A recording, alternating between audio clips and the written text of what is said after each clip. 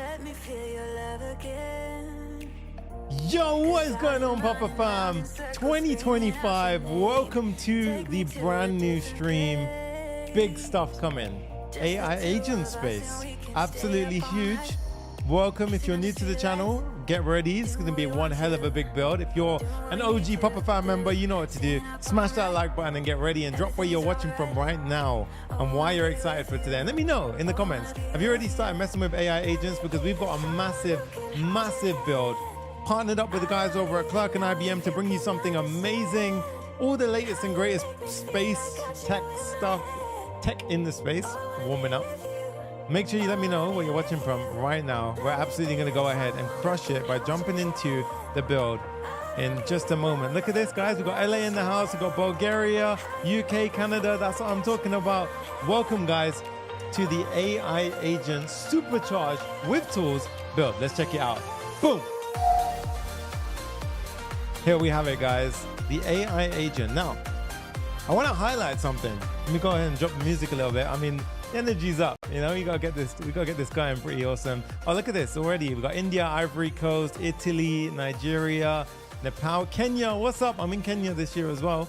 Zimbabwe, Pakistan, South Africa, Johannesburg, UK. What's up, guys? Welcome to today's stream. Let's dive into it right now. Here we have it, guys. So this is not any normal AI agent. It's not like just using ChatGPT or something else. We actually integrated something called tools. Now, I'm going to blow your mind with this one. Tools are so powerful. Think about it. An AI who can use tools to actually get things done. Right, so we're going to go ahead and log in right now. So I've already logged in. We're actually using Clerk. So I'm going to teach you how to integrate Clerk inside of today's build. Oh, there we go. Oh, what happened there with my camera? So we're going to go ahead and show you how to integrate it right now. So I'm going to go ahead and start a new chat right now. And let's go ahead and jump into it. So you can see this AI agent can do so many things. It can go ahead and pull data from our database by using specific tools. For example, all the customers in the database, all the comments from our database. It can go ahead and get YouTube video transcripts and do stuff with that. It can go ahead and search Google Books, Wikipedia, parse the data with a special tool called JSON. Let's go ahead and give it a try, right? I'm going to say, get me all of my customers. This is the scary thing when we're using LLMs and that kind of stuff on a live stream. It's always unpredictable, but I'm going to go ahead and give it a chance. Let me go and zoom in right now so you can see. Look at this, guys. What? It's actually executing a bunch of stuff on its own. And if we head down here, look at this. It got all the customers from the database. Hey, that is awesome. And this ain't no basic tutorial. So I've actually done so many things which I haven't seen many YouTubers doing right now, which is going into the under the hood workings of how this stuff works and how you can optimize your token usage. Because I see loads of tutorials teaching you how to build an AI agent or something, but I don't see anyone telling you how to actually optimize. So I'm going to go ahead and show you how you can use things like prompt caching, which I've not seen many people talk about. Oh, this is completely new, deep stuff, right? So this is one example, right? All of these tools are free, the ones that we're using, yes. So let's go ahead and do another example, right? I'm gonna go ahead and say, get me all of Ashley Vance's books. And let's go ahead and see. Now again, AI, it depends on how good my prompt is, but you can see right now, it will try and go ahead and access. Look at this, guys. It actually used, and bear in mind, I did not say at any point to go ahead and use what tool, right? What specific tool. And look what it went ahead and did. Now I'm going to go ahead and show you the response to this. And let's go ahead and just give this a little dissection right now. So my question to this was, let's go ahead and go up, get me all of Ashley Vance's books. From that, it determined, okay, I have a bunch of different tools. Which one should I use? So it went ahead and actually chose to use the Google Books tool. It went ahead and used the following input. And this was the output. So you can see here, it gave us all of the books. Now, from the books, it went ahead and said, okay, I've got a bunch of books. Let me get more detailed information about one of his most recent books, to which it went ahead and found a most recent book. And then it went ahead and got some about the biography, which is the one that I was actually trying to look for without even queuing it. And you can see like it actually went ahead and tried to find that one. So now, as you can see here, it's gone ahead and given us a bunch of information here. It says Elon Musk, this is his most famous book and so forth, right? And it also went ahead and found this one. Maybe that one wasn't the one I was looking for, but the Elon Musk is the one that I was looking for. But this just goes to show you the power of it. And we also have full CRUD functionality, so we can delete chats get rid of them, all of it works. I'm gonna give one more example and I'm gonna dive into the underworkings that is actually going on here, right? And this is a really cool one actually right now. I'm gonna do the YouTube transcript API. So let's go ahead and do, get me the script for the following YouTube video. Now, I actually don't, Jay, can someone give me a YouTube video, a decent YouTube video URL? And while we do that right now, Jay, give me a normal URL, please. And while we do that right now, I'm going to go ahead and break it down, right? So I'm going to go ahead and show you that this can literally pull an entire script from YouTube and go ahead and give me the transcript. And then I can go ahead and chat to it and so forth. But this does so much behind the scenes, right? A couple of things I want to mention. Firstly, the authentication was so easy. We literally flew past it by using Clerk. So I'm going to show you how you can integrate a really powerful authentication system so you can have user management inside of your app. So everyone can log in with their separate account, have their own chats. And I'm going to show you even how to integrate passkeys and multi-factor authentication. It's so simple, it's gonna blow your mind. That is the first link in the description. The second link is gonna be how we are going to use WX tools from the guys over at IBM. Now, the really powerful thing here is that you see the customer and data and the comments, right?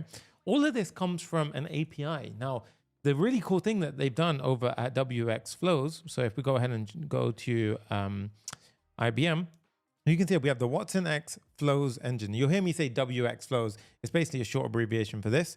Essentially, what this does, guys, is it will take any data source and turn it into a tool that we can plug into an LLM, which is a large language model. So if you've heard of Claude, OpenAI, Gemini, all of these things, you can pick whichever one you want to use. There's even free ones out there you can go ahead and use in today's build. You just swap out the module for it and it will go ahead and simply work. Now, this is going to blow your mind when we actually get into this. So get ready for a very, very big build. We're going to break it down in a second as well. So Jay's giving me a video right now. Jay, I need the full URL, please. So in this case, I've got a URL here. And in fact, you know what? I don't know if it would even work with a short URL, but I'm going to give it a try. But ideally, we need the big URL. But if you can give me the big URL, cool. But it's not built for this shortened URL. But let's see if it did it. All right. I don't know if it's going to do it with a short URL, but let's see if it does it. I don't think it will, to be honest. Oh, it might have done it. Oh, okay. So you see, it can even correct itself and try once again. I don't think this URL format is correct. Jay, I need the full URL. If you can give me the full URL, that would help out a ton. So I'm just reading the comments as well. In the meantime, we have, oh, nice. What's up, guys? Mentally, I love you guys too. Thank you so much. We have Bangladesh. Oh, nice. This is awesome, guys. Oh, look at this. Yes, look at that. We have it. So this is this my chat? Jay, was that my video? Yeah, that was mine. Oh, nice. So firstly, this is an amazing example actually that you gave me. So this tool is built around, this tool is built around giving the full URL. So this is a shortened URL. However, it figured that out on its own and it realized the first 2 times it tried to make the call, something ain't right here. Let me try again. And it went ahead and tried a couple of times until it got it, boom, bang on right, at which point it pulled the entire transcript. Now, the video that Jay actually pulled was this video right here. So I'm going to go ahead and do it right now. Let's go ahead and pop this in over here. Jay went ahead and pulled this video and you might recognize this guy over here. That's me. Okay. So in this case, for this video, we actually went ahead and used our chatbot. And as you can see, it pulled the entire thing. So it gave us the entire breakdown of the video because it got access to the whole transcript. And now I can have a conversation about the entire thing and it will go ahead and use the previous information as context. This is absolutely incredible. This is really powerful. And there's not a lot of information about this stuff. And something really, really powerful that I'm going to introduce you to today, and I'm trying to get all of this off my chest before we get into the build because it's so exciting, is that basically a lot of the tutorials out there right now are relatively new because this is a brand new space. But it's blowing up really quick. So what I did was I found a limitation in something called the LangGraph adapter in LangChain, right? So it works up until a certain extent. When you start integrating custom tools, it doesn't work the way we want it to. So what I did was I broke it all down and I'm going to teach you how to go ahead and build your own server sent event architecture. Now, what does this mean? It means that it doesn't matter what you use, right? You could use anything. I'm teaching you down to the core level of a way that you can use any approach with, and you can basically stream any backend to any front end and it will work. And this will scale up with anything you do. So this ain't just your generic copy and paste tutorial from a tutorial online. This is genuinely something which hasn't been done before because I felt like it was a gap that everyone needed to learn about. So you guys are going to learn so much today. It's going to blow your mind. And because of that, I've actually included the entire GitHub repo for you guys for absolutely free. So basically all you need to do, guys, is there's a link in the description to go ahead and get the code. All you got to do is click it. It'll take you to this screen right here. Pop in your name and your email, and boom, we send you the code for absolutely free. So you can go ahead and do that right now to get a head start. So as you're watching me along, all of the code and stuff like that, you can basically go ahead and see for yourself, right? Now, oh damn it, I didn't mean to close that. Let's go ahead and get back into it. So what we're going to do is we're going to dive into the tech stack and show you exactly what is going on, right? For everyone asking as well, I am using the Arc browser, right? So I just want to mention that because I get the question so much. I don't think I ever answer it enough. But the Arc browser is what we're using. Now, a couple of things I want to mention. Yes, we are going to be using Clerk to go ahead and handle the entire authentication. You guys can see here, all of our authentication is powered by Clerk. We're going to have a beautiful modal pop up. Everything that we know and love about authentication with Clerk is going to be inside this build. So I'm going to make it extremely simple. We're going to dive into it. And the benefit of using something like Clerk is, one, it's so easy to implement. It's crazy. I absolutely love the guys over at Clerk because not only are they constantly releasing new things, but they're constantly updating it. So it works with the latest things like Next.js 15. And it's also just the developer experience is gold, right? So you guys are going to see today, it's beautiful for implementation, right? So implementing any kind of auth provider into it. So we're going to go ahead and do this today together. And of course, I mentioned we are going to be using Watsonx.ai Flows engine. And this is going to, again, be a really straightforward tutorial about how we can go ahead and take something like a URL such as this. So I'm going to go ahead and give you an example. So let's say, for example, we have the following URL. Okay, this URL right here. Now, this URL has all of the customers. How do you take something like this and make it a tool that can basically be integrated with something like GPT or Claude or something like that? Well, today I'm going to basically break down that entire thing and show you how you can not only do that, but then you can create a custom streaming protocol, which is, I say custom, but it's actually a standard server-sent event architecture. And you can stream it to your front end. So that way you can do whatever you want to do and make a ton of money in your SaaS AI app, right? Because that's the way things are moving right now. AI agents are here to stay and loads of stuff is happening, all right?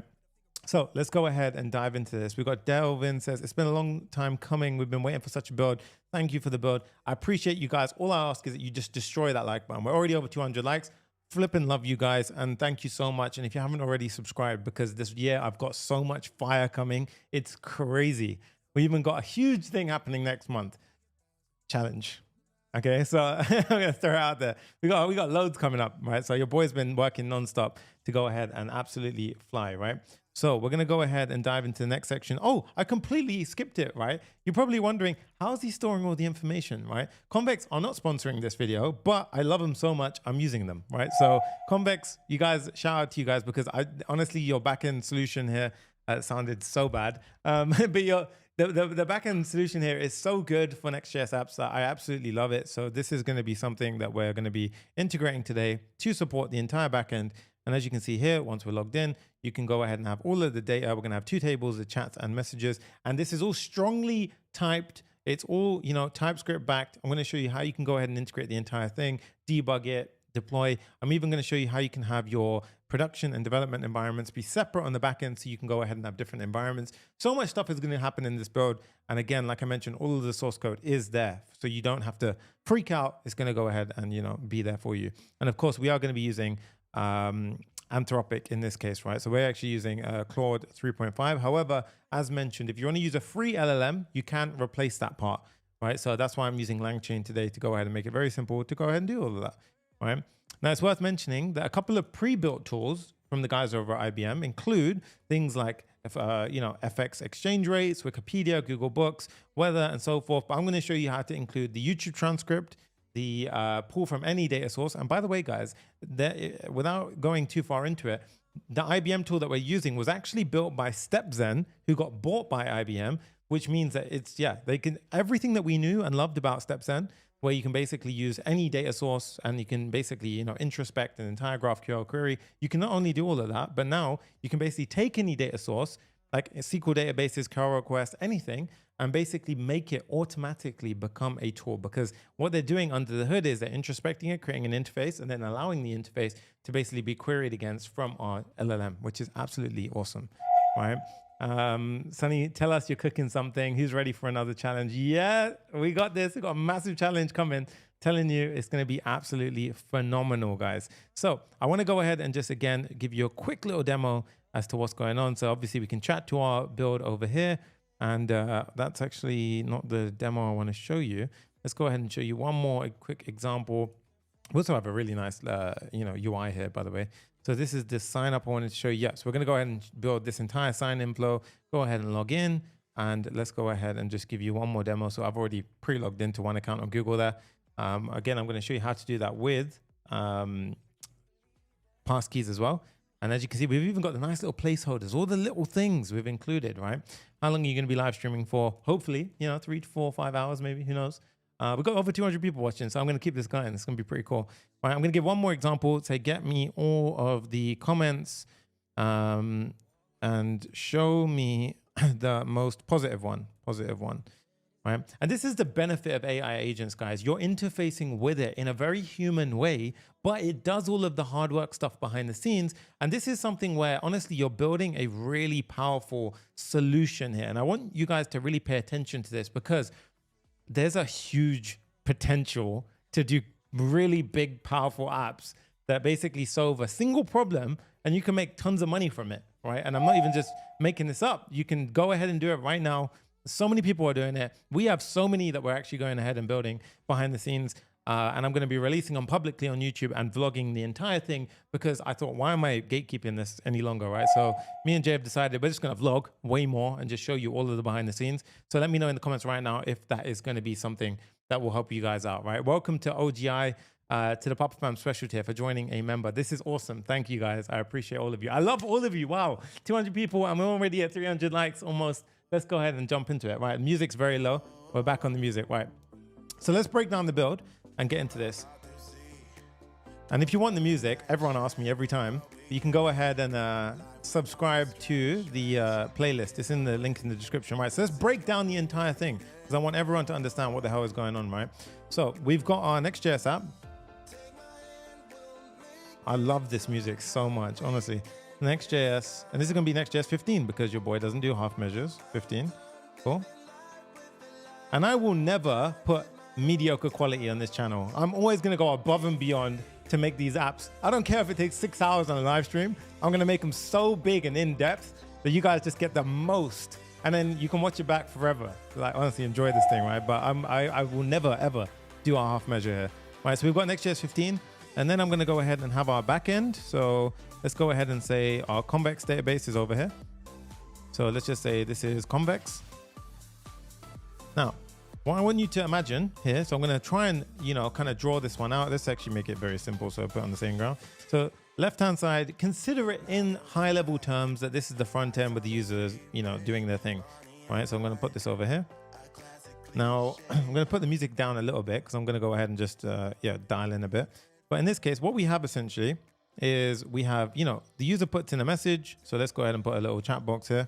So let's go imagine user types in their message. So this will be, they've chatted away, and then they hit the submit button. Okay, so this is going to have some kind of button here. Now, once they do that, what's going to happen is we're going to send we're going to hit our own kind of API. So let's go ahead and call like the middle our own API. Okay, so I'm just going to go ahead and, let me just, there we go. I'm learning a few things here. All right, so in this case, we've got our API route. Now, this is going to be our route. So not only are you're going to learn about API routes and everything like this, this is going to hit our own route. And this is obviously based on Next.js app route, okay?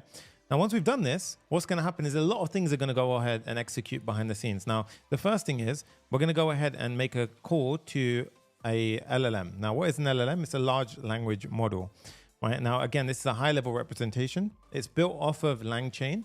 But what we're going to essentially be doing is basically making a call to something called an LLM. So think of it as like, I'm just going to make it very simple for everyone. We're going to just call this, this could be GPT, this could be Gemini, it could be Claude, whatever the case, right? Now, our LLM basically is going to get the message. So this message that we sent, so let's just go ahead and say it was hello, okay? Now, this is going to go to our route. and then it's going to go to the LLM. Now, at this point, what we're going to do is we're going to create essentially like a kind of a thinking mind map for the LLM, right? So we're basically going to encapsulate the LLM in sort of a framework. So think of it like this, and this is going to be where LangChain comes into it. Now, in this framework, we're going to give it a bunch of things. We're going to say, okay, when you get a message, you're going to have access to a bunch of things, a bunch of nodes, right? One of them is going to be tools, okay? And then we're going to give you a couple of, functions that you can essentially go ahead and use to determine what you should do next. And we're just going to call that should continue, okay? So you've got access to tools, you've got should continue and so forth. Now the tools are basically where you can go ahead and do anything, such as you can go ahead and get the YouTube script, right? For example, right? You can go ahead and get your, you can make a REST API request or something like that, right? But these are a bunch of different example tools, okay? Then of course we have the should continue. So let's take our context into here. So let's just say, for example, it was, hello, get me customers, get me script, right? Now we start here. User puts in the message, they hit send, goes to our route, goes to the LLM, and then, for example, we hit the should continue. At this point, what we're going to do is the LLM would have already, examined the prompt and said, well, okay, do I need to use a tool here? And it will have access to the tools that it has, and it will make a decision as to, okay, if I should use the tools here, then should continue will redirect me to the appropriate tool. So we hit the YouTube script tool. Then it basically forms a loop where basically after that, after it replies, it will be like, is this enough to basically to go back to the user? Or do I need to call another tool? And you see, we have this kind of loop that goes on, right? So we go in this loop for a little while, and then afterwards, basically we have the response come back. But here's where it gets interesting. So this response, I want to kind of highlight this very clearly, right? This response is not normal. You see how I've staggered it here? So basically what is happening here is we are going to stream the response. That's why I've done this.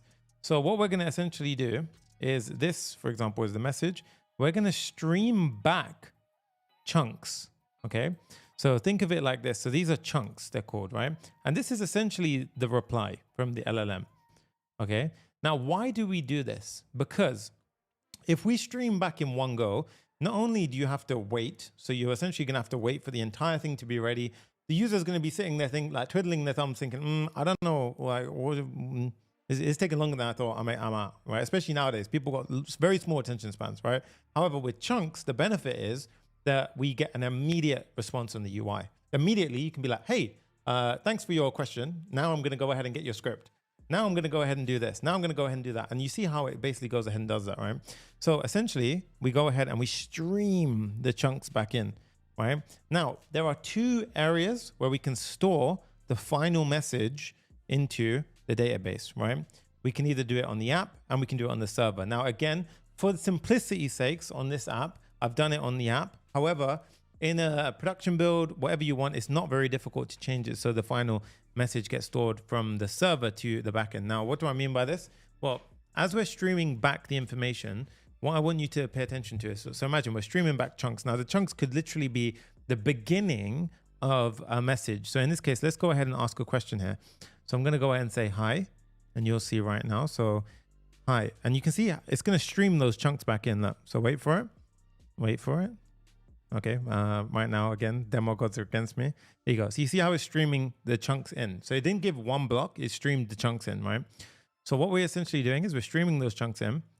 And then once it's completed and the final message is ready, so essentially think of it this way. Every time we stream a chunk in, we slowly compile up a final message. Now, once the final message is ready, so let's call it the final message.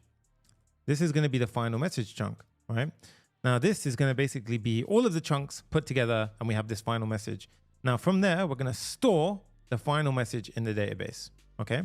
Now, of course, when we also send the message, for example, hello, get me a script, at that point as well, we throw it in the database, right? So lots of things are going to happen here. And as a result, we get all of our messages stored in the database. We get that way, when I refresh, we get access to all of our previous messages. And it's also worth mentioning that a lot more is actually happening here than it appears. So a couple of things that I want to mention that aren't actually, talked about a lot of the time in tutorials and videos is all of this will consume a certain amount of tokens, okay? Now, of course, I didn't even mention authentication or anything happened here, but when you're using tokens, there is a certain, token usage amount that goes ahead and actually gets used. So for example, if we have 100 tokens, we want to try our best to not use as many tokens as we can. Okay. So essentially, like if we can minimize the amount of tokens, that would help us out because it would reduce our cost total, right? So in this case, sometimes things like system messages, for example, a system message, this can be kind of heavy from an LLM. And there's certain questions that we might ask ourselves, like, why do we actually have to, constantly give the same system message over and over and over again? Isn't that a bit of a waste? Well, this is the genius part about something called prompt caching. With prompt caching, what we can do is we can basically say, okay, say I give you 3 messages and I send it up, right? Or like I've got a conversation history of 5 messages and we've asked all those questions. Every time we do that, we set these things called caching breakpoints. And what this is going to do is it's basically going to tell the LLM, okay, save this in memory somewhere so you don't have to keep on spending tokens because we've already done that part, right? I just care about the last question, right? So use the cache for the previous stuff and then only the last question spend tokens on. So I'm going to show you how you can do that. And what this actually does is it drastically reduces the number of tokens that you actually use. So I'm going to go ahead and give you a little bit of an insight here. And the reason why this is so important, if I go ahead and show you prompt caching, you guys can see for yourself lots of different articles here, right? And one of the ones that I want to show your attention to is this one right here. So if you guys can see what is prompt caching, guys, the cost reduction is huge. It can be up to 90%, right? For example, if you're chatting with a book, think about it. The book context alone could be 100,000 tokens. So you don't want to constantly spend 100,000 tokens. You should call it once, cache it, and then every subsequent question just uses the cached amount behind. And then that way you're only spending a small amount of tokens every time. So this is actually game changer for many reasons. And I'm yet to see people talk about it. So I want to dive into this and we're going to go ahead and completely break it down. So I'm going to show you all of this. There is so much inside of this. It's absolutely essential and crazy to stay locked in. And again, this is why I've also given the code for this build, because it's going to get pretty intense, guys, right? So the first thing I want you to do before we jump into any of this breakdown anymore is let's start getting things moving, okay? So I want you to head to the first link in the description and we're going to create our Clerk account, okay? So the first link in the description will take you to the following page. So I want you to go ahead and click on this because this is going to be the first step. Without our authentication, we can't have a user, okay? Now make sure you go through the first link in the description because it tells the guys over at Clerk that the Papa Fam is awesome and that the Papa Fam uses Clerk, and that way we get to keep doing this on the channel. So all I ask is you like the video and you go through the first link in the description to sign up. So once you go ahead and click on start building for free, I've already signed in. So I'm going to click on dashboard.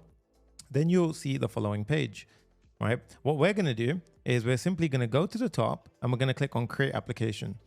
Now over here, I'm going to go ahead and let's just say YouTube, and we're going to say AI agent. Okay. And here you can see we've got a bunch of different sign-in options. This is what I love about Clerk. It's so simple. Okay. So you can go ahead and basically toggle whichever ones you want. So right now I'm just going to stick with Google and email, and I'm going to click on create application. Okay. And we're also going to implement passkeys as well in today's build. So do not forget, lots of cool stuff going on, right? And then they give you this awesome integration guide. Now, I do want to mention as well that I am now switched over to PMPM. So I know lots of you are screaming at me, Sonny, why do you keep using NPM when PMPM is so much more efficient? Yes, your boy is now using PMPM. Okay, yes, fair enough. A little bit late to the party. But here we go, we have it. And the reason why we use PMPM, basically, all PMPM does differently from NPM essentially is rather than reinstalling the same dependency in all of your projects and then racking up loads of space on your computer, it just installs it in one global spot and then it references it and reuses it in a very efficient way. So basically, imagine you've got 10 different projects. You haven't got the same dependency downloaded and installed 10 different times. It just references the one global one on your machine and it manages all of that dependency management really well, right? So this is going to be absolutely pretty essential for keeping your storage pretty low. Okay, so we're going to go ahead and do that. So once you've done that, we can get started with the build. Now, we need to set up our Next.js app first. That will help us out a lot. Okay, every time I see PMPM, I call it pew pew. Yeah, I actually do. So to be honest, it's funny you say that. So we're going to go ahead and get started. So I'm going to go ahead and I'm using the Warp browser. Oops, not Warp, Warp browser. So again, you don't need the Warp browser. I do it because it has some AI features involved. And I got an interesting comment on my last video where somebody says, Sonny, are you using Cursor? Yes, guys. So what? I'm using Cursor, yeah? You can use VS Code, Cursor, whatever you want, right? AI definitely does help you become a faster coder. And it can help you do some of the redundant, annoying tasks pretty quick. But does it mean I rely on it? No, absolutely not. Everything that I code, I understand down to a T. I never accept anything that AI has just given me, okay? Yes, all of the streams go up on this channel straight away afterwards, and they're timestamped as well, okay? So tons of stuff as well. Okay, cool. So what we're gonna do is, if I was you, I'd always put your stuff inside of a relevant folder. I'm gonna throw it inside of there. And then I'm gonna go ahead and just do create next app. So basically you wanna do, someone's going to shout at me for this because I'm using npx. So you could use npx, or you just make sure you got Node installed. If you want to go the correct way with pnpm, then it would be pnpm, and I think it's dlx, create next app latest. Okay, so just a couple of things. dlx, I don't know why they call it dlx, but there you go. All right, in this case, we got create next app latest, and let's go ahead and call it the YouTube AI agent app. Okay, and now we can go ahead and see if this will build. So you can see right now, I haven't used this typically before, so I added the package. Would you like to use TypeScript? Yes. ESLint? Yes. Tailwind CSS? Yes. Everything by default? Yes. And this will go ahead and install everything that we need. Okay, so I need to update my PNPM. Okay, and as you can see, look, it's reusing packages, guys. So I really want to highlight that to you, that's quite an important thing, especially for using PNPM. And you can see right now, it reused a bunch of packages, which basically means it only had to download 17 new ones to my computer. Okay, which is pretty nice. And then we're going to CD into our YouTube AI agent build. Okay. And then now what you would do is you type in code dot. Now that would open up VS Code. Again, like I mentioned, I'm using Cursor. So I just type in Cursor dot and it'll open up Cursor. Again, do whatever you want. Use Cursor, use VS Code. It's down to you, your preference, whatever you feel comfortable with, do it. I'm using this because it just makes things a little bit simpler. And we have some cool features. If you press Command I, you have the composer, a couple of cool things like that. It really helps when you're coding. And I'll be honest with you, like it helps if you want to explain a certain thing, it can really help out with things. So at this point, guys, I also want to say massive thank you because the likes are flying off today. We're already at 300 likes. Boom. Let's hit 500 in no time. Let's keep going. Smash that like button if you're enjoying the channel. All right, so let's go ahead and we're going to spin up our app. So I'm going to go ahead and actually cut my last app and I'm going to run it here. So we're going to say pnpm dev, okay? And pnpm dev is basically the alternative for npm run dev, okay? And as you can see now, boom, 15.1.4. And I know this was actually a very good point, but last time somebody said, can you just show the package.json at the beginning of a build? I think it's a very good thing because you guys might have different versions, but there you go. There's my package.json, okay? So at this point, we have this open. Let's go ahead now and actually spin this up. So I'm going to go ahead and show you on my local host. You guys can see right here, boom, we have our starting point. This is a great place to start. We are going to also be using Tailwind CSS in today's build. Okay, so lots of things coming. All right, now that we have our starting point, back to a bit of our breakdown, because I think it's important to keep going over this until we get it really, really safely dialed in. While we're building this out, I want to mention that everything is going to be built with TypeScript.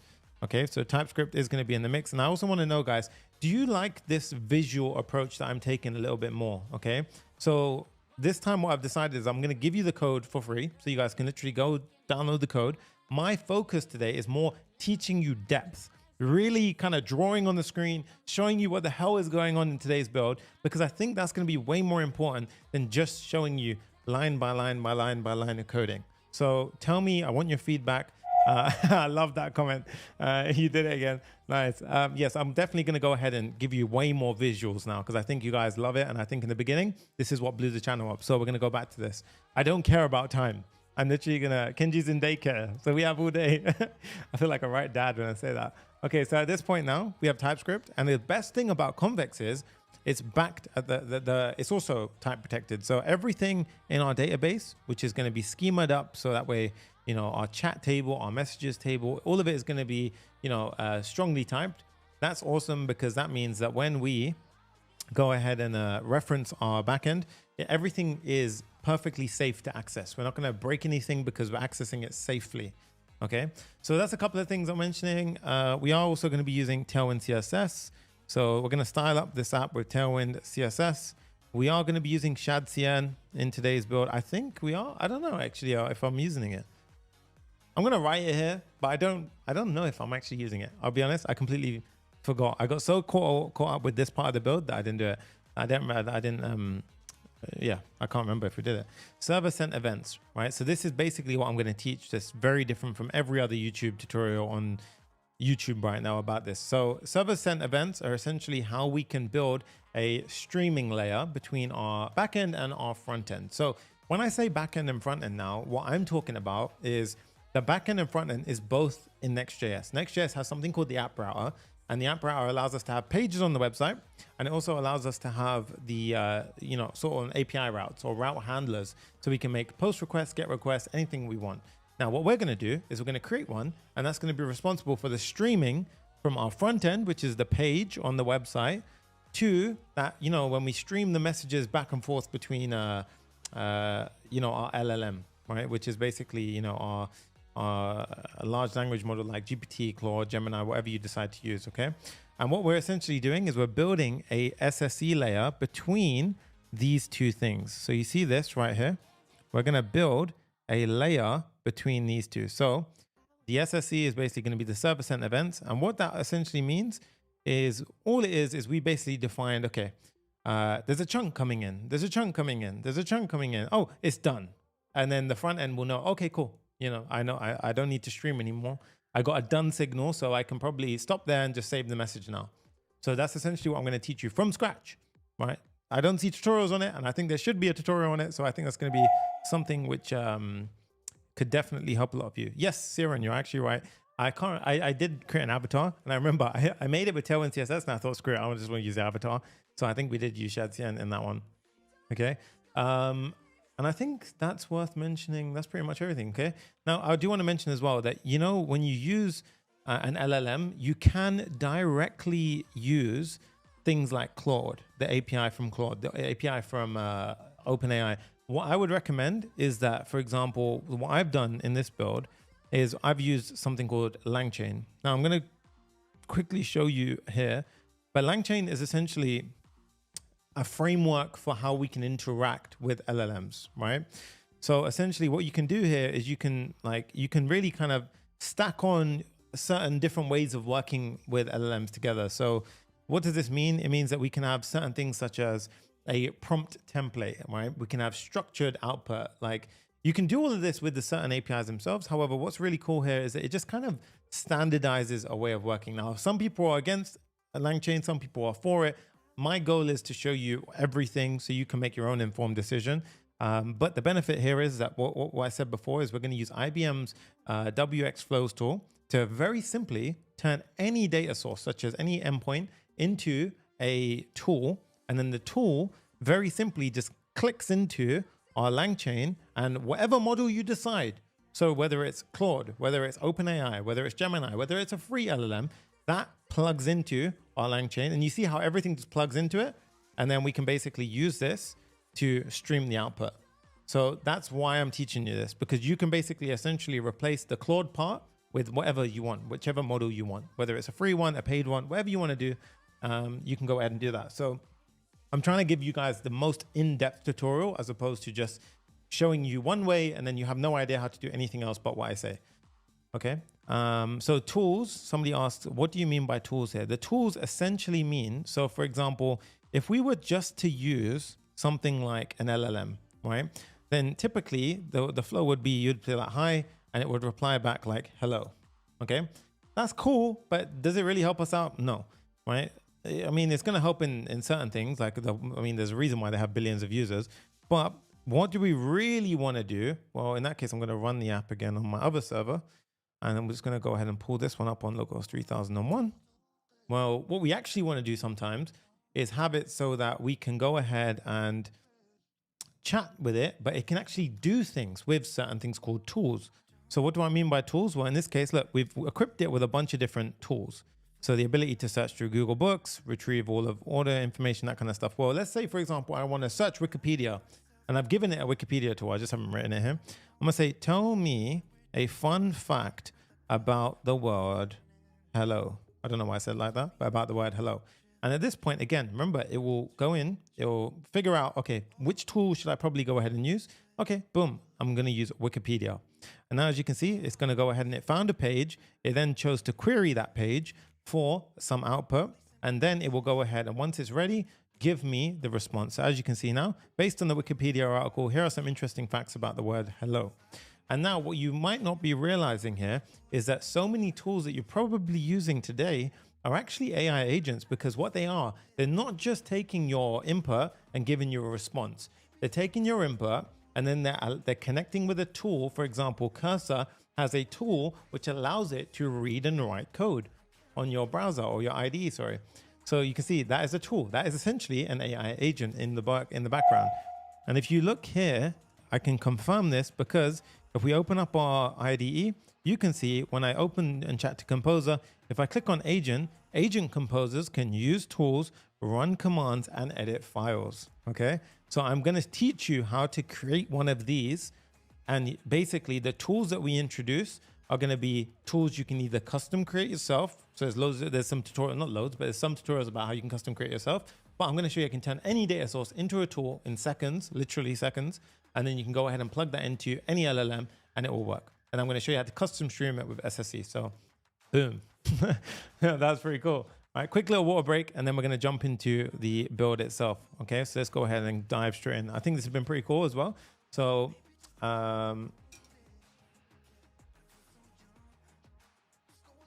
okay, let's jump into it.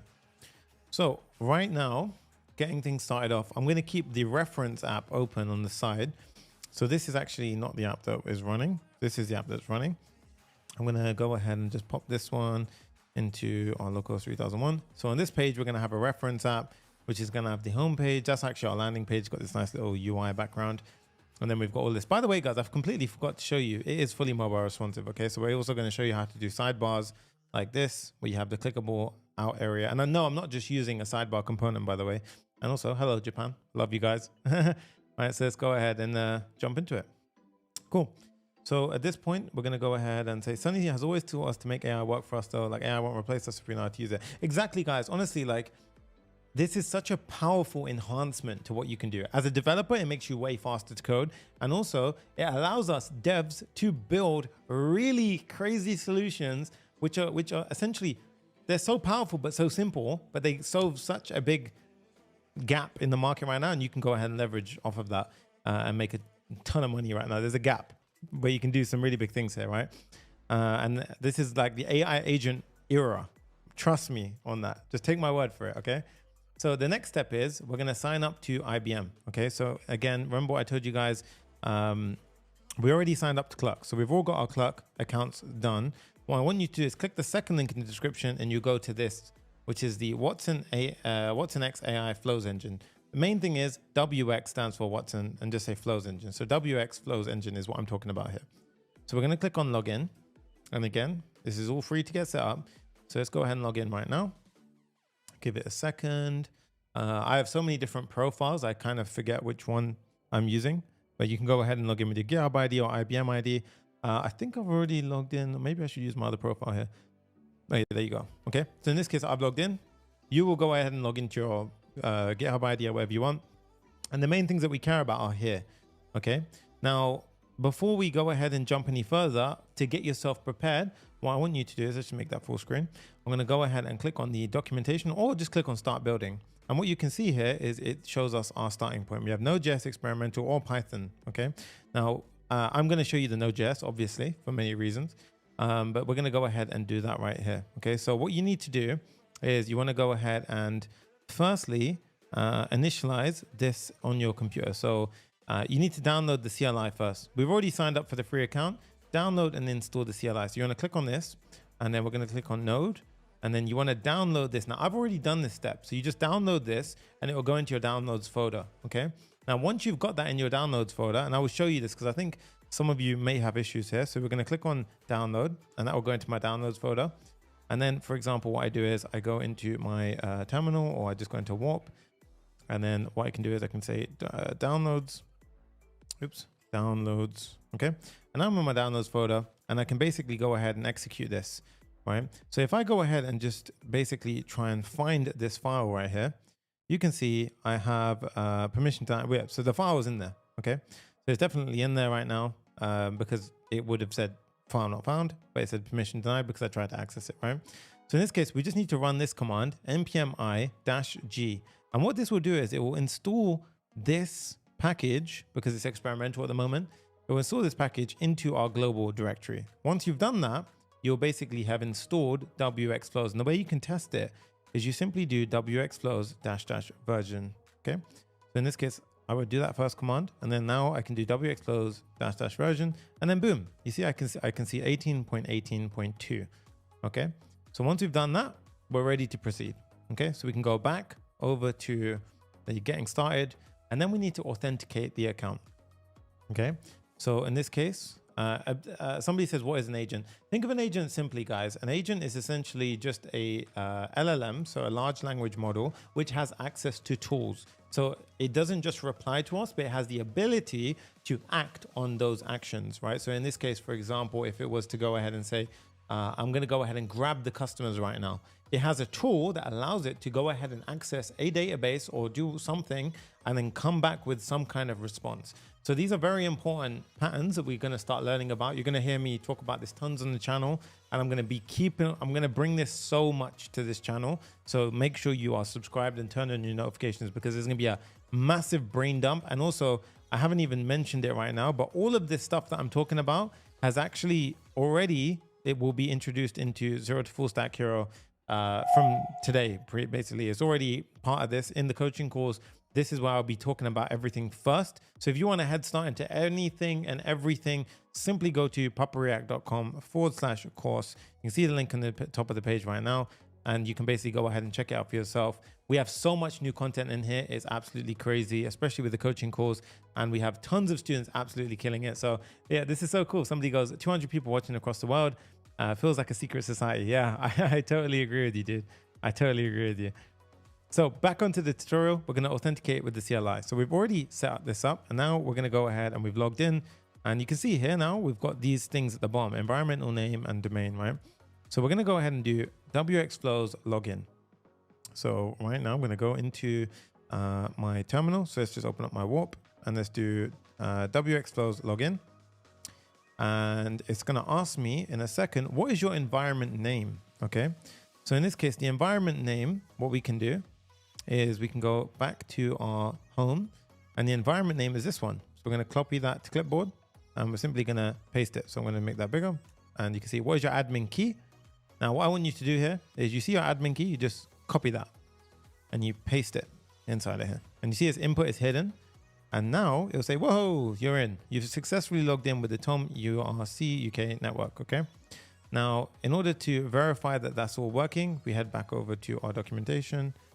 Now you can see if I do Wxflows, who am I, then it will print out your information on the screen. I'm not going to do that because if I do that, it will show an API key on the screen. For obvious reasons, I don't want to do that. And then, of course, you can proceed to the next sections. We've done step 1, step 2, step 3. Now, at this point, we can jump through and carry on. Right. So I think we're going at a very good pace right now. Let me know how we're doing. So right now we can go ahead and actually get started. So this is genuinely how easy it is to get started. You can click on init, and then you can basically just run this one command, and it will go ahead and make any data source a tool. It's literally that simple, guys. You can go ahead and import any data source. Now, what data sources are we talking about? curl request, OpenAPI, GraphQL, MySQL, PostgreSQL, Snowflake, whatever you want. It basically works with all of these. Okay. Now, we're going to come back to this when we get to this point of needing to set this up. But for now, we've got everything set up. Now we can go ahead and start building the application. Okay. So at this point, I'm going to open up my localhost, and I'm just going to have a few things set up for us. So we're going to have our reference app here. Let's start with the home page. Okay. So the home page is going to be at the /page.tsx directory. So over here, this one, again, all of the code is in the link in the description. So again, if you see me flying through certain things, that's why I'm doing it, because I don't want to spend too long on presentational stuff. I want to kind of get into the nitty gritty of how this thing works and how you can build it out, as opposed to the more simpler parts of the page, right? So we're going to change to landing page, and then we're going to import a couple of things that we're going to need. Okay.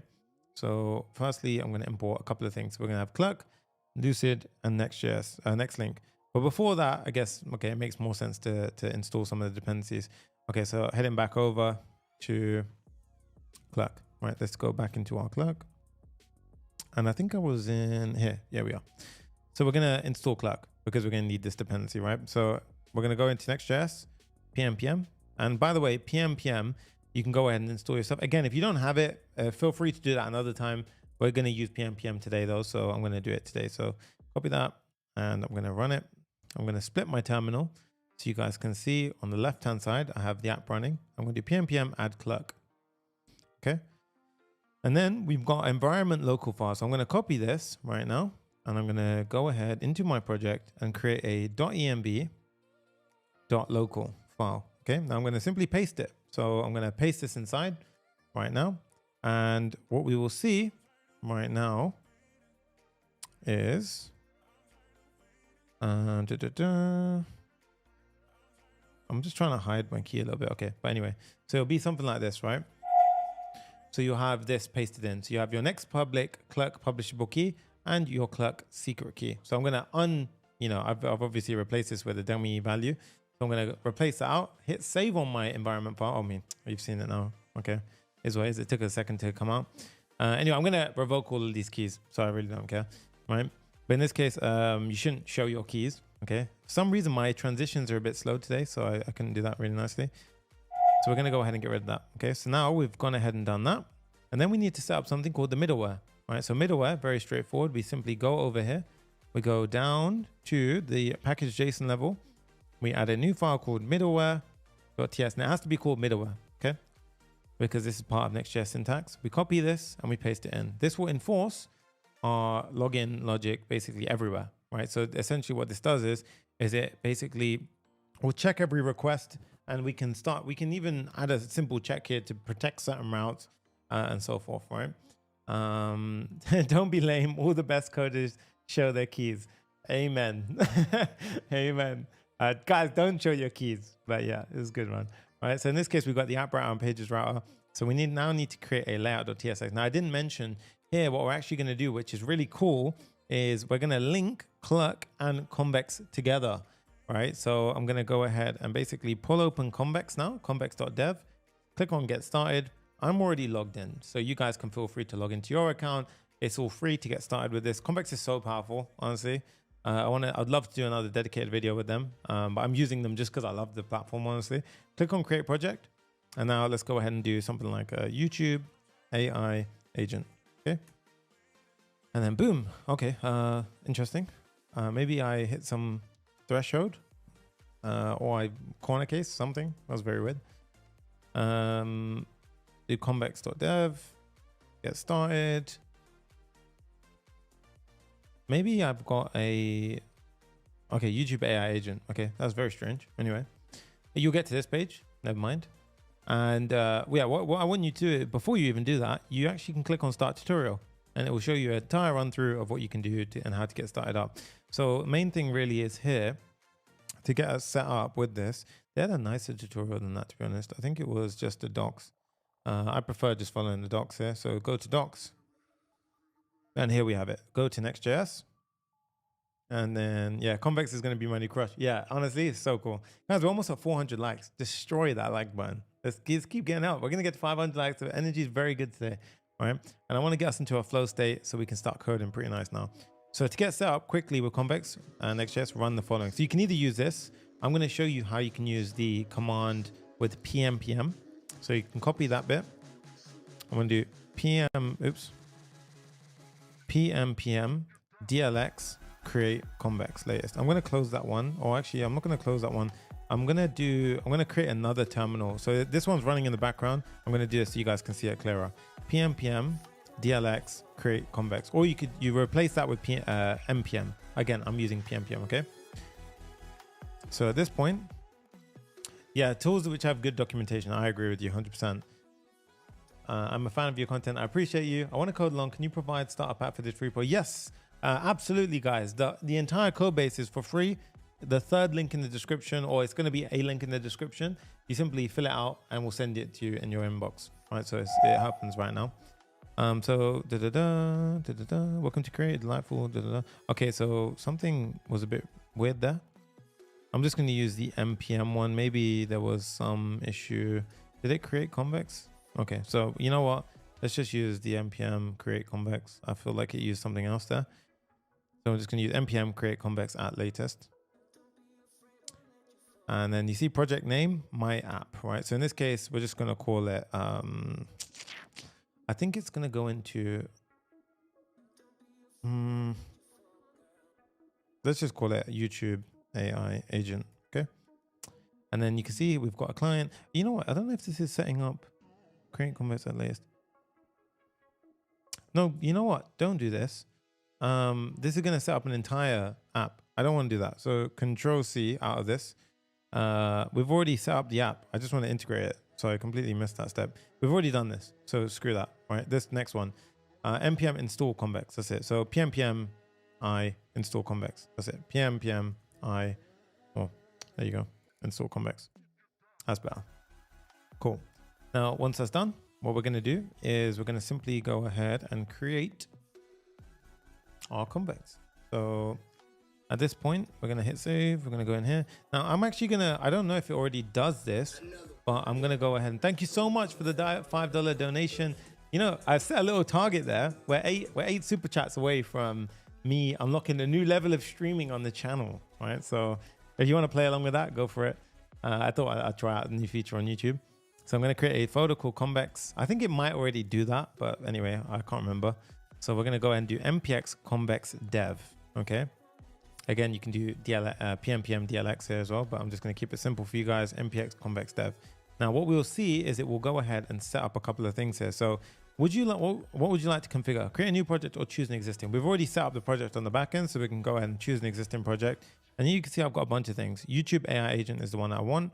And as you can see now, it added a couple of things into my configuration.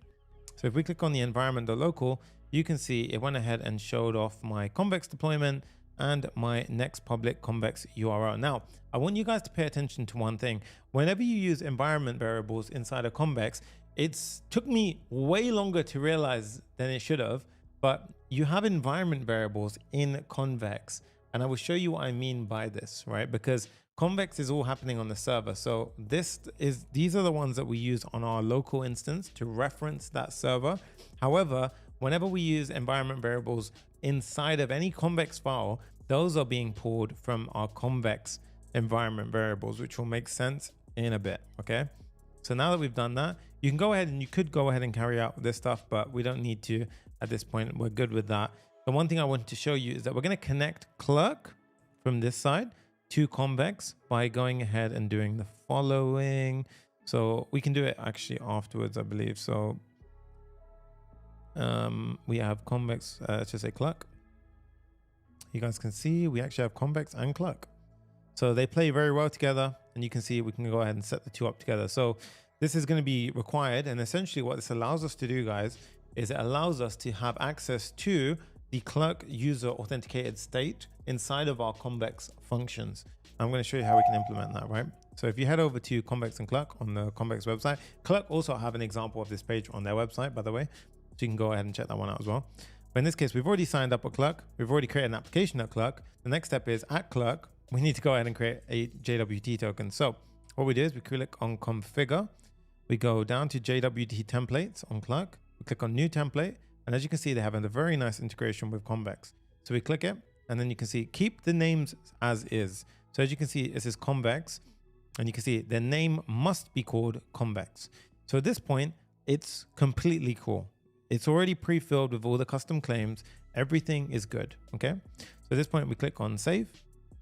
And what I want you to notice is here, over inside of here, we have our issuer. Right now, this, you might be wondering, oh, in our code, we can just do process.env.something and it'll work, right? Well, that's why I was saying be careful here. So what I want you to do now is we actually have to create this file. So we've already created our convex folder. We're going to need to create the auth config file.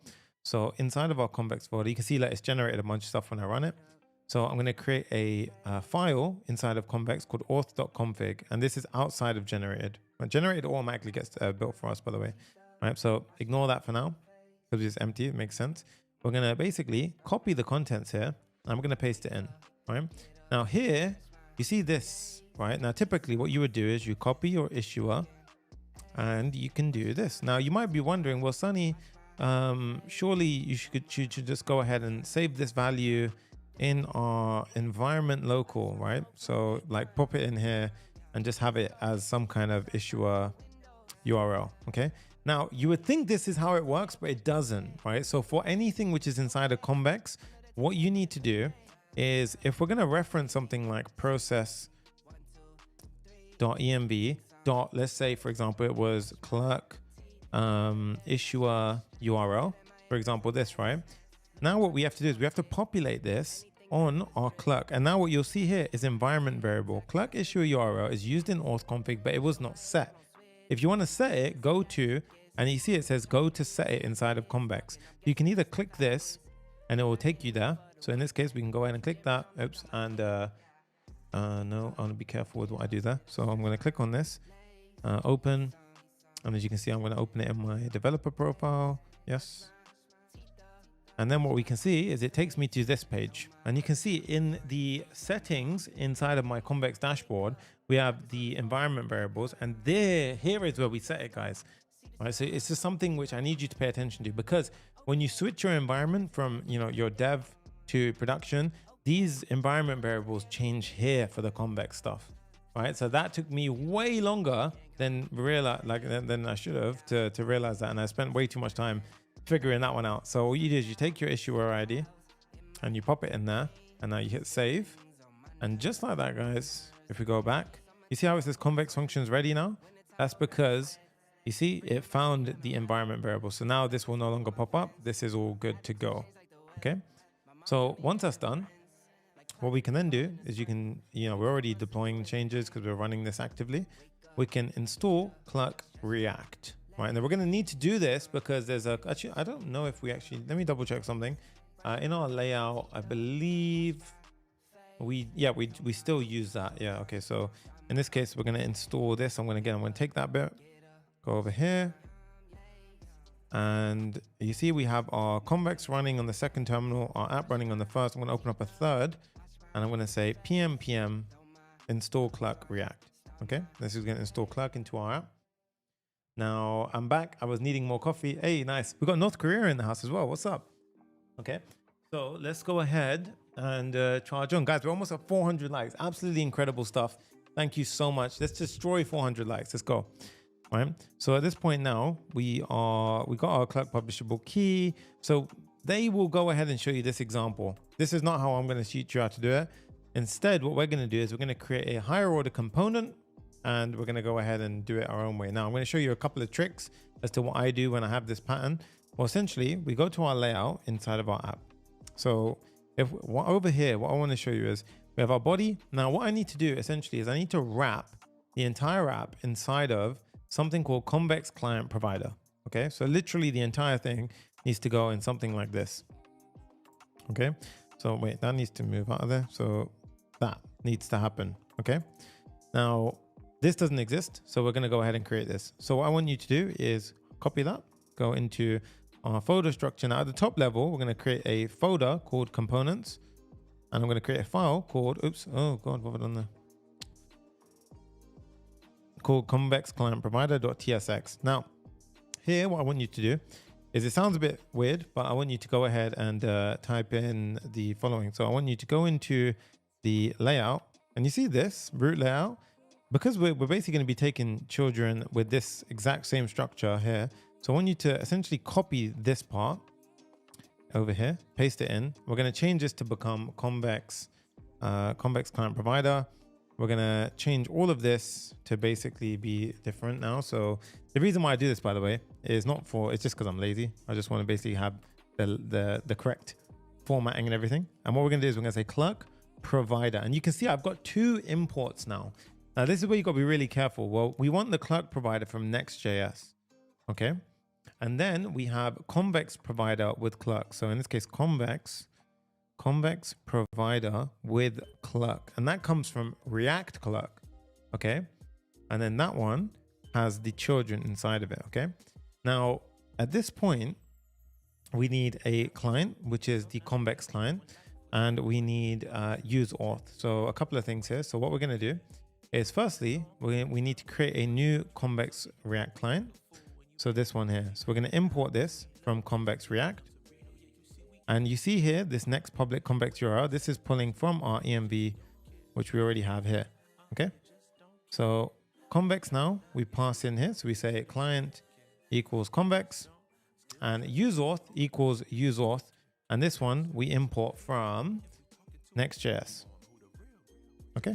So this is essentially what you want to get to. Now, you might be wondering, well, Sonny, what about here? You didn't put the API key in or some kind of key, right? Well, we actually don't need to, because this one is searching out of the box for this, right? So it's searching for this next public Clerk publishable key. So as long as you got that set, it will go ahead and work, right? So that's essentially how you get that set up. So here's how we do it. Now we close that, we come back, we import it, and then boom, now you have your convex client provider. So what you want to do now is test that your app even runs, because we could have broken everything. It says, whoa, whoa, whoa, what are you doing? It doesn't work that way. Go into convex client provider. Because we have some local state underneath here, we have to make this a client component. So we say use client, and now you'll see, aha, it works. Okay. So what we did is we created a client component, higher order component, which allowed us to wrap all the things that needed to be wrapped in with our Clerk provider and convex provider with Clerk. Okay. Now what we've essentially done, guys, is we connected Clerk to convex, and that deserves a water break, right? So amazing stuff so far. We've, like I said before, Clerk is our authentication, convex is our backend database. Now we've connected the two, so our backend database can be aware of who is logged in, so we can do certain things with that information. Okay, let's keep going. So at this point now, if I show you here, like, you can do cool things like you can check the authenticated state and so forth.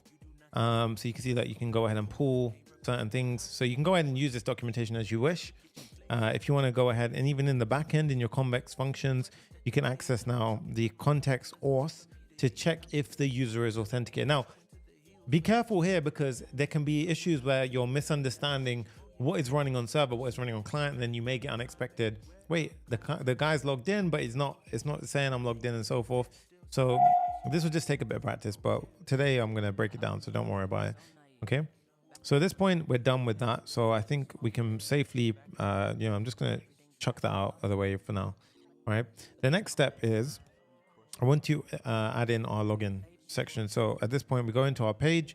Let's integrate our login page. Okay. So again, as I mentioned, all of the code is in the Papa, GitHub repo. Yes. But it's also for free down below. Okay. Let's go. So now what I want to do is I'm going to have a bunch of stuff here. So what I do recommend here, guys, is that you download the code and you check out that as well, because really this bit isn't going to be that beneficial for just copying tailwind styling. Right? I'll explain it as I go, but the point is that I don't want you to kind of, this is a very presentational logic here. So what we're going to have at first is if we just have a hello world with the following, right? So it's our landing page, hello world. Okay, and I'm slowly going to populate this with what we need.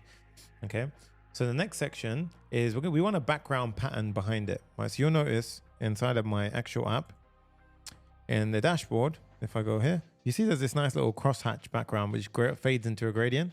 Oh, this track gets me hyped. Right, we're going to go ahead and pop that in here. So background pattern. Now you'll see we've got this nice little background gradient pattern in the background, right? So again, it's a little trick here, to be honest. You can feel free to dissect this and copy out whatever you want to do. And also what I would teach you is a little trick.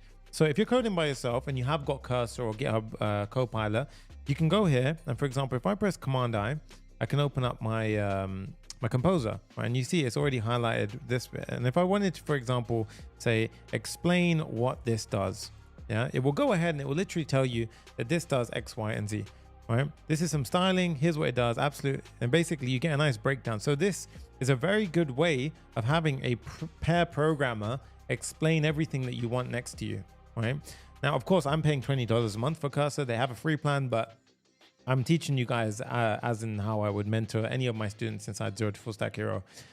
These are the kind of tips and tricks I teach them. So you always have somebody that can help you out and debug your stuff with you. Okay. So in this case, we have that. Now let's go ahead and pop in the next bits. So we're going to have a section, which is going to have the rest of the content inside of it. And again, I'm making everything mobile responsive out of the box. So we have our section. Okay. And then the first up, we have the header hero content. So I'm going to go ahead and pop this in right now. So we have the header hero content. Again, all of this code, guys, is in the description. Okay. I don't want to spend ages on this part because this is just text and I'm styling it in different ways. That's all that is just text, right? It's just a header, the H1, a P tag, a break to basically separate the words. You can see that's all that's doing. And then we just span a couple of styling and things of certain types. And when we go to larger screen sizes, we just change certain fonts and so forth to be bigger. So you can see that it just changes. Okay. Now after that header, we have the CTA button. Now the CTA button, we're going to do a cool thing here. So we're going to say, if you're logged in, so we're going to use the signed in component. So signed in from, you see we have Clerk and Next.js. What I want you to do here is pull the one from Next.js. So we're going to say signed in. And now this will only render the children beneath the signed in if you're signed in. Okay. So we're going to go ahead and pop in the link. Yeah, I love it too. Thank you so much, Siren. Yeah, so we're going to go ahead and pop this in now. We do need to import the link from next link. And then arrow right, you can see, oh, we don't have arrow right. Well, at this point, we're going to need arrow right. And we are using Shadcn in today's build. So I'm going to pause here, go over to the side, type in Shadcn. All right, Shadcn, amazing component library. Awesome. You've probably heard of it by now. If you haven't, here I am to teach you about it. So you click on docs. We're going to install it. Click on Next.js. We've already done a bunch of stuff right now. Again, you can see loads of these platforms are actually using PNPM out of the box now. So we click on PNPM DLX. We go in here. And if you don't have it, just install PNPM and you can go ahead and get started. We're going to go ahead and install this into our project. And now you can see this will go ahead and get things set up on our app, right? This is what I've been waiting for this year. Sonny, God bless, this stream is going to change my life, especially this video. I absolutely appreciate you and I'm so glad I can bring you that value. So thank you for being here and please let me know how it changes your life. Either join the community Zero to Full Stack Hero and join a coaching call where I can chat to you, or just genuinely just send me an email on the team account with what you end up getting up to after this. Let's go ahead and just do the default styling. Yes, yes, yes. And now you can see it sets things up for us. Okay. Part of that setup, by the way, is it installs Lucid icons into our project. So now if I was to click on, control spacebar, you can see I can actually get access to the arrow right. And as you can see, now I have a little arrow right if I was signed in. Okay. So cool. Now we've set that up. After that, you can really go ahead and customize it as you wish, but this is essentially how you add new components. So if I was to add, for example, a button component, because this is a component library with a bunch of things like button, breadcrumbs, basically pre-built components, and it basically copies and pastes the code into our set. I also want to mention, guys, I built a custom mono repo thing as a side project, which leverages this. So if you want to know about that, let me know. I'll create a build for that. But yeah, I've been working a cool amount with mono repos in my own little apps. So in this case, you can go, feel free to let me know. All right, but in this case, if we want to add a sample component just to get things warmed up, we can go in here. We can basically pop in that command, and this will add a button into our component. So you'll see here, we should get a UI folder, and it adds the button in. So essentially the copy and pasting I was talking about. And now we can use that button if we need it. Okay, cool. So at this point now, what I want to go ahead and show you is excited for challenge. Yeah, we got some cool stuff coming, guys. So we're going to have the signed out segment next. So over here, we're going to have signed out. This signed out, we're going to import from Next.js. And now inside of here, guys, we're going to have a sign in button. Now this sign in button is actually coming from Clerk Next.js. Okay. You see it's coming from Clerk Next.js. And this one now, so you see how it says sign up? And then underneath it, this one is purely for UI purposes. I've just got a features grid. So underneath it, I've got a features grid, which essentially is just looping through 3 different features, mapping through each one and presenting it out inside of a grid. Okay. And you can see it just says fast, modern, smart, right? Now, if I click on this, you can see immediately we get a modal pop up. This is what I love about Clerk. This is why they're the absolute goats in this space for authentication, because honestly, it just plugs and plays. So you can see we've got the sign in button. Mode is modal. And that means that it pops up as a modal, and they handle all of the click out button functionality. And then afterwards we redirect to dashboard. Okay. Now at this point, this will work and it will redirect me to dashboard. I'm going to show you how to implement something called passkeys as well. Okay. So while we're here, let's go to our Clerk dashboard. Now here we're going to have our, let's go ahead and jump through a bunch of our things together. We've got multi-factor. So in this case, we've got backup codes, authenticator applications. I believe it is inside of email. So I think I went to the wrong one. It was email, phone, and username. So if we go down here, you can see passkeys. Aha.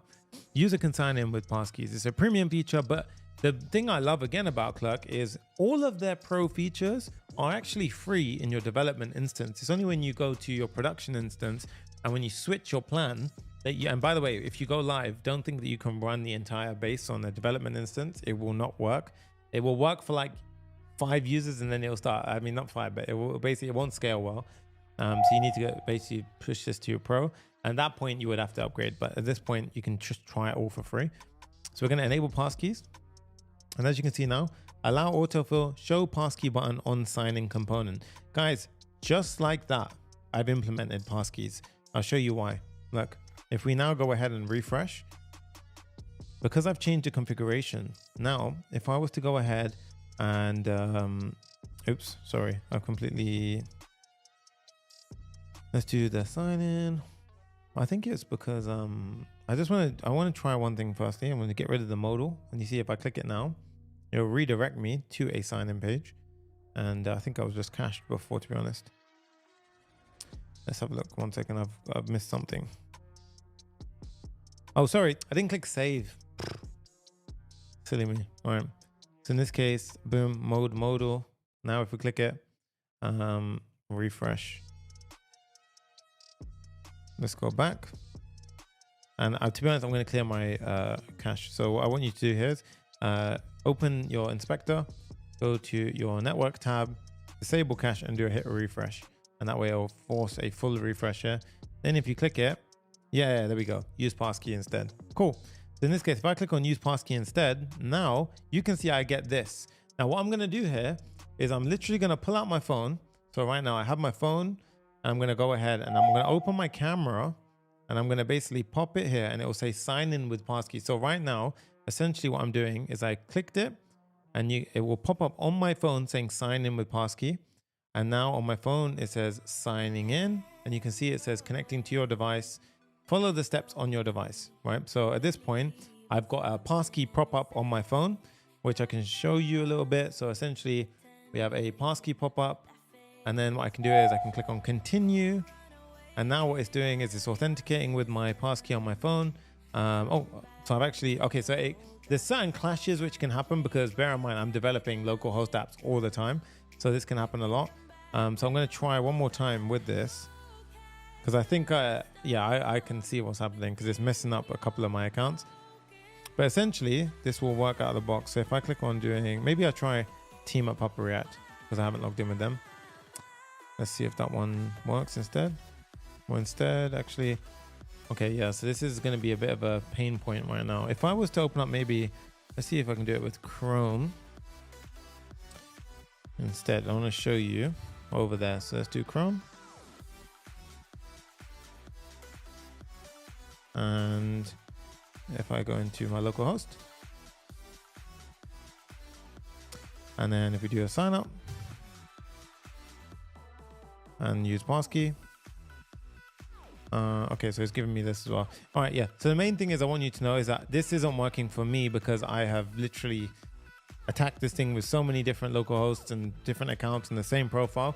However, it will work for you, right? So this is something just don't worry about it. Once you've done that step on your phone, you'll be able to proceed through. I also have a separate password manager for different profiles, so it's probably mixed up with that. But yeah, it's as simple as that. Once you've got this will actually work.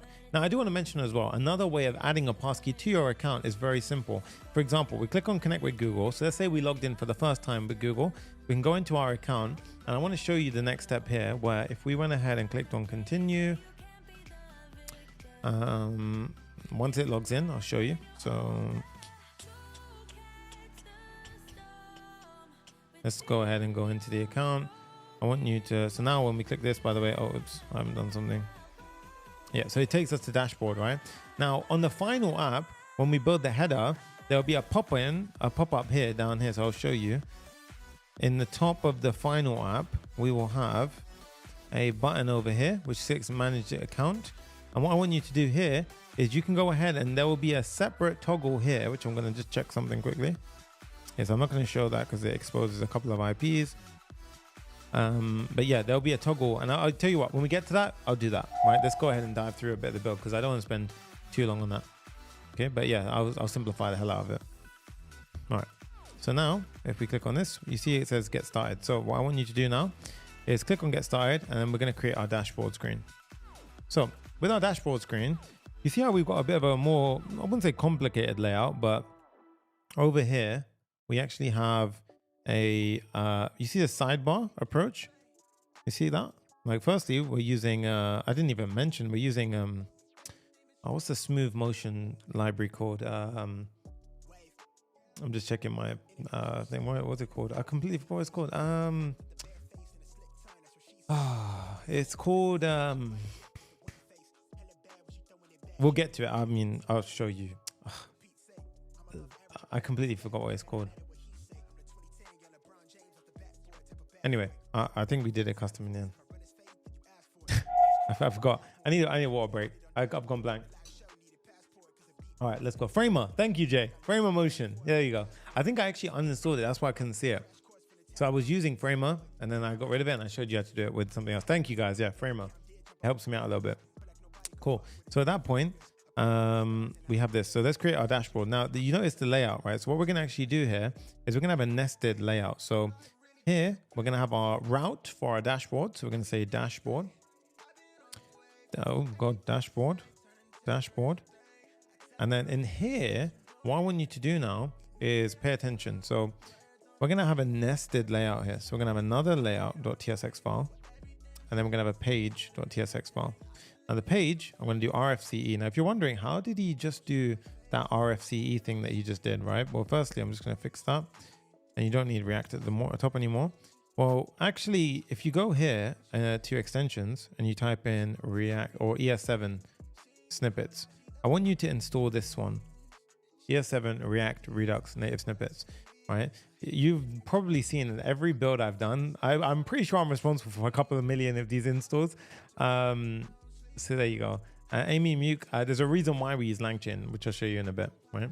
So now we've got the dashboard. So if I go ahead and hit save, we hit refresh, we should see a dashboard. In fact, no, it's going to die here because our layout is empty. Right? So layout needs to be populated with something. So what I want you to do here is here's a little hack, right? When you've got this, by the way, you can go ahead and customize your metadata as you want. But for the layout, essentially, we have the following. So the similar kind of, signature. So I'm just going to close this off. Let's just say, for example, this is our base, right? So dashboard layout, we have our props, which is the children. The children is React nodes, and then we return anything underneath it. So this is your first step. Just you should be able to see a dashboard from the page, right? You can test it by saying dashboard 1, 2, 3. You should see 1, 2, 3. Cool. Marius, yo, what is up, man? Good to see you here. Also, we've got steering because just so you know, it doesn't really matter what level you're currently at. All the content that Sonny builds contain is absolutely precious. We're very fortunate. I appreciate you so much, dude. You have no idea. Thank you as well for Cryptic Flow and a bunch of you guys for bringing the energy. Absolutely awesome stuff. We just broke 400 likes as well. Boom. That's what I'm talking about. Guys, 500. Let's get to 500. Let's go. Let's keep going. And I'll keep on explaining everything to the depth that we're doing, right? So for the dashboard layout, what we're going to do now is we're going to go ahead and have firstly a couple of things. So I'm also going to show you how to use the brand new use hook. So the brand new in React 19, how to use different context providers in a much easier way. I'm going to show you how to do that as well.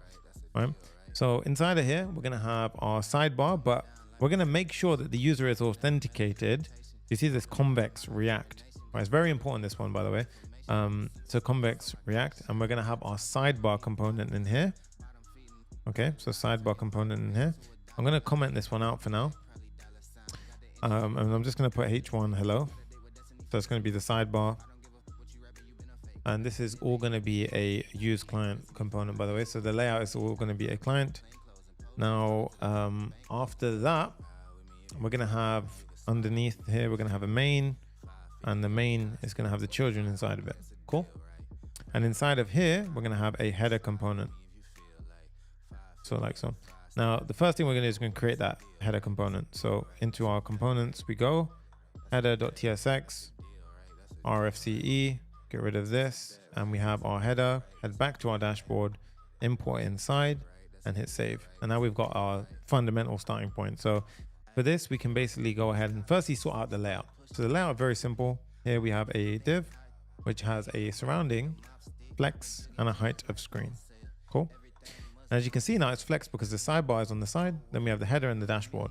Okay. Thank you so much, Marius. Appreciate you tuning in. You're explaining it like it's easy. I appreciate you so much. Welcome as well, Sahib. What's up, guys? Right now, the main bit, I want to take the most sort of space. So what I'm going to do here, just to highlight this, I'm going to change this background to red 500 to show you. See how it's not taking all the space, but the minute I add flex 1, boom, takes all the space, right?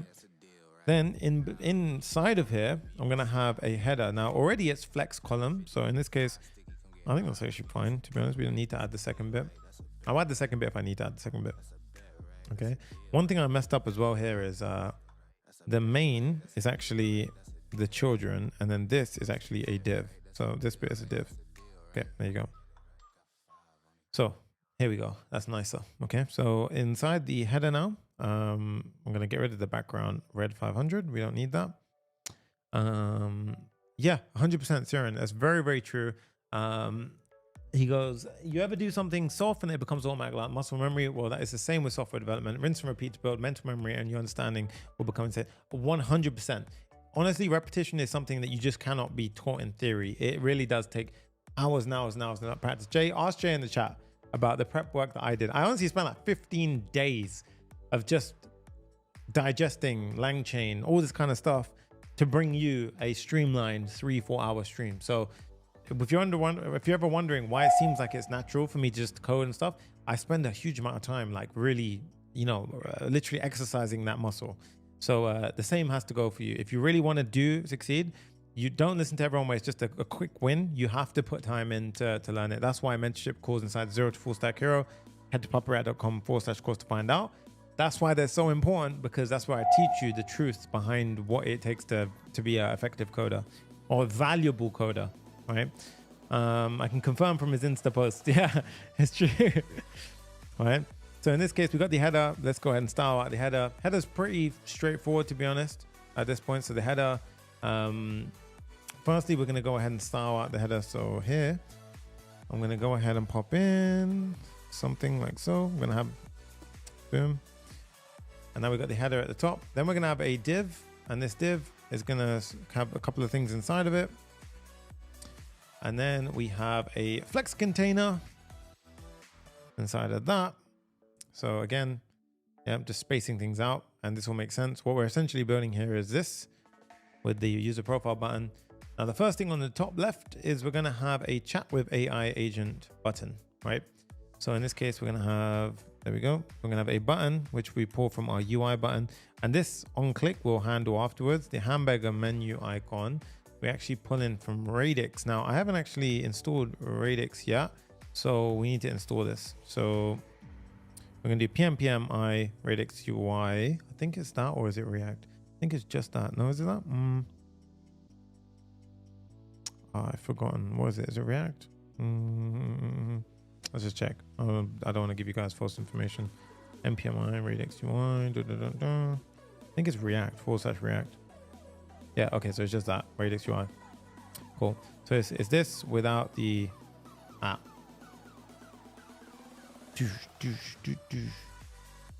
And then you can see it will import a bunch of stuff. And then we can just, usually, if you comment that out, okay, interesting.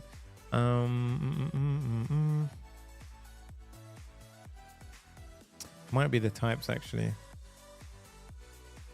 You know what? I actually want to double check something. So if we just pop this in here.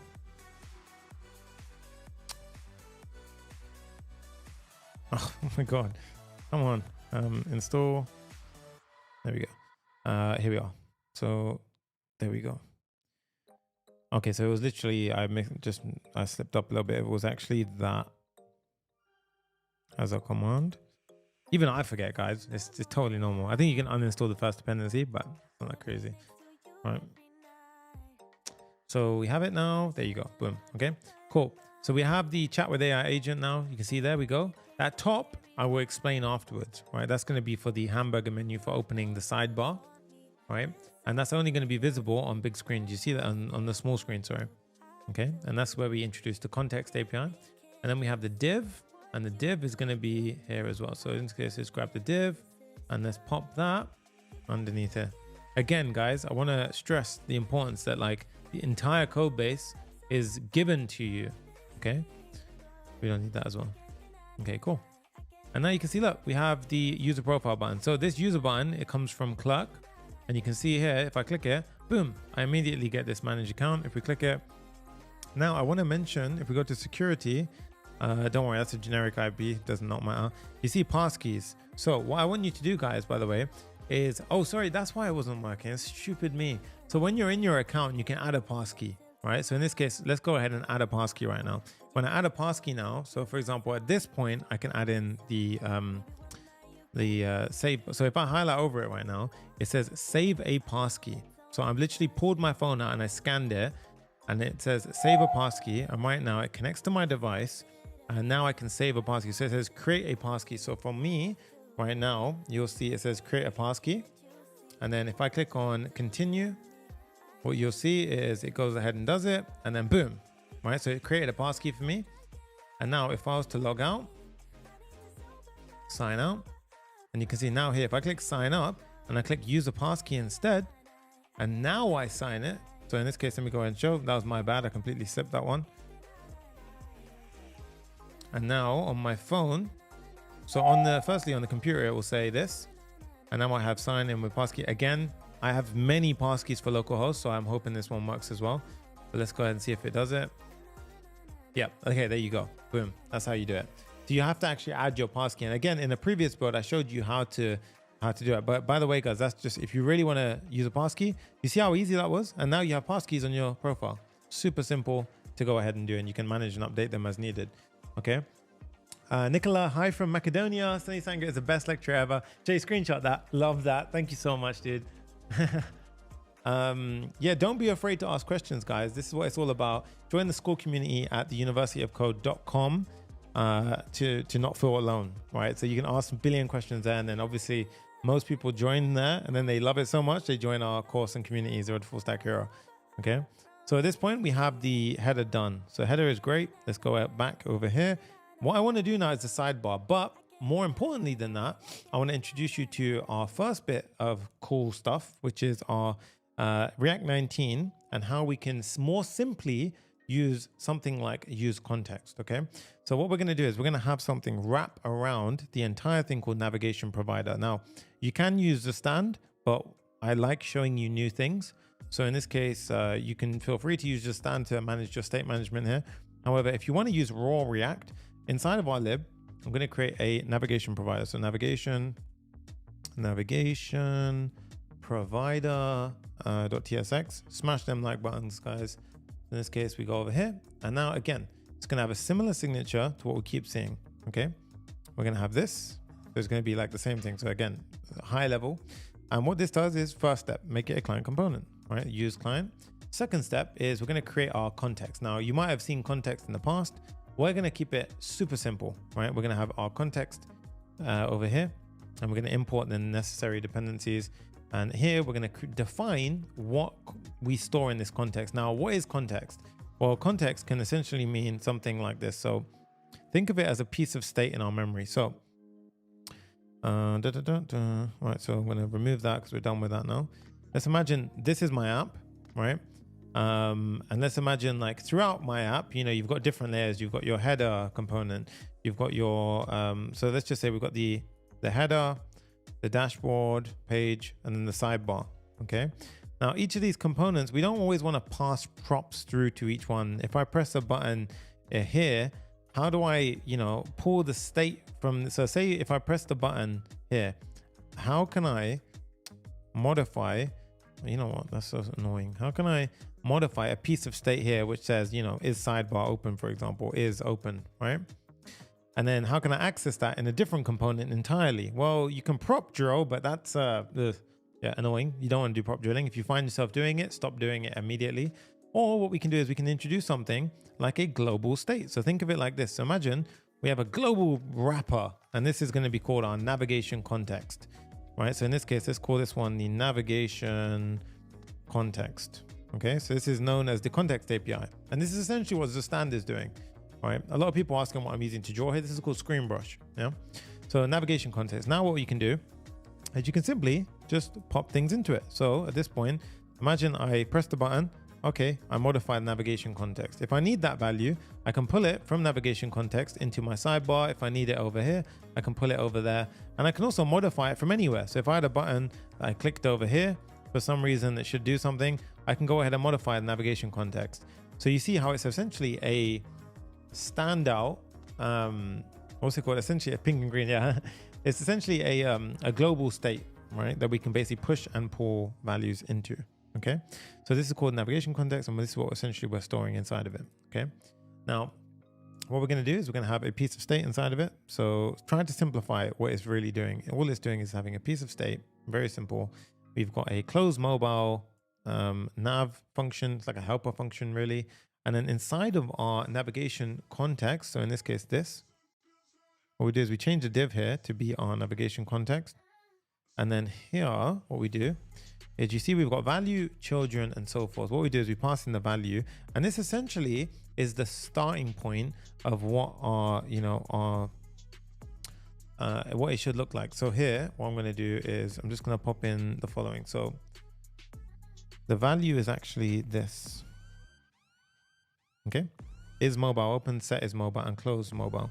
So basically we're just passing in our variables here. Okay, and now we can create usually what we used to do before is we would have a hook like this, use navigation. You don't actually need that anymore, right? I'll show you how we can just use the use a new use parameter, which is way easier.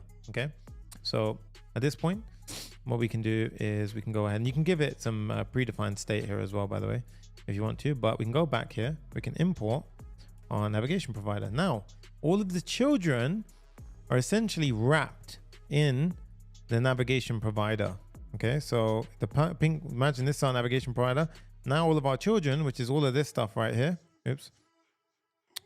which is all of this right here, the children is essentially wrapped, right? So now we can do some stuff inside of it. So inside of our header now, let's say I need access to that state that I talked about. How do we do that? Well, it's very simple. All we do is we basically go into, oh, actually I didn't do it here. Interesting. I used the use navigation. I don't want to do that. I actually want to show you guys the new use React 19.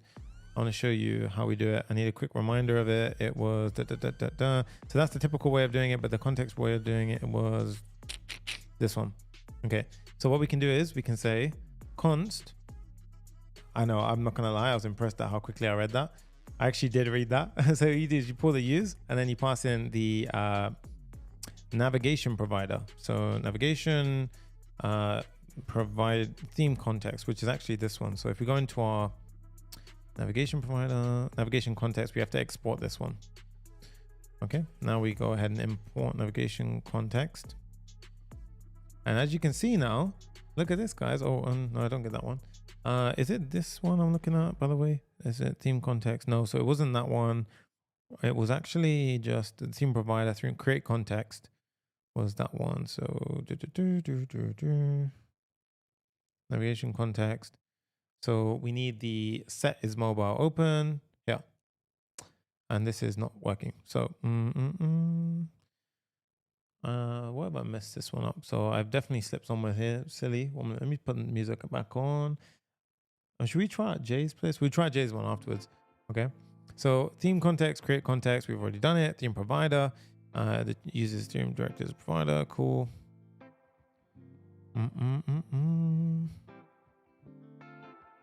Theme context.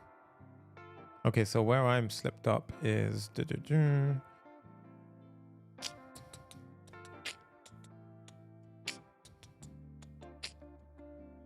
Theme context goes straight into it, and then theme provider.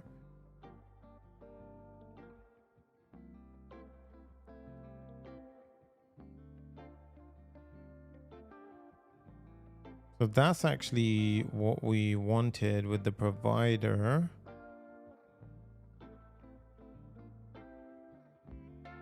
Okay, so this one is actually the one that we wanted to name as the provider, and then that is actually the navigation context. Yep. And then we are importing the theme context, which is that one.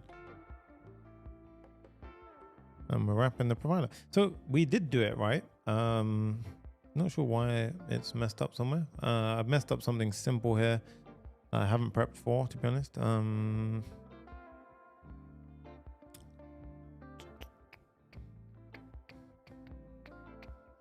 think, to be honest, I shouldn't put undefined there. There we go. We should give it initial values. That was my mistake, actually. And there you go. Set is mobile open. Yeah, there we go. Okay, so that was why. And then we can use it. There we go. So you see how we got the use navigation. Boom, use all live debugging. There we go. All right, so now we have the set is mobile nav open. You see we can use the use React 19 hook to use our navigation context. So before I had a silly example. Again, that was actually a prime example of where AI hallucinated and I just trusted it for a second, split second, right? So yeah, don't do that. This is just a type definition. So we start off with this and then I'm giving it values over there. Okay. So, right, now we can use this stuff. So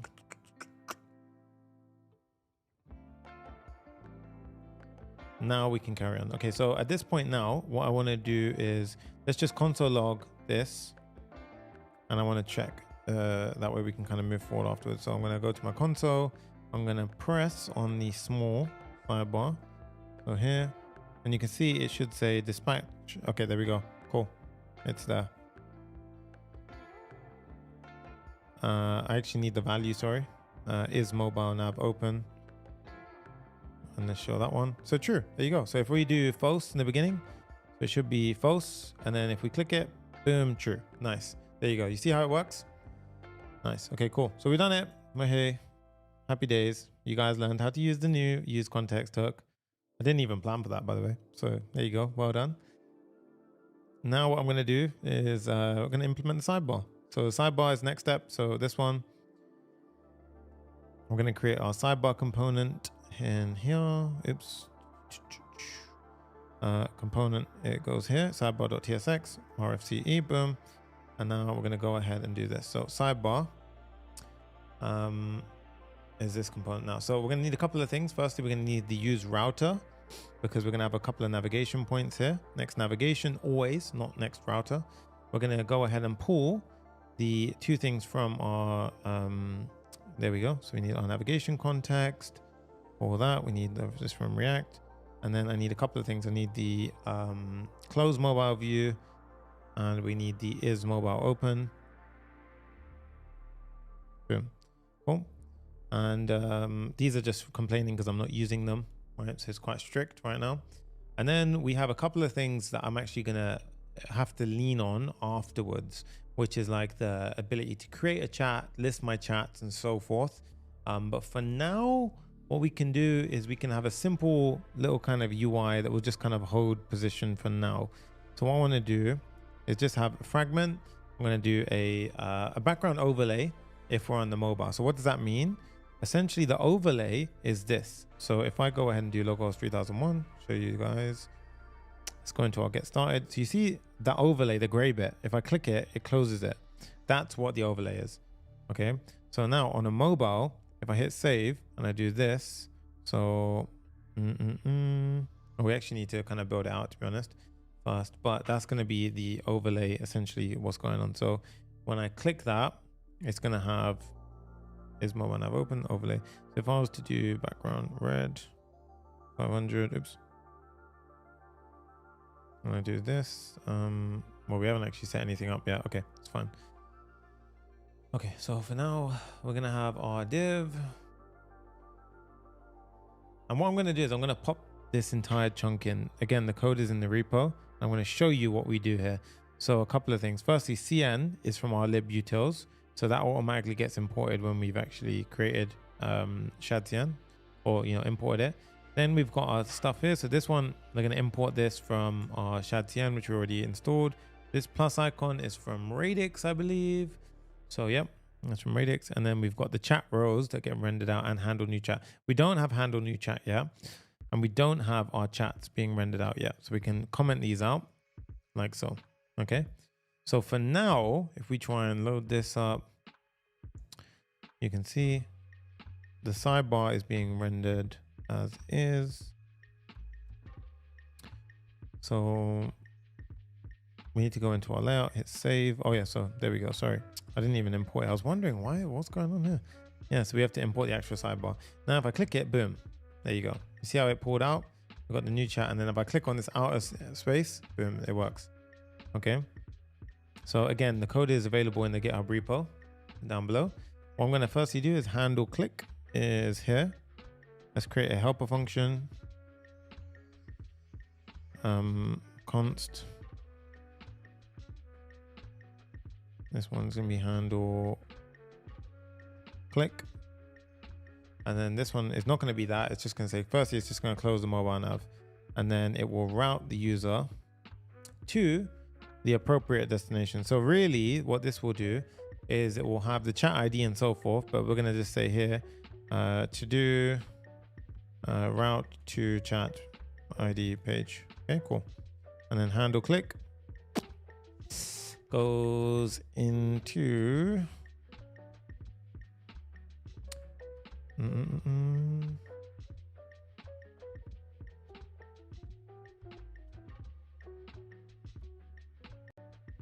Wait, what have I done? I've completely baffled myself. 1 minute.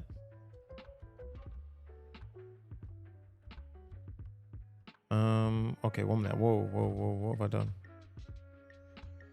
Is mobile enough? Oh yeah, okay, there we go. Okay, we're gonna touch on this afterwards. Yeah, there we go. All right, for now, that's fine until we create the new chat functionality. There we go. Pause there. We'll come back to the sidebar. There we go. All right, there's lots of moving parts here, which we will come around to. Don't worry. All right. What I got confused about is the chat row. Yeah, okay, it makes sense. I made some silly thing like inline. That's why it kind of messed me up. So what we're going to do is eventually we're going to have these three, and then we're going to have the ability to loop through all of our chats. We're going to have the ability to create a chat and delete a chat. Cool. All right.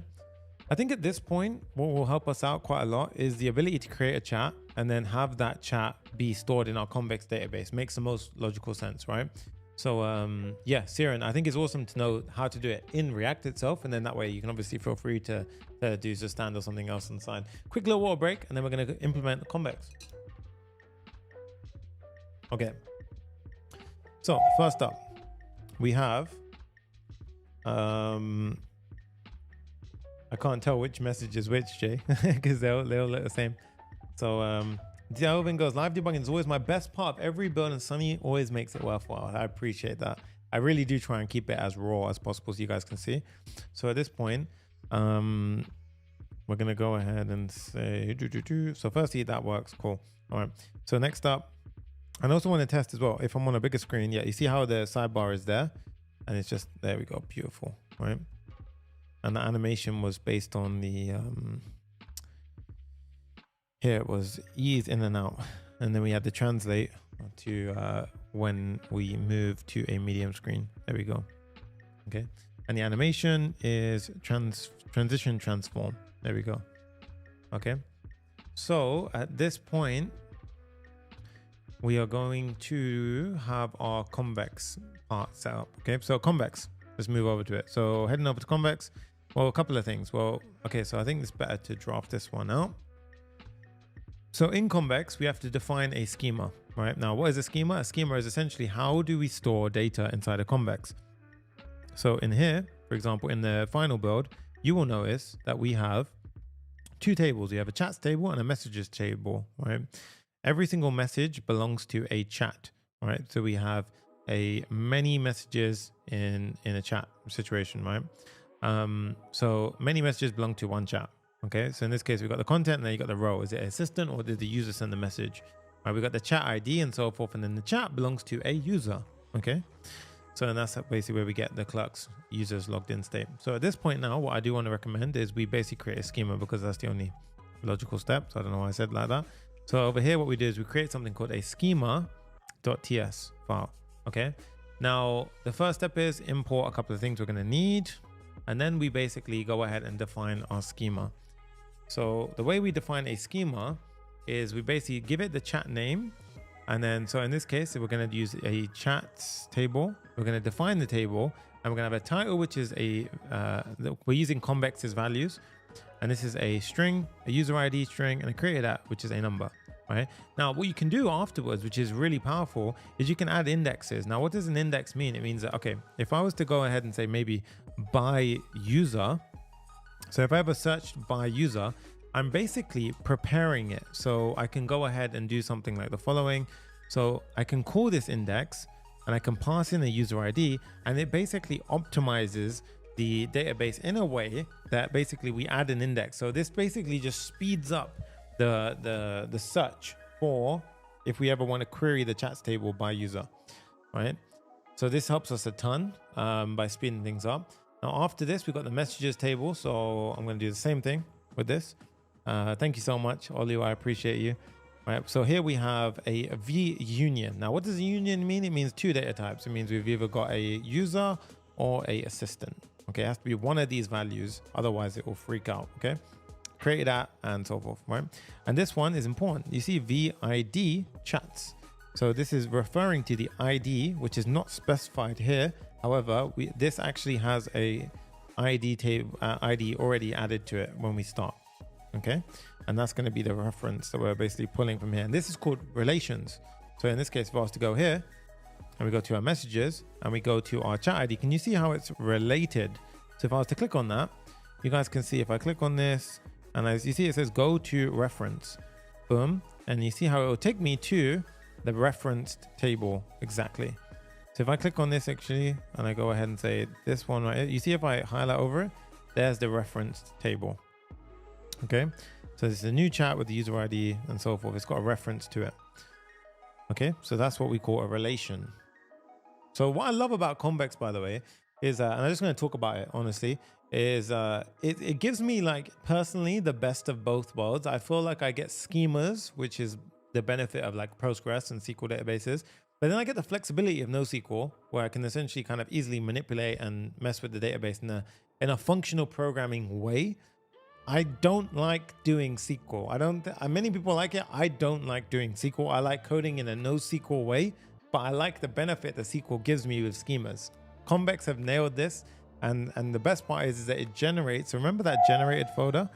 All of this is automatically generating all of the type definitions based on what I've given it. So in this case, this will go ahead and actually generate automatically all of the type definitions based on this schema, which is absolutely awesome. So if we go to the second table, you see how it says Convex functions ready? As long as you see that, it means that it's already created them. So in this case, now if I was to go to that project, so if we go to YouTube AI agent, and then I see Sonny Sangha dev, and now we go to data, you see it's already created these two tables. So that's the awesome part. It all happens in real time, right? Amazing stuff. Jay, I really can't tell when you send the same message. I'm just being honest. All right, so in this case, we have it. So we have the schema.ts. And then we need to create the two individual tables. We basically have two files which represent each table. We have the chats and the messages. All right, so in this case, the first one is we're going to go ahead and do chats. So chats.ts, and we're going to have messages. Messages.ts. Okay. Now the chats.ts, this is where everything around manipulating a chat, retrieving from our chats table goes in here. Same for schema, right? Same for messages. Everything that when we manipulate a message, get a message, all that kind of stuff goes in here. Okay. So I'm going to do the same thing. So in chats, the first one that we're going to do is we're going to have a create a chat function. Okay. So I'm going to go ahead and create a chat function. So I'm going to show you right now. So this is how we essentially do it. I'm going to import firstly a couple of the things we need. And this is how we do it. So create chat, mutation. Now it's worth mentioning all of this is well documented inside of Convex's documentation. I do recommend you all check it out. They're very, very good. Really good documentation here, right? So we have arguments that we can pass in. So when we call create chat, we typically call it like this. We say create a chat. So create chat, and then we pass in some kind of ID, right? So it's like, it could be like hello 123 or whatever, and that's going to be the chat title or the ID, right? So in this case, we've got the title, and then firstly as well, remember, because we connected Convex and Clerk, if we call this from the front end, it means basically we have access to the user's authenticated state. So firstly, if they're not authenticated, we can say no, you cannot create a chat until you're authenticated. And then once we've done that and we pass through that check, if they are authenticated, we can go and say, okay, cool, you can do it. Create a chat, insert into the chats table, and we can get their ID based off of the token, right? So that's actually a much more secure way than just passing in the user ID. And then we basically pull in the created app and everything that we need. So if we do that right now, in the sidebar, heading back over here, if we were to go ahead and actually use that right now, so in the sidebar, we can actually go ahead and add a create chat function. So what we can do is, in the sidebar, we can go ahead and say create chat. And then what we do is we pull in the mutation function, use mutation hook. And you see this API. What we see, you see it says Convex generated API. Now this is the gold part. Guys, what it's doing is it's on the fly generating our API documents, which are strongly typed. So if I do API dot, you see I've got access to chats, and then dot create chat. And you can see it's exactly perfectly typed the way we need it, which is awesome. Now I can use create chat whenever I need to. So if I go to create chat, where do we actually use create chat? Well, what we're doing is, let's go ahead and say on the plus icon. So here, the button on click handle new chat. So let's go ahead and create a handle new chat. So say const handle new chat equals an asynchronous function. Now here, what we're going to do is we're going to say const chat ID equals create chat, and then we pass in the title. Now we're just using new chat as an example every time, but you can really, take that however far you want. Inside the chat table, you can notice that we actually return the chat itself. And this would actually be, if we look at the insert, it returns the ID of the chat, right? So that's why it's important to know. So in this case, this would be the chat ID, and you can see it's a string value. Okay. Now what we can do is we can push the user to the new chat that they created. Okay. So you can see router.push dashboard chat ID, and then we close the mobile navigation. Okay. Now if we do this, let's go ahead and give it a try. And in the meantime, what I'm actually going to show you as well is I'm going to pull this open on one side, pull open my dashboard on the other side, and you can see if we have chats open, if we click on this, if I click on new chat now, look, new chat, boom. Hey guys, we created a new chat in real time, and we routed the user to the chat ID. And this chat ID correlates perfectly to this. Cool. We just don't have the page built, but that's a great start. It's working, and you can see that user created a new chat. Amazing. Okay. So we have that down. Amazing stuff. Okay. Let's get rid of this one for now. We don't need that. Now let's do the same for deleting a chat. Right. Let's make life a little bit simple here. Let's just do it all in one go. So in chats, I'm going to show you the same thing for the, and you can see how it was row time out of the box. I didn't have to do anything extra to make it row time. We can have delete chats. Now, delete chats, we're going to do a couple of things here. So I'm going to go ahead and do inside of our chats function. Here, I'm going to have a delete chats function. So let's go run through it. So we have a delete chat mutation, takes an ID of the chat that we want to delete. And then we have the handler. The handler, if you noticed here, we have the context and arguments, right? Context being things like the identity, all that kind of stuff we can access. First things first, we're going to check an authenticated state. Now you could make a helper function here that could help you out with this, but I'm again going to make life a little bit easier. What's up, Lino, man? Good to see you here.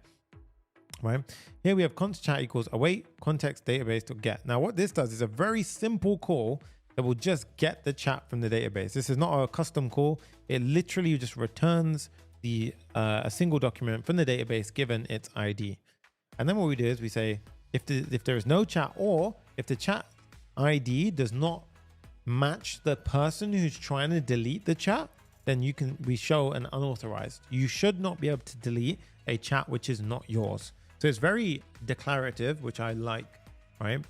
So in this case, and then after that, what we do is we delete all of the messages in the chat first, because that's very important. So we go into the database, we query the messages by chat. Remember, we made an index, right? So we actually are going to go ahead and query. And remember, in our schema, we had by chat, which takes the chat ID. So we're querying by the chat ID. So this is how we do a little simple query. And then we collect, which means give me all of the documents. So you can see here, execute and return all of the results as an array. And then what we do is we map through each array. So we basically for, meaning we go through each one. Map is different. It returns something. A for, we just do something through every loop. And then we go ahead and call the delete function on each of the messages. And then we proceed to delete the chat itself. Okay. So now that we've got the delete function down, I'm going to uncomment out the delete chat. And now you can see no errors because we can safely say that that exists. We go down here and we can pass in the delete function to our handle delete chat. Okay. Now that's great. However, we do not have two things here. So first up is the sidebar. We need the handle delete chat.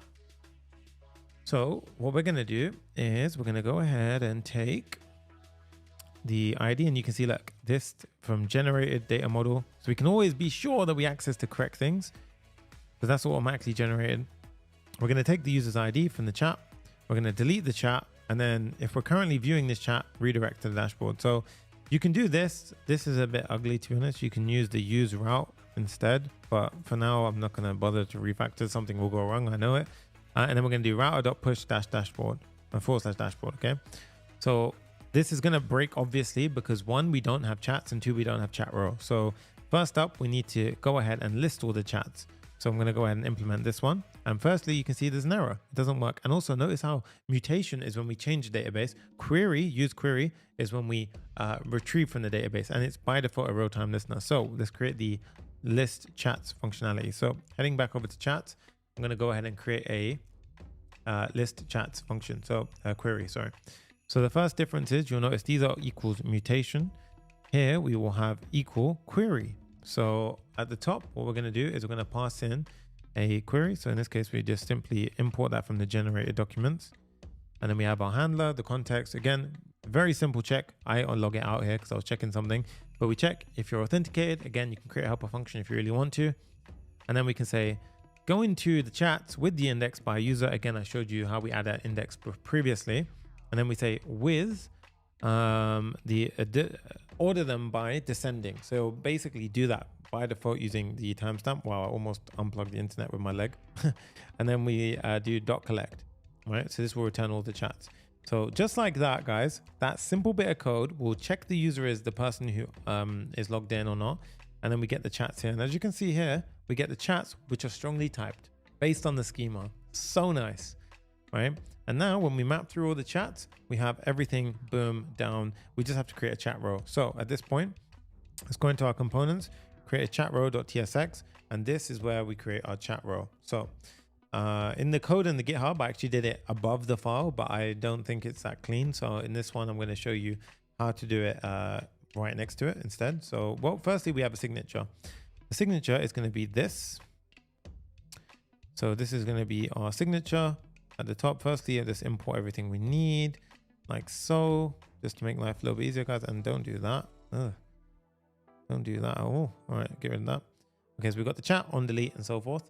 Okay. And now we can import this as necessary. And now the chat row. So what do we do with the chat and what do we do with the on delete? Okay. And you can see this is actually referencing, you see docs, it gives us actually back the perfect list of the perfect document. Right, because of the handling. So first up, we need a couple of things. We need the router, we need the closed mobile navigation for that row. So in this case, we need use router. Again, you got next router, next navigation. Always do next navigation. Okay. And then we have use navigation, which is actually not this one. We're going to use the use hook. And then we're going to say, no, use a navigation context. Navigation context. Boom. Okay. And then this close mobile nav, that's what we wanted. Okay, now next step is we're going to have a handle click helper function, which is going to help us do a bunch of things. Basically going to say push them to the chat when you click it and close the mobile nav. And this is responsible for, you know, when we have the actual user's chat open on the side, when we click on it. So if we click on get started, here, you see when I click it, it will actually route me to the chat itself. So this is what essentially we're building now. And the first thing is we're going to have a surrounding div. Okay, so this div right here, let's go ahead and make this a bit more effective. So we've got this right there. Oops. Boom, boom, boom. That goes in there like so. All right, so we've got something which looks a bit nicer now. Let me show you as well as we do it. So I want to go to our dashboard itself. And you can see like chat row, right? Now, next up, we have a div and another div within it, right? So first up, I want to show you. So we're going to have a div with another div inside of it. So here, we're going to have a div with another div inside of it and close everything up as we need to. Cool. And then we're going to have in here, we're going to have a p tag with the last message that was sent as well as the timestamp. Okay. So in this case, for now, I'm just going to go ahead and have a very simple sort of just say chat, right? Until we have something else kind of in the flow. So that is what we're going to do here. Underneath all of this, we're going to have the last message. So the last message will look something like this eventually. So the last message here. So what do I mean by last message, guys? Well, what I essentially mean here is, is it will be this. So the last message that was sent will be the beginning of that chat. So it's kind of like a very normal chat that we're used to looking at, right? So at this point, we're doing good on timing. So we click on new chat and you can see there, boom, it took me to the chat and it actually created the new chat. So if I click it, you'll notice the new chat pops in. See that? Very nice. Okay. And you can see now I have those chats open. Okay. Now the next one that I want to do is the delete. So delete, what we can do is we're going to have a button inside of the chat itself. So what we're going to do is we're going to have a button here. This is going to be a UI button. The trash icon, we're going to import from Radix UI. And then we have a stop propagation. This is because in this button is surrounded currently by, actually, no, it's not really inside of a link tag. So if it was surrounded in a link tag and you don't want it to go to the link, that's when you do stop propagation. Although I don't think we need that. But for now, I'll keep it in there just for now. But on delete, this should delete the chat. So if we click on this delete, we should see, look at that, guys, deletes. Awesome, right? And what we can see is that if I create a new chat, boom, it creates a new chat. If I click on delete, boom, it gets rid of a chat. Delete, cool, right? So it works perfectly. So we're going pretty good on timing. And you see how initially it won't load that until it gets the authenticated state, which is nice, okay? So at this point, we have the chat inside, right? Now, of course, the messages is a whole nother area, which we can tackle in a second. But now we have the basis of our app. We can start doing the messaging functionality. So a quick little water break. And now we get into the real nitty gritty of the LLMs, the AI stuff. Everything that we really, really want to focus on is happening now. This is also where we get into the streaming, SSE, all that kind of stuff, right? So get ready, guys. Right. So first up, when you land on the homepage, I want to just have a nicer message here. So on the dashboard itself, when you land on the dashboard page, right now we just have this, which is very boring. Instead, I want to have a nice kind of UI. So I don't want to spend time on this dashboard bit here. This is just going to be a very basic page. The thing I care more about is in the layout where we have the actual child component being rendered in. The page itself, this thing doesn't really, I don't really care about it, right? So in this case, what do I mean by that? Well, this should just be like a press new chat to get started, right? So in this case, what I'm going to do is I'm going to just pop in the entire chunk of code here. This, again, you can get it for absolutely free on the GitHub, link in the description. So in this case, I'm just going to pop in this. And you can see, you can literally pause the video and copy that. Or, again, the link in the description gives you the code for absolutely free. That's all it is. Look, welcome to the aiagent. Start a new conversation or select an existing chat. So if we click on this, Jay also just dropped it in the chat right now, live chat. If we click on new chat, now we need to create this chat endpoint. So /chat/ and then the route. So let's do that firstly. So let's go ahead and create that endpoint. So and also I'm getting bored of this music. I'm going to choose Jay's pick. So this is Jay's playlist now. So rate it as you see fit, guys. Let him know in the comments if you've done a good job. And also, we're so close to 500 likes. Just destroy that like button. I promise you will not regret it, because I'm going to keep bringing out the content like this. Okay. So at this point, we're going to go ahead and do page. Sorry, I'm not doing page. All right, we're going to go into our dashboard. And now what we need is /chat/ a wildcard for the chat ID. Inside the dashboard, we create a new folder called chat. And inside of there, we create a new chat ID. And this square bracket notation annotates a wildcard, which means it will be /chat/ any value, and you will land on that page. Okay, so we're going to say page.tsx. Now, a couple of things I want to do. Well, firstly, we'll do the loading state afterwards. The loading state is basically how I have this. So you see when I click in between, I have a nice little loader. So you see this little loader. I'll show you how to do all that later. That's like extra fluff. And even if you want to do that yourself, it's literally a loading.tsx file, and all of the code for that again is in the GitHub repo. Essentially what it is, I'll pop it in now. So it's loading.tsx, and it essentially is just this, guys. So it's a number of messages.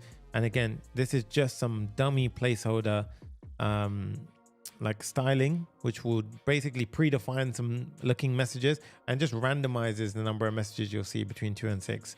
And it basically just shows a loading state. So for whatever reason, if this page is blocked based on any form of load, that's why we will then see that. So now that's basically what is responsible for this. If I click on this, boom. If you're wondering, when I saw that, you see, look at that, boom. All of this is happening because of that loader. So that's the loader code. There again, code for that is all in the GitHub description. It's for free. Go check it out. But the page is my main priority here. Okay. So a couple of things. Firstly, I need the parameters. When I access a page, let's see for ourselves. So when I hit this page now, we shouldn't see if we hit refresh, we should see chat page now. So, okay, there you go, chat page. But what I'm interested in is, you see that URL right there? I need that ID. How do we get that? Well, we actually get something called the params as an argument here, right?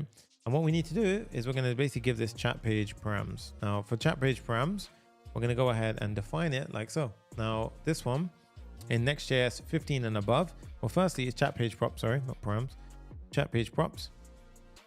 We're going to import the ID like so. But here we have the params. Now from Next.js 15 onwards, what you have to do is you have to await. You always have to await the params, right? So firstly, we have to make this an asynchronous function. And this is not a, async function, yeah? So now, before you would have just accessed it like so, but now we have to await dynamic headers, such as params, okay? Then we have the chat ID. And for example, you can prove that that's the case by doing the following. So now, oops, sorry guys. I am accessing it like so because we need to destructure it. There we go. Now you can see here, if I switch between different chats, there you go, guys. Look at that. We've got access to different chats, and that's being server side rendered, right? So that's actually rendered on the server. So a couple of things now. I'm going to check if the user is authenticated. If they're not authenticated, we're going to redirect the user. Boom. Like so. Now here, how do we do it? We basically first are going to check the user's logged in state. Now we can do this two ways. We can do this way, or we can use, this is on the server, so we have to use auth. You might be wondering, why don't you use auth or use convex auth? Well, this is because we're still on the server. So we have to check the server side, see if the user's logged in. And then we use the redirect, which is from Next Navigation, to redirect them if they're not logged in. So for whatever reason, if you're not logged in, it will throw you to the landing page, okay? Role-based authentication is very useful. Yes. Oh, thank you so much. Yeah, I'm glad you appreciate it and enjoy that video. Guys, we're almost at 500 likes. Destroy that like button, guys. I want to get the energy flying. Let's go. All right. So we've got the chat page looking pretty good. Now, the next step is we have to go ahead and just say the following. So firstly, I'm going to get the messages, the initial messages. Let's go ahead and get that first. So await convex, we're going to get from the convex client. So let's go ahead and pop it in like so. Now this, we need to create a helper, right? Now this helper is going to basically be where we initialize our Convex client server instance, right? So in this case, we go to our lib, and I'm going to go ahead and create a convex.ts file. So in this case, I'm going to go ahead and say, oops, no, convex.ts file. Now here, very simple. We're going to use our next public convex URL, import the following, and create a convex HTTP client like so. And once we've done that, we can import this helper function. We have the convex client, and now we can import this. We haven't created our messages API yet for the schema, right? So we need to go ahead and create a messages API to basically pull in all of our messages. Right now you can see strongly typed. This is the good thing. It will call us out on our stuff. So now if we go into our messages, I need to create the messages API for convex. So if we go into convex, and you see here messages empty, right? So we're going to go ahead and do the same thing like we did for chats, but now we're going to do it for messages. Okay. So for the messages now, first up, we're going to have a couple of things. We're going to have this from the mutation and query, right? Now the first thing is I've done a little bit of debugging step here where I basically added a constant at the top saying show comments, and then you can go ahead and actually have, if you're getting a hydration error, sometimes it's because of your plugins, by the way. So sometimes your extension, your browser extensions can cause a hydration error. I get it with one of mine in particular, right? So in this case, if we go ahead and get the list, so I'm going to create one here. So show comments is very handy because you can just toggle this off. And basically, if you want to debug, you can just say true, false, and so forth. But for now, I'm just going to have it off false. Couple of things here. So firstly, we don't need to check this because I checked this on server side. Messages, we say db get messages by chat, order them ascendingly and connect. Okay. Then we say if show comments, then I basically show the debugging stuff. But for now, to be honest, I'll keep it really simple with you guys. You can log it out if you wish to. This is way easier for you to understand. Right, it's quicker. The next one is going to be, let's do a couple actually helpers. So we're going to have the send function. So let's go ahead and do a send function. So we've got our list, which is going to list all of the messages. We have our send function, which is going to take a chat ID and content. We're going to remove our comments. We don't do our authentication check here anymore. We don't do this one anymore. So again, you see what I mean? Way simpler than it looks, right? So we have the chat ID, the content. So whenever we send a message, it essentially will pass in the following. It'll be like send to 123 hello. And that's basically going to update the database with hello message to 123. Okay. And you see it as a user because all of this stuff, which is added as an assistant, is going to be added in the code. All right. Welcome also Manish to the Pub Fam special tier. Awesome stuff. We've got 2 members today joining the tiers. Amazing. That's what I'm talking about. All right.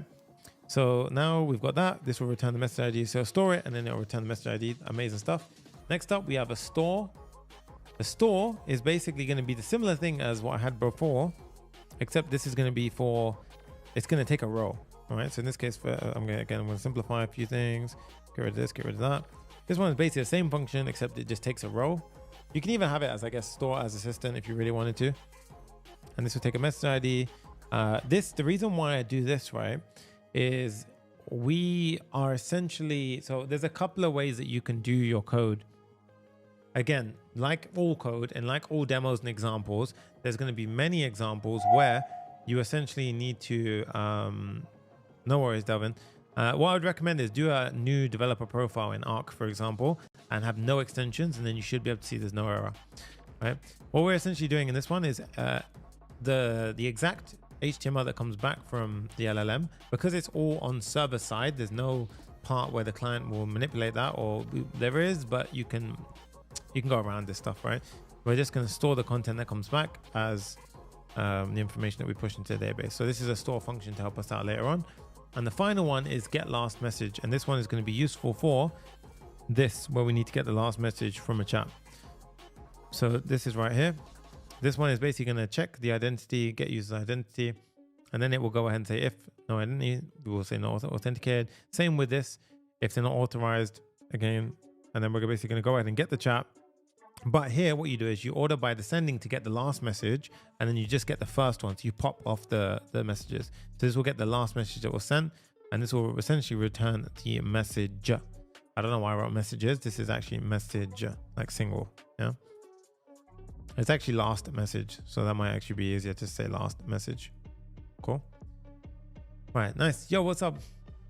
Good stuff. Welcome to the stream.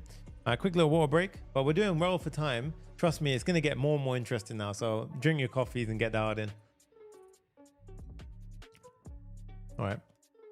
I think the audio is pretty good as well. Okay. So at this point, we've got last message down. That's pretty cool. Cool. I always say to Jay, is it enough that I've done in the build? And when I start rebuilding it, I'm like, damn, it's enough. It's enough. So in this case, we've got the initial messages. Okay, cool. So now we see there's no error. So this is what I want to show you. I really want to emphasize that this is so, oh, it's just really, really nice, guys. Honestly, like, and what I would recommend is here, when we do this step, you can go ahead and surround it in the try catch if you would like. And for example, we're going to do that here.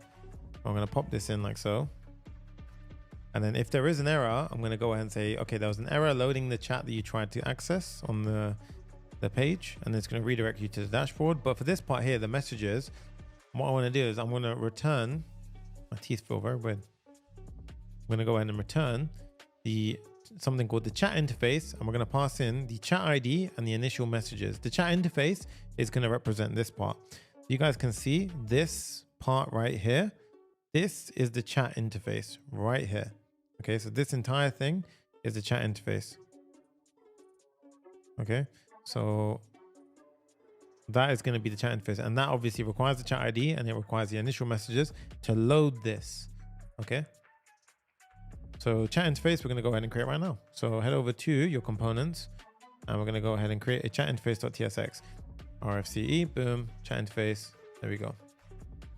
And now this, go ahead and do this. So the chat interface is going to be a use client. Crazy, we're 2 hours in and we haven't hit LangChain yet. Oof.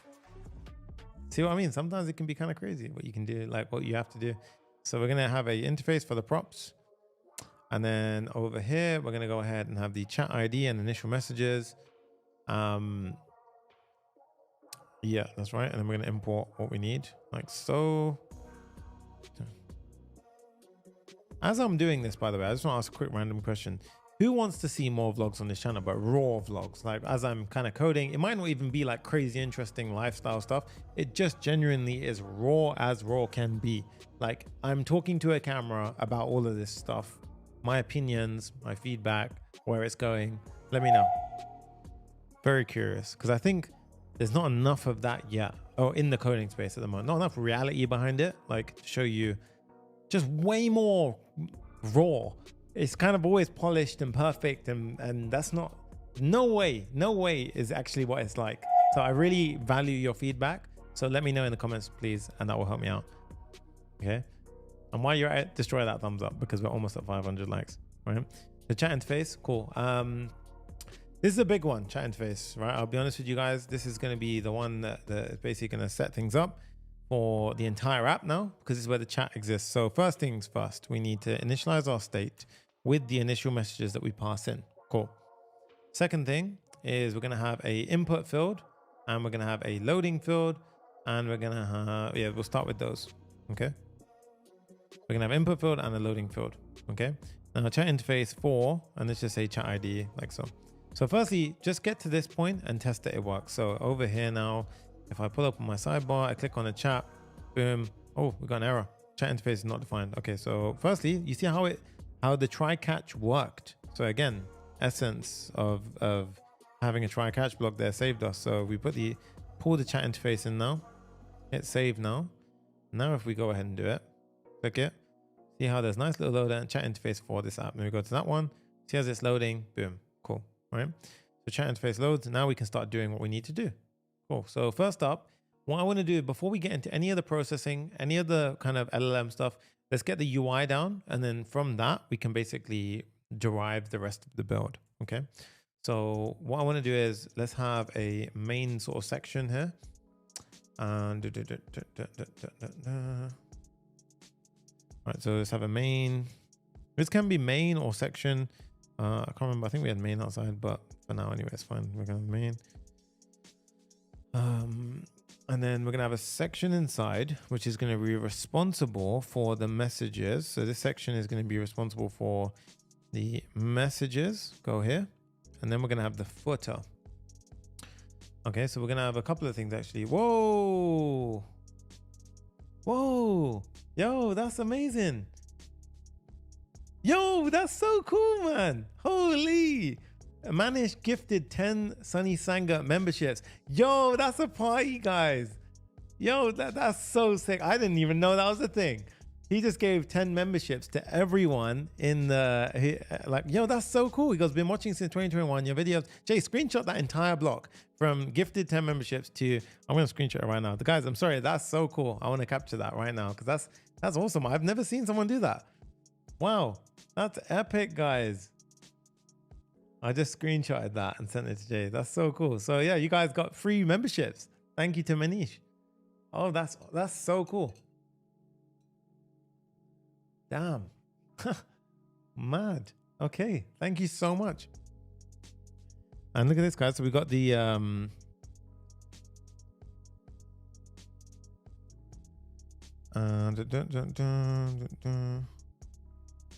I don't know how do you do that? Is it and screenshot Manish's messages as well. Thank you so much. I appreciate you, dude. That's awesome, man. Yeah, hype. Okay.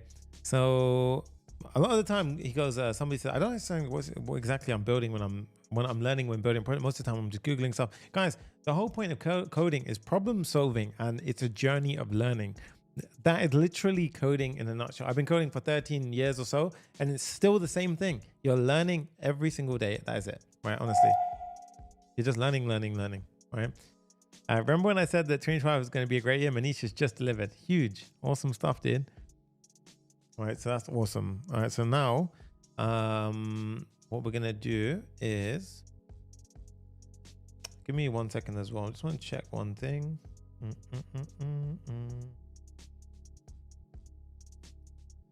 Okay, let's carry on. But yo, I'm so sorry, guys. It threw me off. Oh, that's so cool though. Wow, that's so cool. I got the messages here. Let's do the footer here. The footer is going to be the input field, footer input. Okay, so here we're going to say footer, and we're going to have a form inside of the footer, which is going to be responsible for the Rahul goes, I want a membership. Now everyone wants membership. Amazing. All right, so inside of here we're going to have our logic for the form. So here is where I want to get dialed in a bit. Okay, so we've got our form, which I'm going to have on submit functions and stuff like that. We've got the starting again. All of the code for this is in the GitHub repo. We've got an input field. Our button we're going to pull from Shadcn, and the arrow we're going to pull from Lucid React. Okay. So main things to consider here: as we type in the input field, that's what the value is. As we change what we type in, what is going on? What is happening? Yo, what does that even mean? How do you do that? How do you gift 50 memberships? Yo, that is so crazy.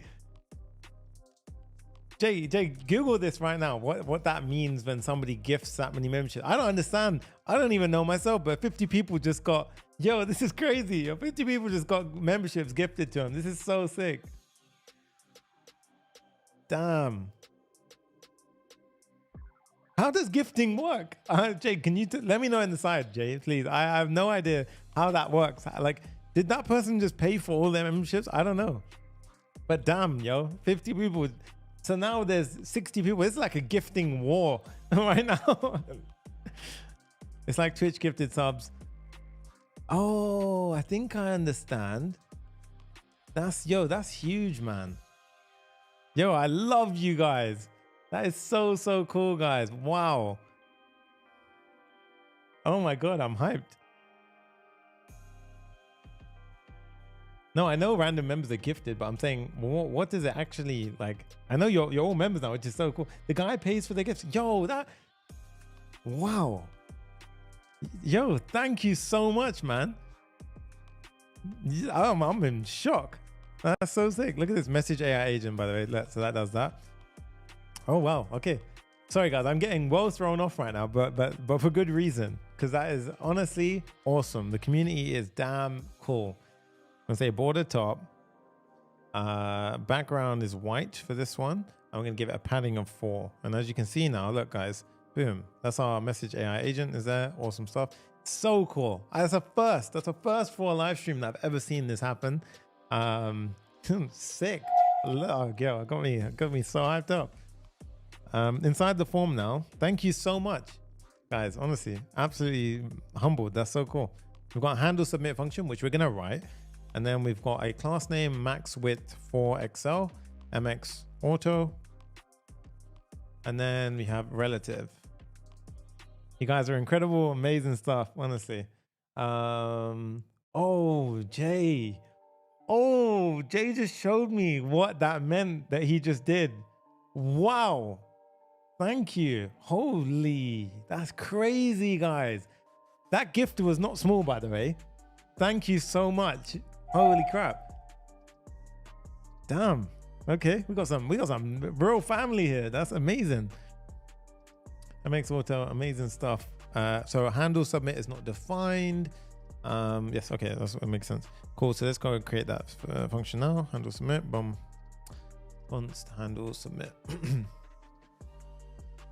This is gonna simply take the following structure. Okay. So for now, we're just going to e.prevent default, and then we're going to keep it there. So we just want to see something. Now I want to fix the layout first before we progress anything else.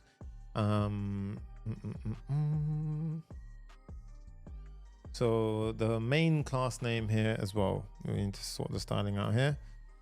There you go. So flex column, and then we're giving it a height and so forth. Now, the reason why this is not using up the full width, by the way, is because the section here. The section, if we're in a flex column view, it's no longer in side by side. Flex column means you're stacked above each other. So if I give one element inside of that parent container, flex one, it's going to take up the most space. So naturally, we give that to the messages. Like now, we say, if I say background red 500, and we say flex one, boom. You see that? It uses up all the room. And it pushes this naturally to the bottom. Even if this hasn't got anything in it, yeah, that's what we want. So now it's dynamically sized according to that. All right, cool. So now that's how we do it. Very, very nice. Okay.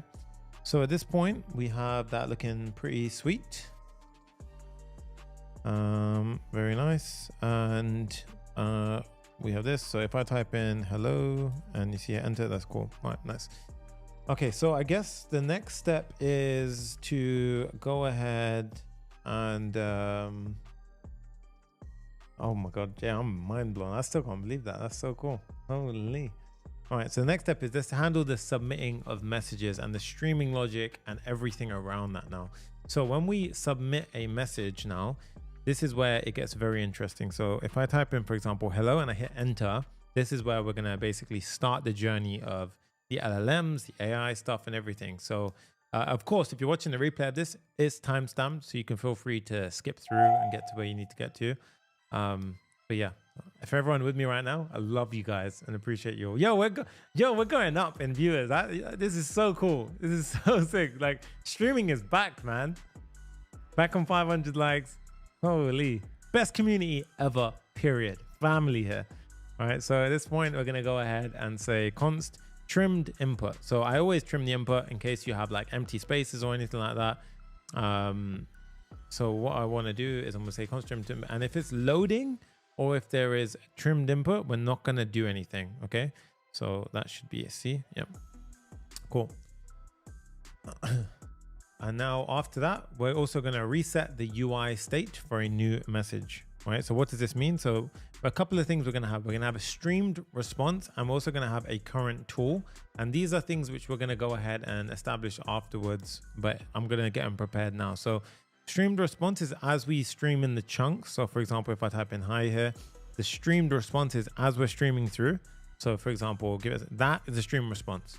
Everything that kind of came through is a stream response. When you see the blocks, for example, if I say give me all comments, the tool in use is going to be the current tool. So for example, in the second, you'll see current tool, curl comments. This is current tool. Okay. And you see how I just did it in the background, right? So that's obviously my main app that's working right now. Follow Sonny, guys. Game changer for your life as a developer, guys. Jay, screenshot this. Yo, I love you guys. God damn it. Honestly, it's so cool. And just as I said that, 500 likes, absolutely blown through. Wow.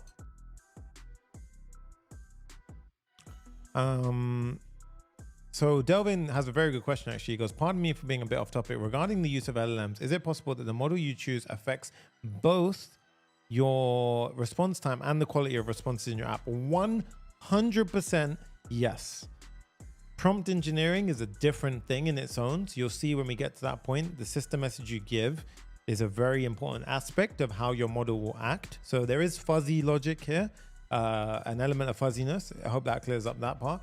But yes, the model you use, the quality of the model itself, how it can, for example, if you use some free model, it's not going to have as good of an impact as, for example, Claude 3.5 Sonnet, right? And Sonnet from Claude may have a different outcome to OpenAI, right? So for 4.0, for example, right? So yeah, so absolutely very good question. Thank you for asking it. Okay, so here we have our prepped setup. So next step is we're also going to have a messages end ref, and this is going to be for a little trick that we've seen a couple of times, where essentially we're going to go ahead and scroll to the bottom of a message. So this is what you see, for example, here if I type in hi, you see how it scrolls to the bottom every time. That, okay.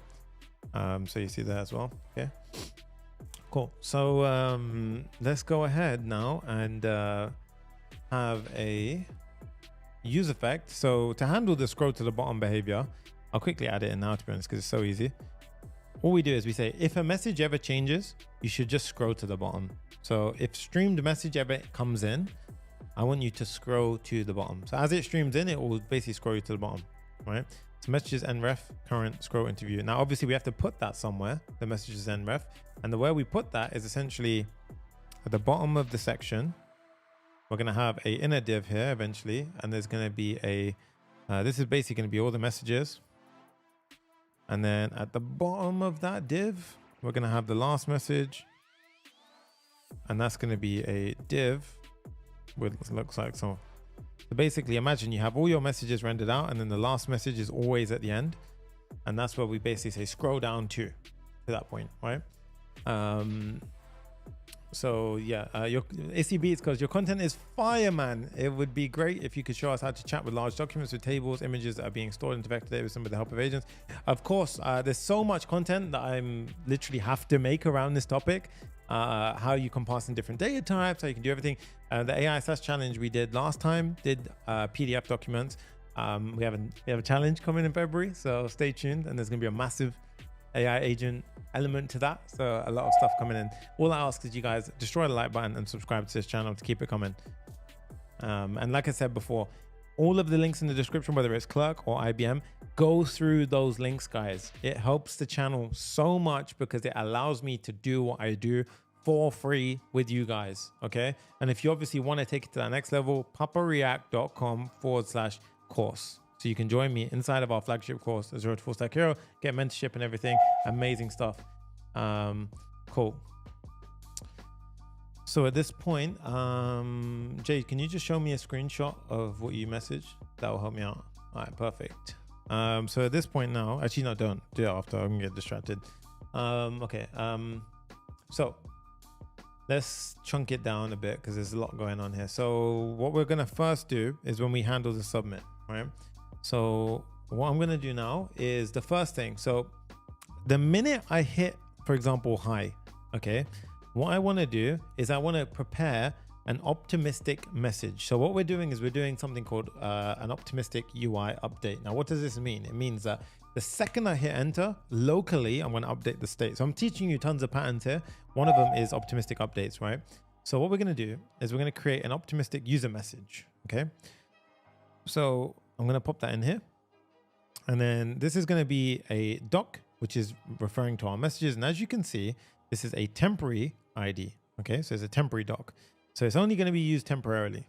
Okay, then what we do is, and then we're basically just passing it, as this document, right? So if I don't do that, we don't get the ID. That's why I'm doing it this way. Okay, so in this case, we have our document. And then what we can do is to show it on the screen straight away, we can set the messages to the previous messages, plus we can concatenate it with the optimistic user message. Okay, so that's the first step that I want to show you.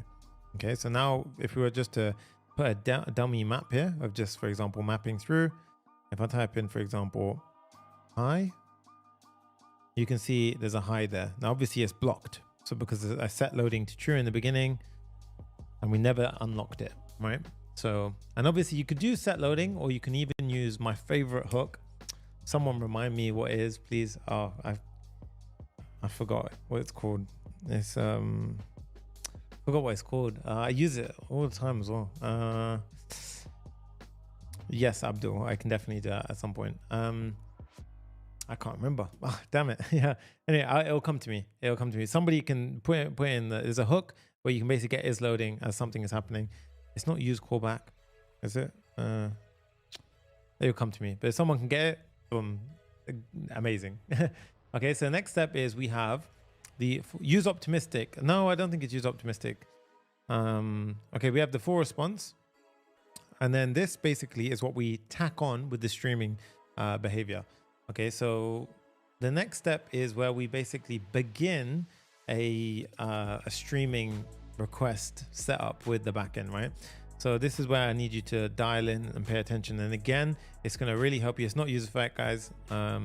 This is really what I need you to dial in. Okay, so the first step is we're going to prepare the request body. Okay, so the request body to send to our backend, which doesn't exist yet. Okay, this is going to be passed to chat request body, which we're going to define in a second. And this is going to basically have the messages inside of it, the new message that we want to send in, and the chat ID that we're going to basically push to.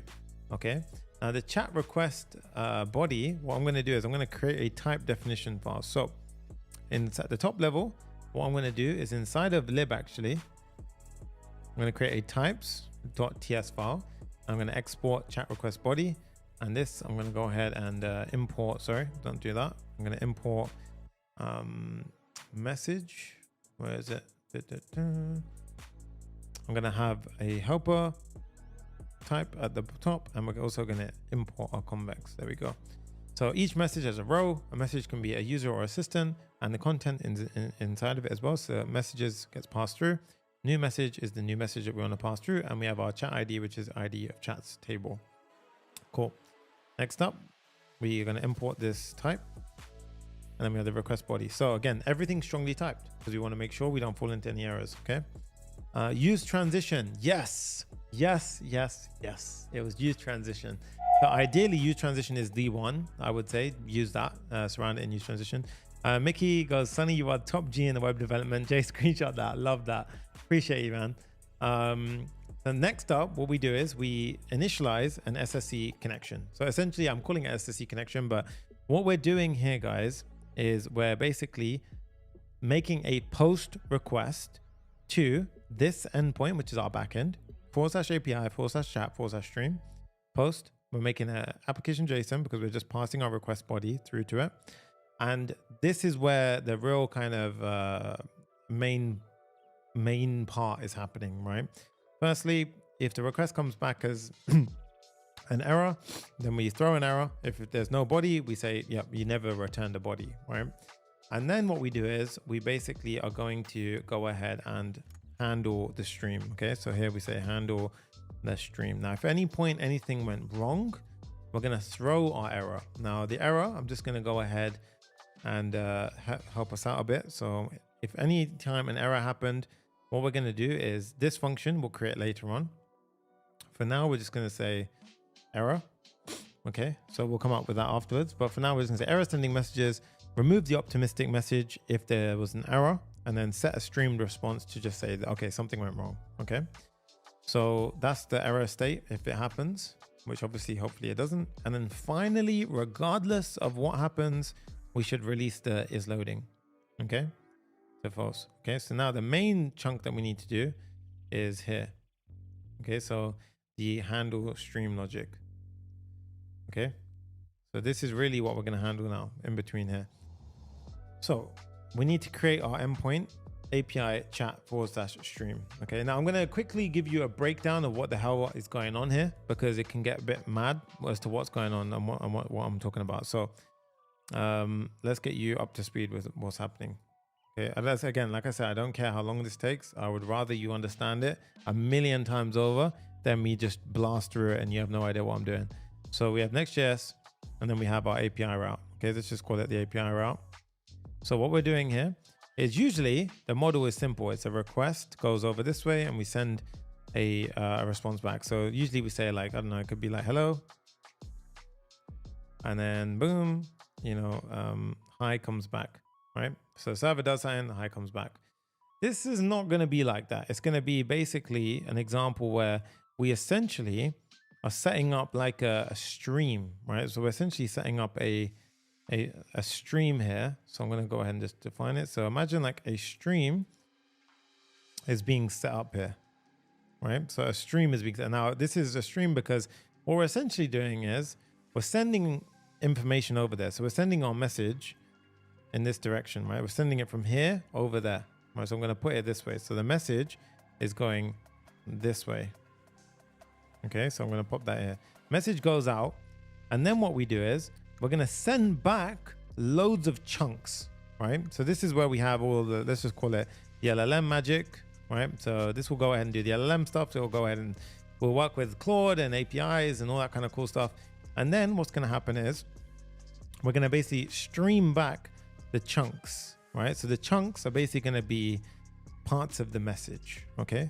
So it's just going to be like chunks that are going to come back, right? And the way we're going to, and I've done this because it's like a flowing kind of array of things. So imagine we do this and then we're streaming the chunks back, okay? So like every time we receive a chunk, it's more like this. So we get a chunk, boom, it goes over there, right? We get a chunk, it goes over there. We get a chunk, it goes over there. We get a chunk, it goes over there. We get a chunk, it goes over there. And eventually all of these chunks build to basically give us the full response. At which point we take the full response and we store it in the database. Okay, so that's essentially what's happening every time we're streaming it over that way. Right, so we have to do something called we have to keep a connection open when we do this. So how the hell does all of that work? Right, well, I'll make it simple. Okay, and the thing is as well, a lot of the time you might be wondering, oh, we can use the Vercel AI and all this kind of stuff. Well, yeah, you can use stuff like that, but one, as you get more nested and you start using bespoke tooling and different frameworks, there's not always a pre-built stream solution out there. So this way that I'm going to teach you will work for anything and everything, regardless. Is a architecture called server sent events, right? So essentially what we do is we define our structure. We say this is some server sent events. So we basically send messages which correlate to stuff like this. We say a done message if we've finished sending all the messages, okay? We send, let's just say, a partial message alongside all of the chunks. So every time we send a chunk, we could send, for example, a chunk with, so let's say we sent that over, we could say that that was a partial. And then the front end, when it receives partials, it can do something. When it receives done, it can do something else and so forth. And we call this architecture server sent events, right? So this is what we're essentially building, server sent events. Okay, so this is called server sent events. So I hope this is kind of helping you guys out. This topic I've been digging into is asking more questions will get you much better answer if you only logical the engineer requests effectively for best results. Yes, 100%. Right. So at this point now, let's create this API chat stream. Okay. So go into our app and we're going to create our API. Now, does it have to be inside the API folder? No, it doesn't. All right. But I'm just going to make it for simplicity purposes. In the app router, we don't need to. As long as we're inside of a route.ts file, that's enough. But in this case, we're just going to keep it relatively simple. API chat stream. Okay. And then inside of here, we have a route.ts. It must be route.ts. Okay. Now here, the signature that we have is this. This is how we handle routes inside of Next.js 15 or 13 upwards. Okay.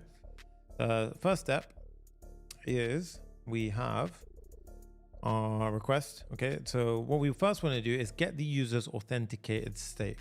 If they're not authenticated, we're going to throw an error. So we're going to have a try catch block. Try catch block. Cool. We're going to say if the user is authenticated or not. So firstly, we get access to their server instance, or this is coming from Clerk, sorry. If there's no user authenticated, whoa, you're not authorized. Chill out, hold up. You're not going through, okay? So that's the first step. Next up, what we do is we extract the chat request body. So remember we wrote this before, the chat request body. And this is essentially what we're doing here. Now, this is kind of looking a bit confusing, but really what that is doing, guys, is it's that. So we await the request.json. So if I was to put this in a single line, the way it would look a bit more easier, guys, it was something like this. So const body equals await the request JSON. And we can say as chat request body. And then you can go ahead and do the following. You could just say, like, if this makes it easier for you guys, then feel free, like, there you go. Okay. That's essentially what we did there. with destructuring it all in one go. The cursor gets annoying sometimes, especially when I'm trying to explain, right? Then we get our convex client. Remember, we created this helper earlier. So we basically get the messages, new message, and the chat ID, which we passed through at this point. Remember, we prepared it on the client side, right? And then next, we basically have to start the beginning of our stream. So what I'm gonna do there is I'm gonna turn my own voice down because I can hear myself too loud. I need some calming music for a little while.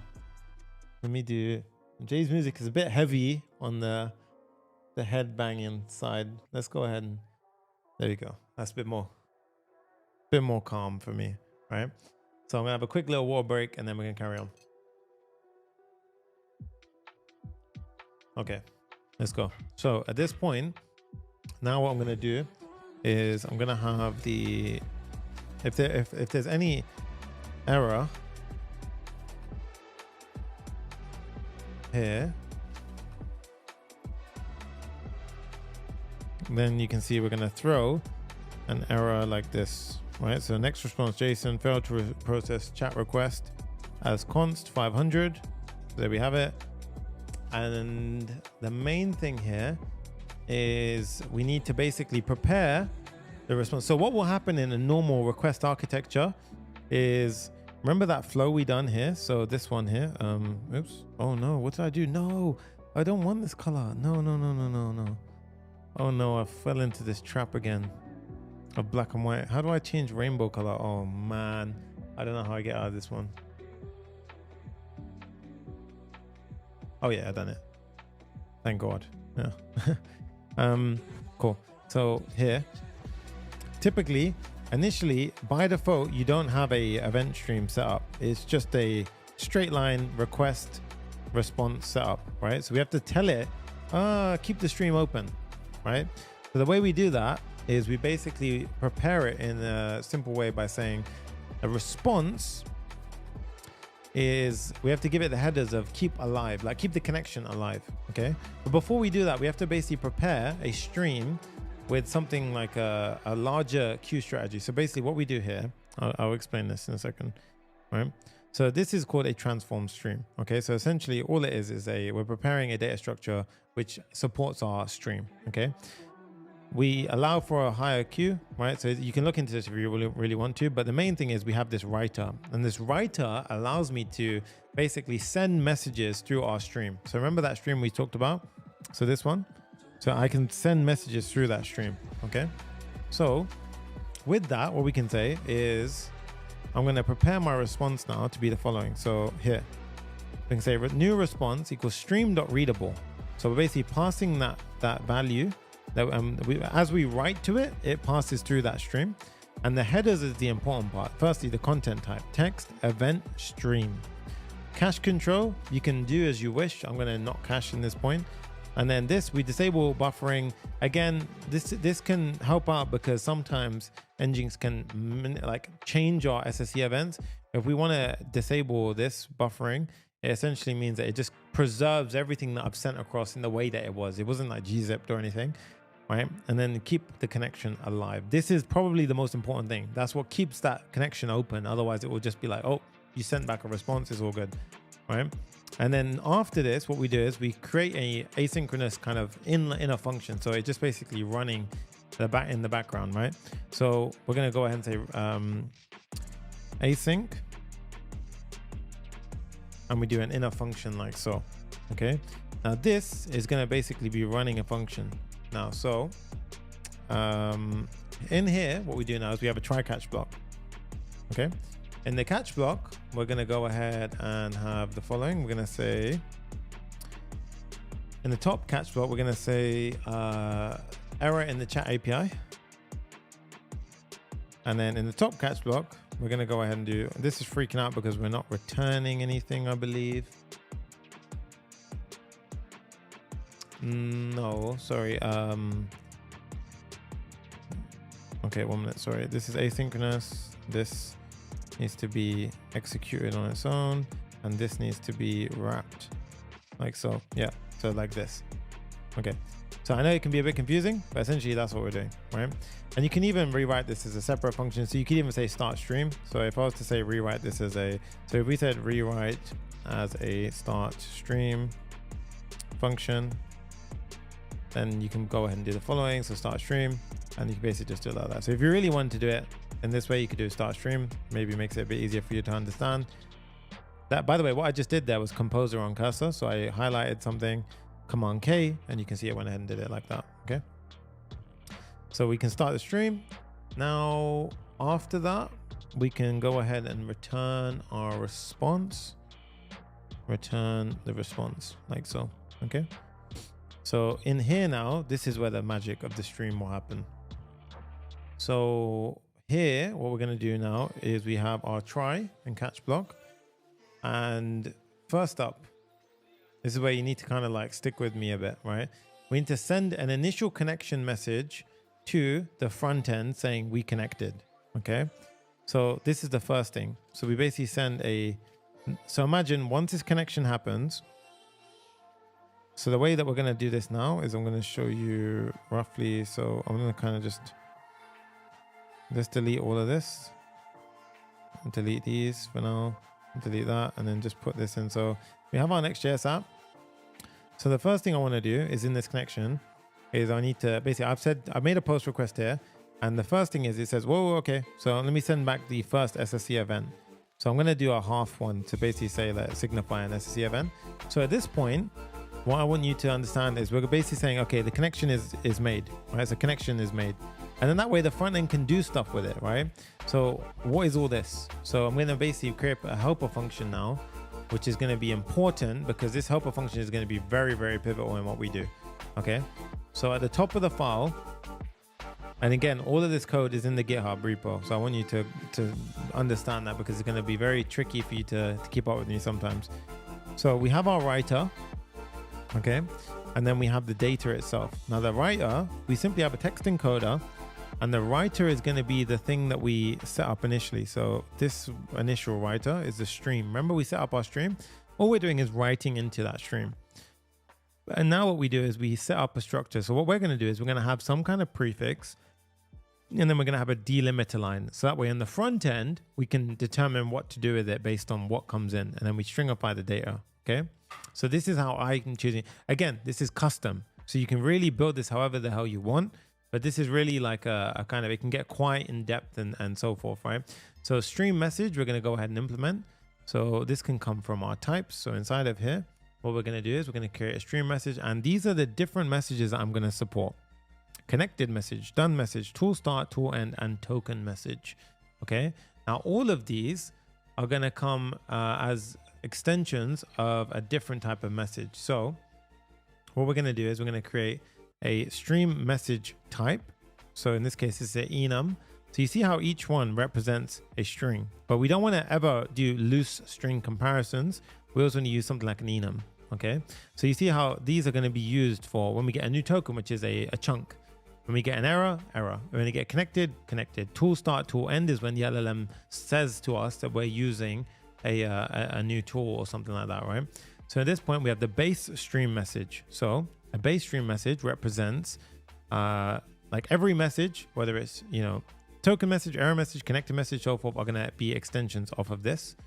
And then each one is just going to simply go ahead and be built from it. So what I'll show you is the following. So we have the following. So we have a token message, which is very simple. It has the type, which is, type will be token, and then the token itself will be a string. Error would contain an error.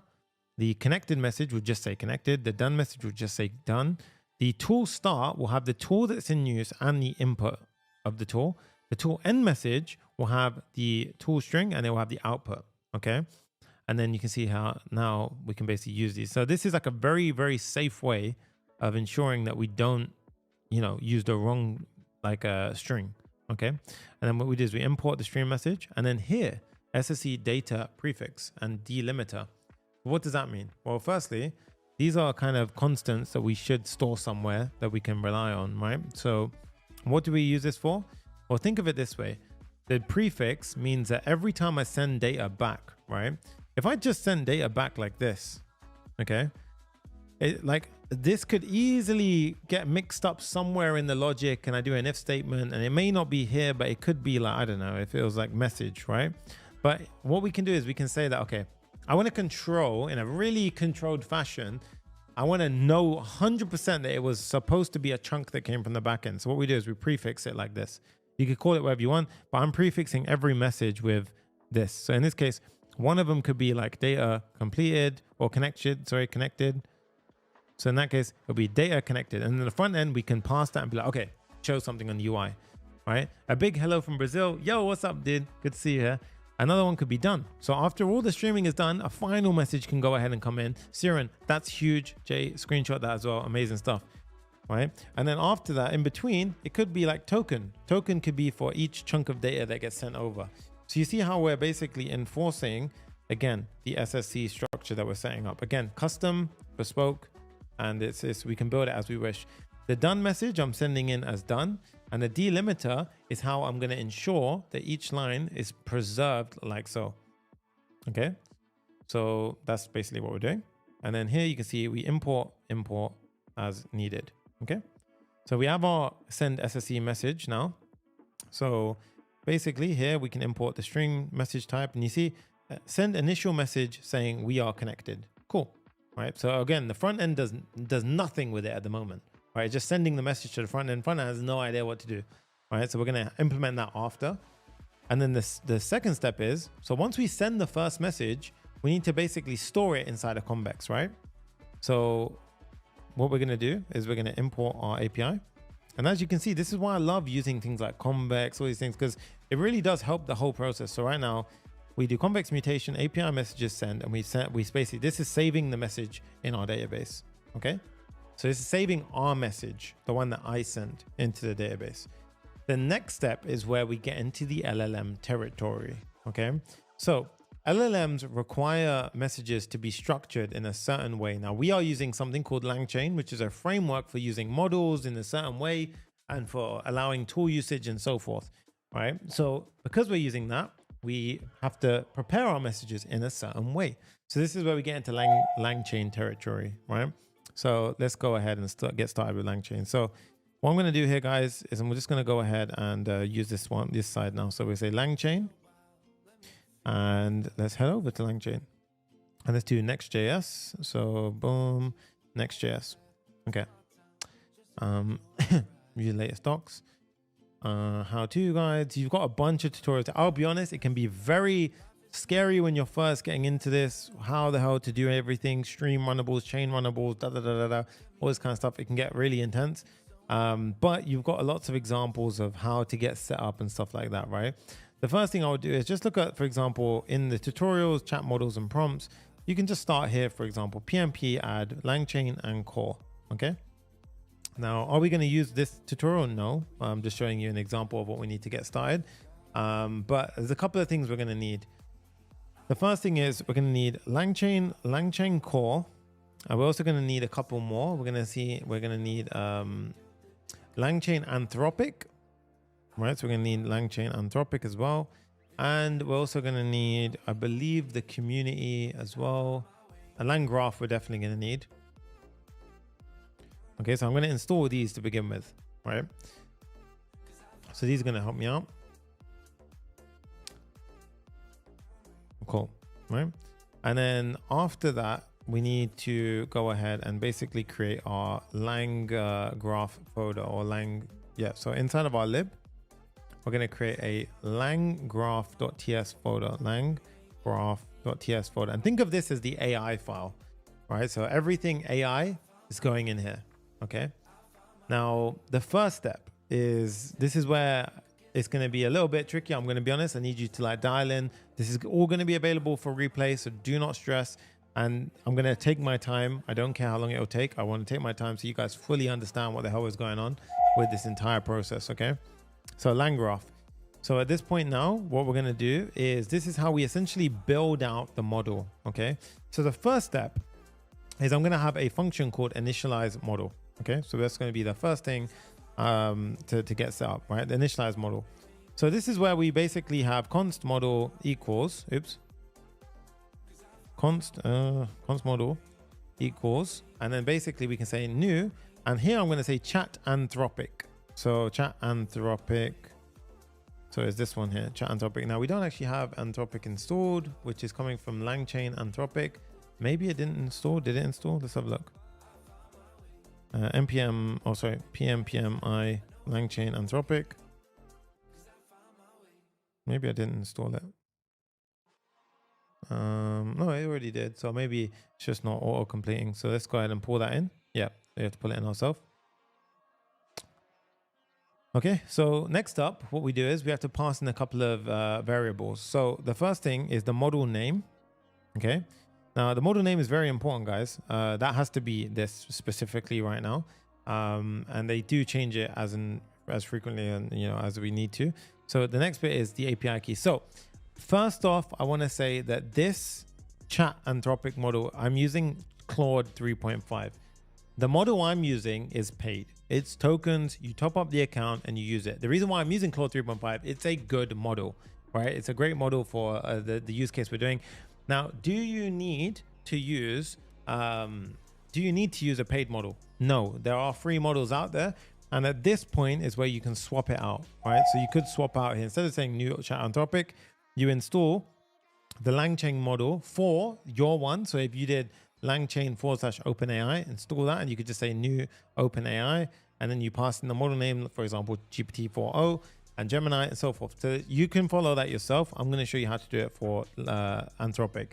Now, for Anthropic, what you can do is you can get your key, all right? So if we go to Anthropic console, so what you want to find is, I want to show you from the beginning. So we say Anthropic, let's just say, if I want to Google this, I'm just trying to get it. There you go.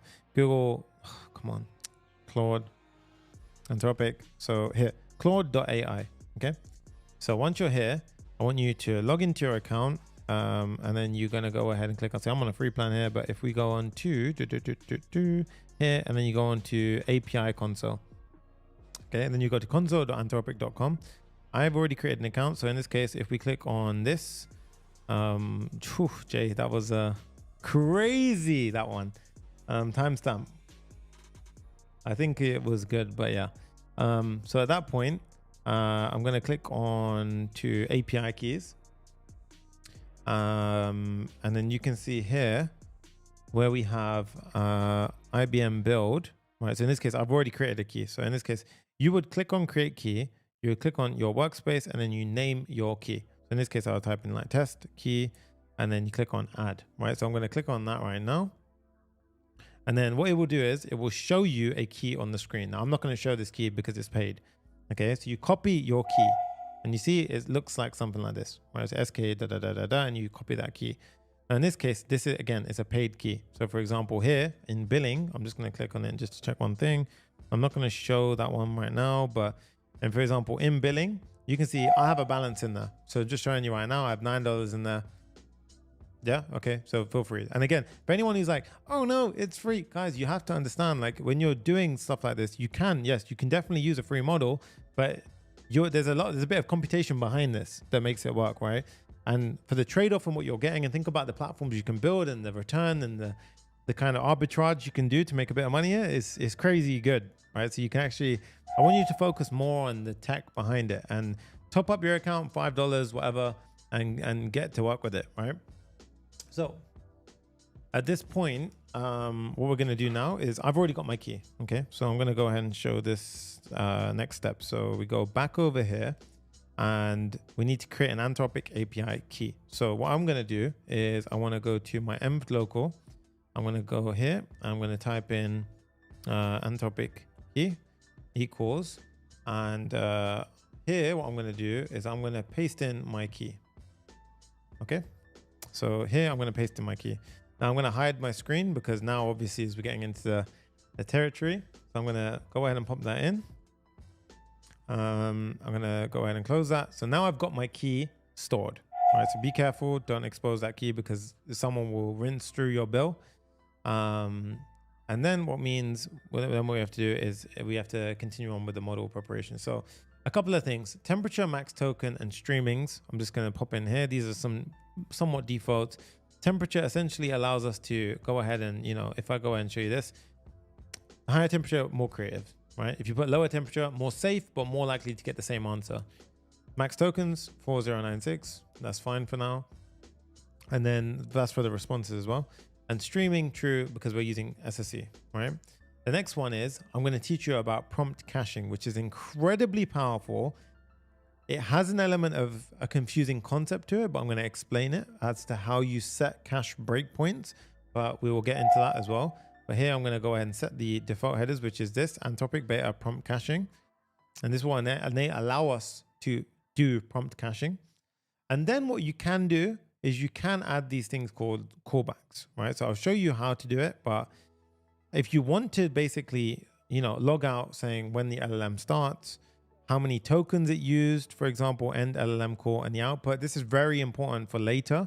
For now, I'm just going to comment this out because we don't want to, bulge out the this part for now, but it's important for us in terms of understanding how many tokens get used. Okay, so actually we'll keep it in there for now. Okay.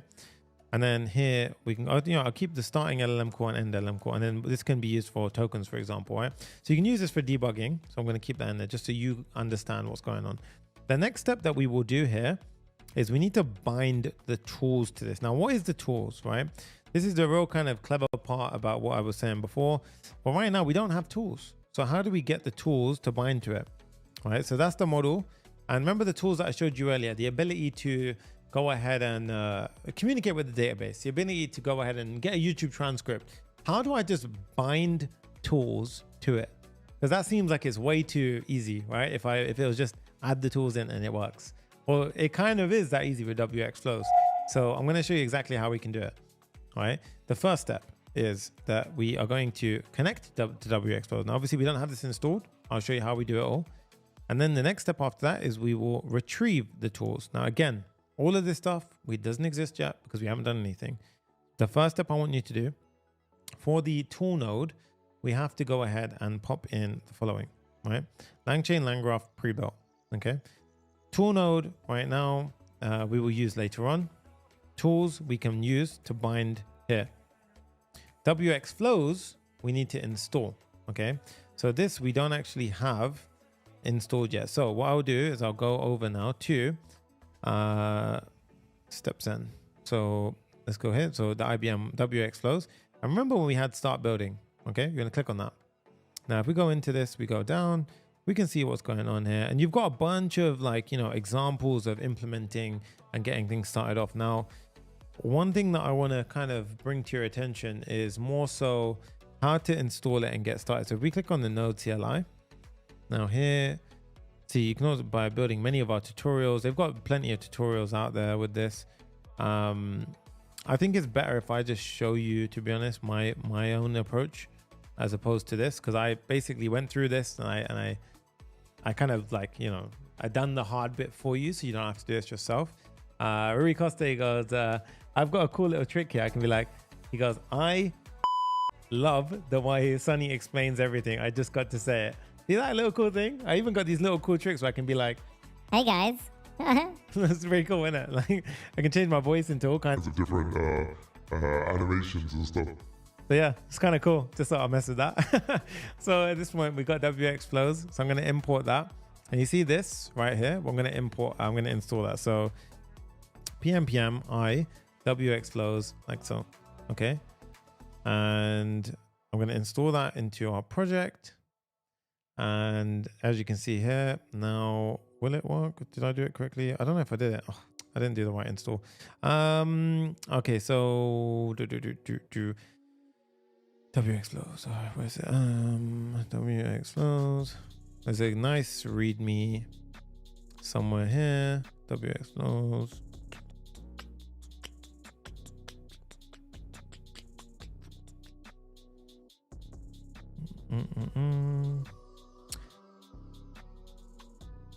I'm trying to find one command. Come on, guys. Let's find it first. Getting started. Was it here? No. Roy, a friend of ours over at IBM, actually made a tutorial, but it's not that I'm looking for. It's one line. Or is it here? Wxflows SDK beta. There we go. Okay, that's what I needed. So it's pm I Wxflows SDK at beta. Okay, quick little water break. Now,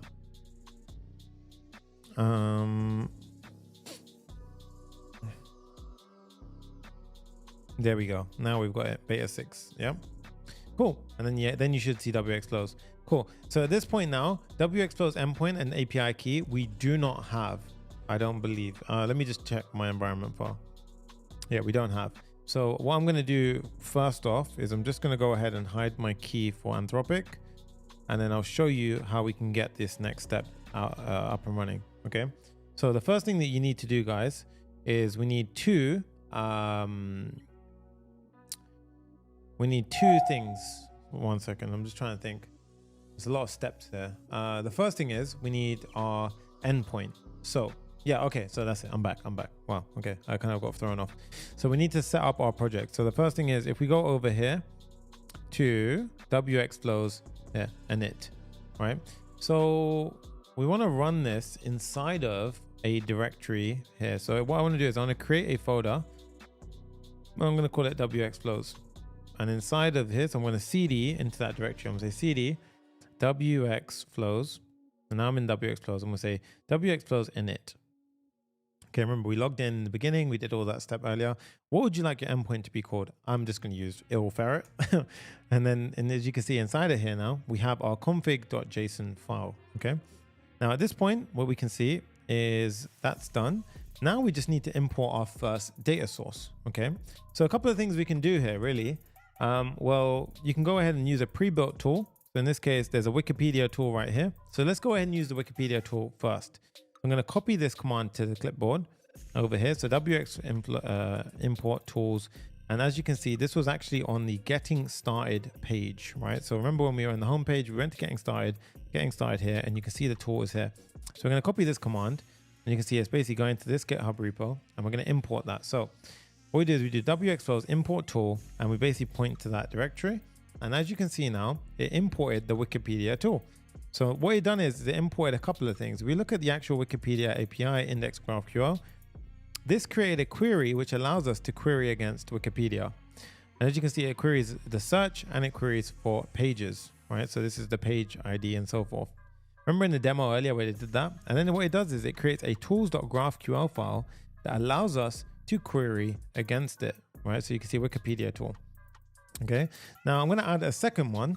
So in this case, let's go ahead and do the Google Books tool as well, right? So Google Books, I'm going to copy that one.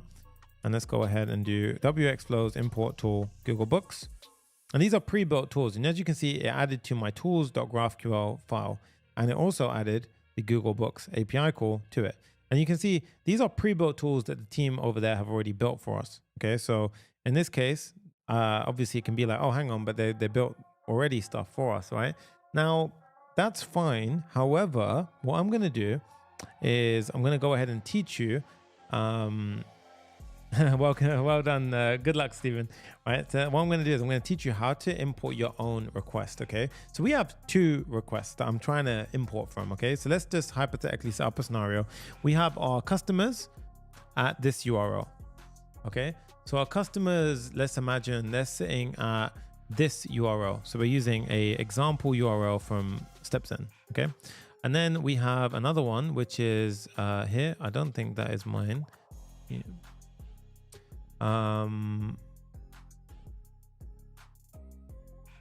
One second. Okay. I need to remind me, Jay, to invalidate the thing, because that was wild. Why I just did that? I don't think that was mine though. And then we have comments. So let's say comments. This, right? So in this case, we've got dummyjson.com/comments, right? So there you go. So at this point now, we have the dummyjson. So we have this, which is basically a comments. All the comments are there. So you can see like, there's dummy comments and everything. So basically, I want to make a tool from that. So how the hell do I do that, right? Well, it's actually way simpler than you think. What we do is we say Wxflows import curl, and I pass in that, right? So let's do that, import curl, and I pass in the comments. Now, check this out. Using the flows engine, done. It created a curl command for that. And as you can see, comments entry, created it from there, and it introspected the response from there. So it actually went into the URL, introspected the entire response, and it connected it to our tools graph. So as you can see here, actually, it didn't connect it to the tools graph. So I'll show you how we can do that as well. But that was the curl that we did. And I'm going to show you another one as well. So we're going to say import curl, and we're going to do the second one, which was going to be for this one, the customers. Okay. Customers. And as you can see, it will do curl, another one. And obviously there's a few parameters you can pass in to rename these, but I'm just going to keep it as curl and curl1. And this one, again, hasn't been added here, but this is where we can go ahead and enable the call that we need, right? So I'm going to show you how we did it. So now we're going to update our tools to basically give the commands, right? So I'm going to go ahead and say the first one was comments, right? So here we have the Wikipedia tool, here we have the Google Books tool. Okay, so underneath this one, I'm going to create another one, which is going to be called curl comments, right? Again, all of this code is inside of the inside of our example, right? So TC tools is from here. So if you see here, I'll say my query. This one was actually, sorry, this one was my query as well. So I need to change one thing, I believe. I think it was. Okay, no, so we can keep that as TC. Yeah, so TC tools, there we go. TC graph QL tool, and then the arguments, right? So we've got the curl command, and then here is the part dummy comments query. Okay, now dummy comments query doesn't exist, right, at the moment. So what we need to do is inside of our curl01. So inside of our curl01, so this is the comments. Oh, I've done it the other way around. Okay, so here we're gonna call this query dummy comments query, and we're gonna pass it like so. Okay, next one is inside of the tools. After this, we're gonna go ahead and get the and you can also pass in this description. Is very important, by the way, guys, really important. This one is essentially how to go ahead. It's like a system prompt, so really that is as good as your model will be. So you have to be a bit careful with that one. So if your model isn't acting the way you want it to, you can basically modify the prompt that you put there. Yeah, that goes into like the prompt engineering side of things. But customer data is the next one. So we had the curl comments and then the customer data. Customer data, this one, my query, it correlates to this one. So it was actually this one, my query. And again, you can rename that to be customer data. So let's just say customer query, and then tools, customer query. Okay. And now you can see retrieve customers information, including their address and order, return customer data, their name, email, blah, blah, blah. To search for customers with ID 1, use the curl URL followed by number 1, i.e. API examples /customers/1. So you see, I gave it a little bit of an example. Okay. So we've got 4 tools right now, Wikipedia, and this is kind of an example of how you can, you know, go ahead and do it. And I'll be honest, you can use a cursor to help you out here as well. Let's go ahead and get rid of this for a sec. Now, there's 2 more tools that I want to actually introduce. The YouTube transcript tool. So if we head over to Wxflows, let's do Wxflows tools. So if you go to the Wxflows GitHub repo, so if you just Google Wxflows GitHub repo, you'll come to this page, head over to tools, and then what you'll see is here, a bunch of different tools, YouTube transcript, math, weather. All of these don't require API keys except for weather. So I'm going to show you how you can use the YouTube transcript tool as well. So if you check this one out, so this one here, YouTube transcript. So I'm going to show you another example. And obviously you can build tools as well. So they give the documentation for all of this as well. And what we're going to do is we're going to import tool. So I'm going to do Wxflows import tool, and then we pass that one in. And now what you'll find is it successfully imported YouTube transcript into our area, right? So now you see I added the YouTube transcript instructions to the, and it also added the YouTube transcript API as well, okay? So we've got that in. So now I've done examples of a YouTube transcript, 2 curl requests, and a bunch of stuff. So at this point, this has got 1, 2, 3, 4, 5 different tools it has access to, okay? So the next step is we need to deploy this, right? So this needs to basically be pushed up to Wxflows, like their side. And then that way our LLM can go ahead and pull from it. So that way we can basically retrieve our tools. So this is where you need to pay attention. So we've already imported all the tools, we've registered the tools, and then we do a deployment of our tools. So every time we change any of our tool definitions, we have to deploy the tools, okay? So what I want you to do now is I want you to go ahead and type in Wxflows deploy. And as you can see now, it's deploying and it says, hey, it did it, okay? So what I want you to do here is we got a bit of a response back here, and the one that we care about is this one here. So you need to copy that top URL, okay? And what I want you to do is head into your environment.local file, and I want you to basically add in a Wxflows endpoint, okay? So this one here. So obviously this is the one that I just did a second ago. Oh, no, this is the wrong one. This is from my other app. So it's this one here, okay? So you will have one for your app, and then we have our API key as well. So obviously I'm going to invalidate all my keys afterwards, but for now, if I did Wxflows who am I on my API key, and I show you what's going on, look, my API key would be this one. So you basically get this command, and now you have your key that you pop in there. So again, all of these are in the environment example file as well. So once that's done now, we have a Wxflows API key and our endpoint. Again, I'll put this in afterwards, the Anthropic key, okay? So now heading back over to our LangGraph now, as you can see, the tool client uses the Wxflows SDK. It says, okay, we're going to initialize it, and the endpoint is going to be what we just pushed up to on IBM side. And then the API key to access that is going to be the API key that we just got on the terminal we set in our environment files. So now we've got access to the tools that we just deployed. Cool. Simple as that. Now what we do is we create a tool node, and that's going to be used later on. The main way we connect it to our Claude, our OpenAI model, whatever we're doing, is we basically go down to the bottom and we say .bind tools, and then we return the model. So initialize model will prepare the entire model for what we need to essentially do in order for it to use tools, okay? So that's basically where we need it, all right? Now, this is when it gets to the more fun part now. So the next step is we're going to create something called a workflow, okay? So const create workflow. So create workflow. And again, all of the documentation is on the website and all the code is available, right? Started watching Sonny since Next.js 12. That's awesome, man. So in this case, here we're just going to create a workflow. So yeah, we don't need to set up. Okay. So the first step is we initialize a model. Cool. Right. We have our model, and there we go. This is, of course, you see a runnable chat Anthropic file. Okay. Now, with this in mind, what we do is we are going to prepare something called a state graph. Now, I'm going to basically teach you how this all works, and then we can go ahead and prepare it all. So I'm going to say const state graph equals new state graph. So state graph.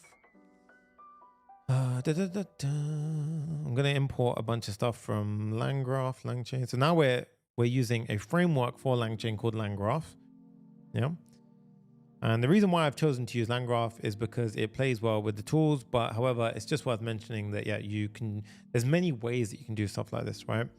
But in this case, state graph, right? So here, now what is state graph?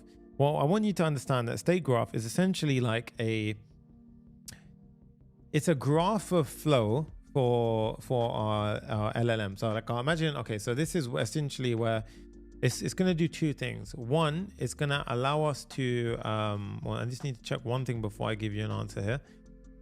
It's more a case of, Okay, yeah. So StateGraph is basically going to prepare some memory for us. So we're basically creating a graph, and this graph is decisions. So basically, when I ask the AI a question, it will say, okay, should it call a tool or is it done? All right, should it call a tool? And then after that, the response is, should it call another tool? And then after that, is it done? So essentially, that's what we're building initially. And what we do is we add nodes to it. And the nodes are basically like, we say you have a tools node where you can you have the ability to call a tool. Where do you start the tree from? And we're going to say we started from the agent tree. And that's basically where everything starts. And then we're going to say should continue is going to be a conditional edge where basically it's going to say, okay, if it reaches a point, once it gets a response, we have to run it through our conditional edge and say, okay, should you use another tool or should you go ahead and, end here and so forth. So it will make sense in a second, right? So what we do is we create new state graph. And what we do is we say that this state graph has a message annotation type. Now this message annotation basically is how messages are structured in a chat template, right? So in this case, message annotation refers to, if we click on this, you can see messages, base message has essentially like text, content, name, and so forth. So we'll get into that, but don't worry about it for now. Okay. So we have our state graph. Now, the state graph, basically, the first step is, this is the state graph itself, right? Now what we're going to do is we're going to say state graph. One second, sorry. Yeah, state graph dot add node. Okay. And the first one is actually going to be the agent node. Okay. So what I'm going to do here, maybe I will simplify this for us by saying const agent node. So we already have our tools node up here.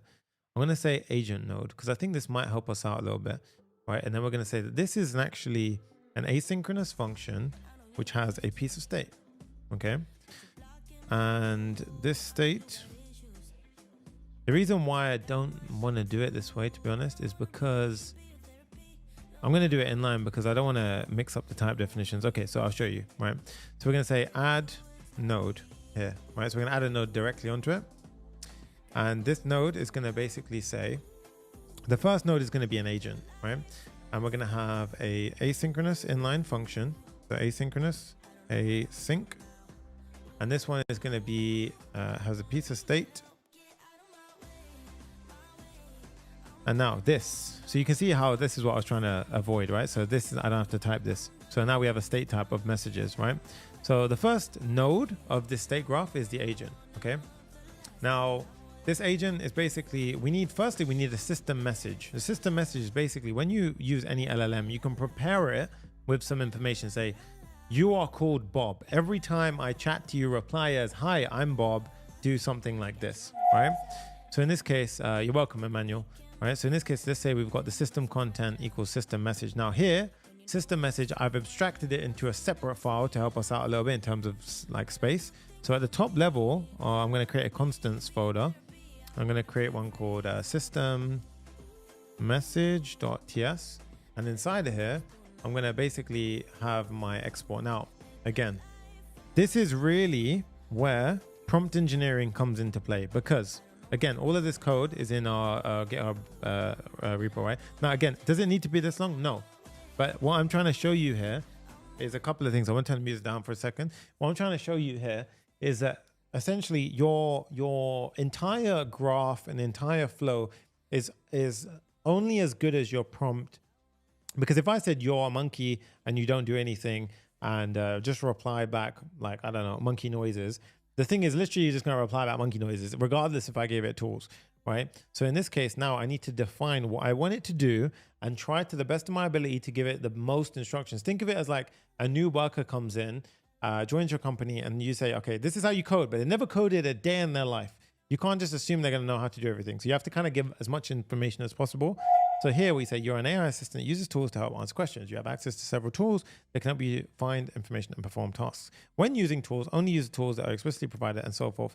For GraphQL queries, always provide necessary variables as a JSON string and so forth. And then what I've done here is I've kind of like tinkered with it. Again, you could do a prompt which is 10 times better than mine. You could do a prompt which is worse than mine. But there's a couple of things that I want you to pay attention to. here, you could honestly delete like a couple of these and it probably would be the same. But the point is that there's an element of fuzzy logic, and that I need you to understand this point really importantly, right? This is the concept of prompt engineering.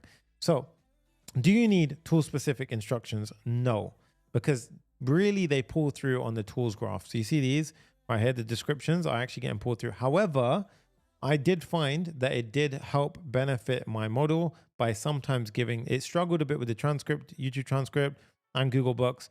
By adding in a couple of these things, it helped it get a little bit better on the right side, right?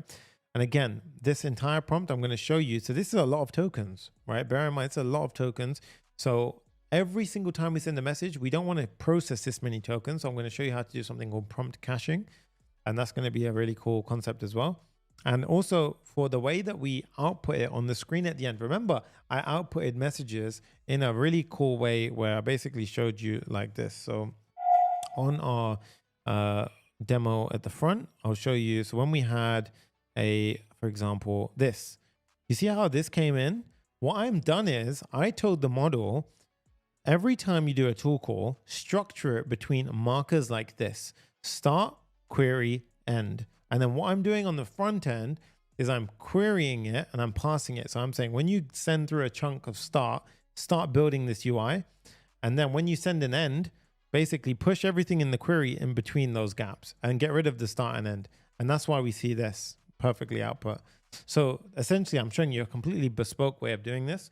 But this is how essentially, this is one way of many, many ways as to how you can go ahead and do it. Again, this is the fuzzy logic part where essentially, again, if I wrote you are a monkey that claps, it's going to reply clap, clap, right? So again, it really depends on how much you're willing to give your system prompt. Does it need to be as big as I've did it? No, right? It doesn't have to be. But again, this is where you could, it's an element of trial and error and testing this is prompt engineering, to be honest, right? So it can go quite on well. But I really need you to understand that it's not like a regular coding thing where it's just you give it this and this perfectly works every time. With LLMs, it's more contextual, it's more understanding, it's more this and that. And the main thing I need you to understand as well is that I didn't explain before, is that this entire flow takes all previous messages into context. And then what I've done is I've even included something called a trimmer function inside of this build. And the trimmer function basically says, so let's say you get to 20 messages. I don't want 20 messages as summaries. I only want the last 10 because that's probably the most relevant bit. If you do really want to get to a point where you have like the 20 or 30, 40 messages and there's key details in each, you can actually create something called summary messages. So after 10 messages, it will create a summary message. And then every time you try to get your previous context, instead of going to 50 messages, it creates 5 summary messages. And then when you have 10 summary messages, it creates a summary message from that. And you can honestly like have, and every time it like reduces the amount of tokens. So really this goes into levels. But again, this could go on for hours if I did all that. So I'm trying to just give you guys as much insight as possible. So we have our system message. The first bit is we have to create something called a chat. We don't have to, but this is one way of doing it. We're going to create a chat prompt template. Now, what does this mean? Essentially, it means the way in which we have our chat. So we're basically going to create a chat template, right? So a prompt template. So we're going to go ahead and create a prompt template with system message and messages placeholder. Okay.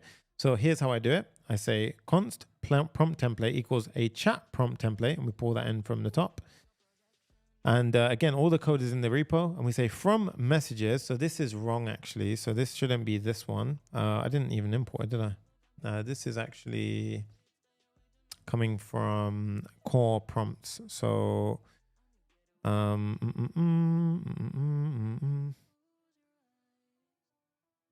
this should come from here. Yep. Chat prompt template. Okay. So chat prompt from messages. The first one is a system message. Okay. System message is important because it takes the content of this, and we're saying that it is a system message. When you work with LLMs, there is a type. There is a user message, the assistant message, which is the response, and then there is a system message, which is like the setting message, okay? Which is the one that's like the foundation of the LLM's setup, right? So at this point, this is the first message. Now, I want you to pay attention to cache control. many tutorials don't tell you about cache control and cache prompt caching. Yeah, prompt caching is basically what it's called, right?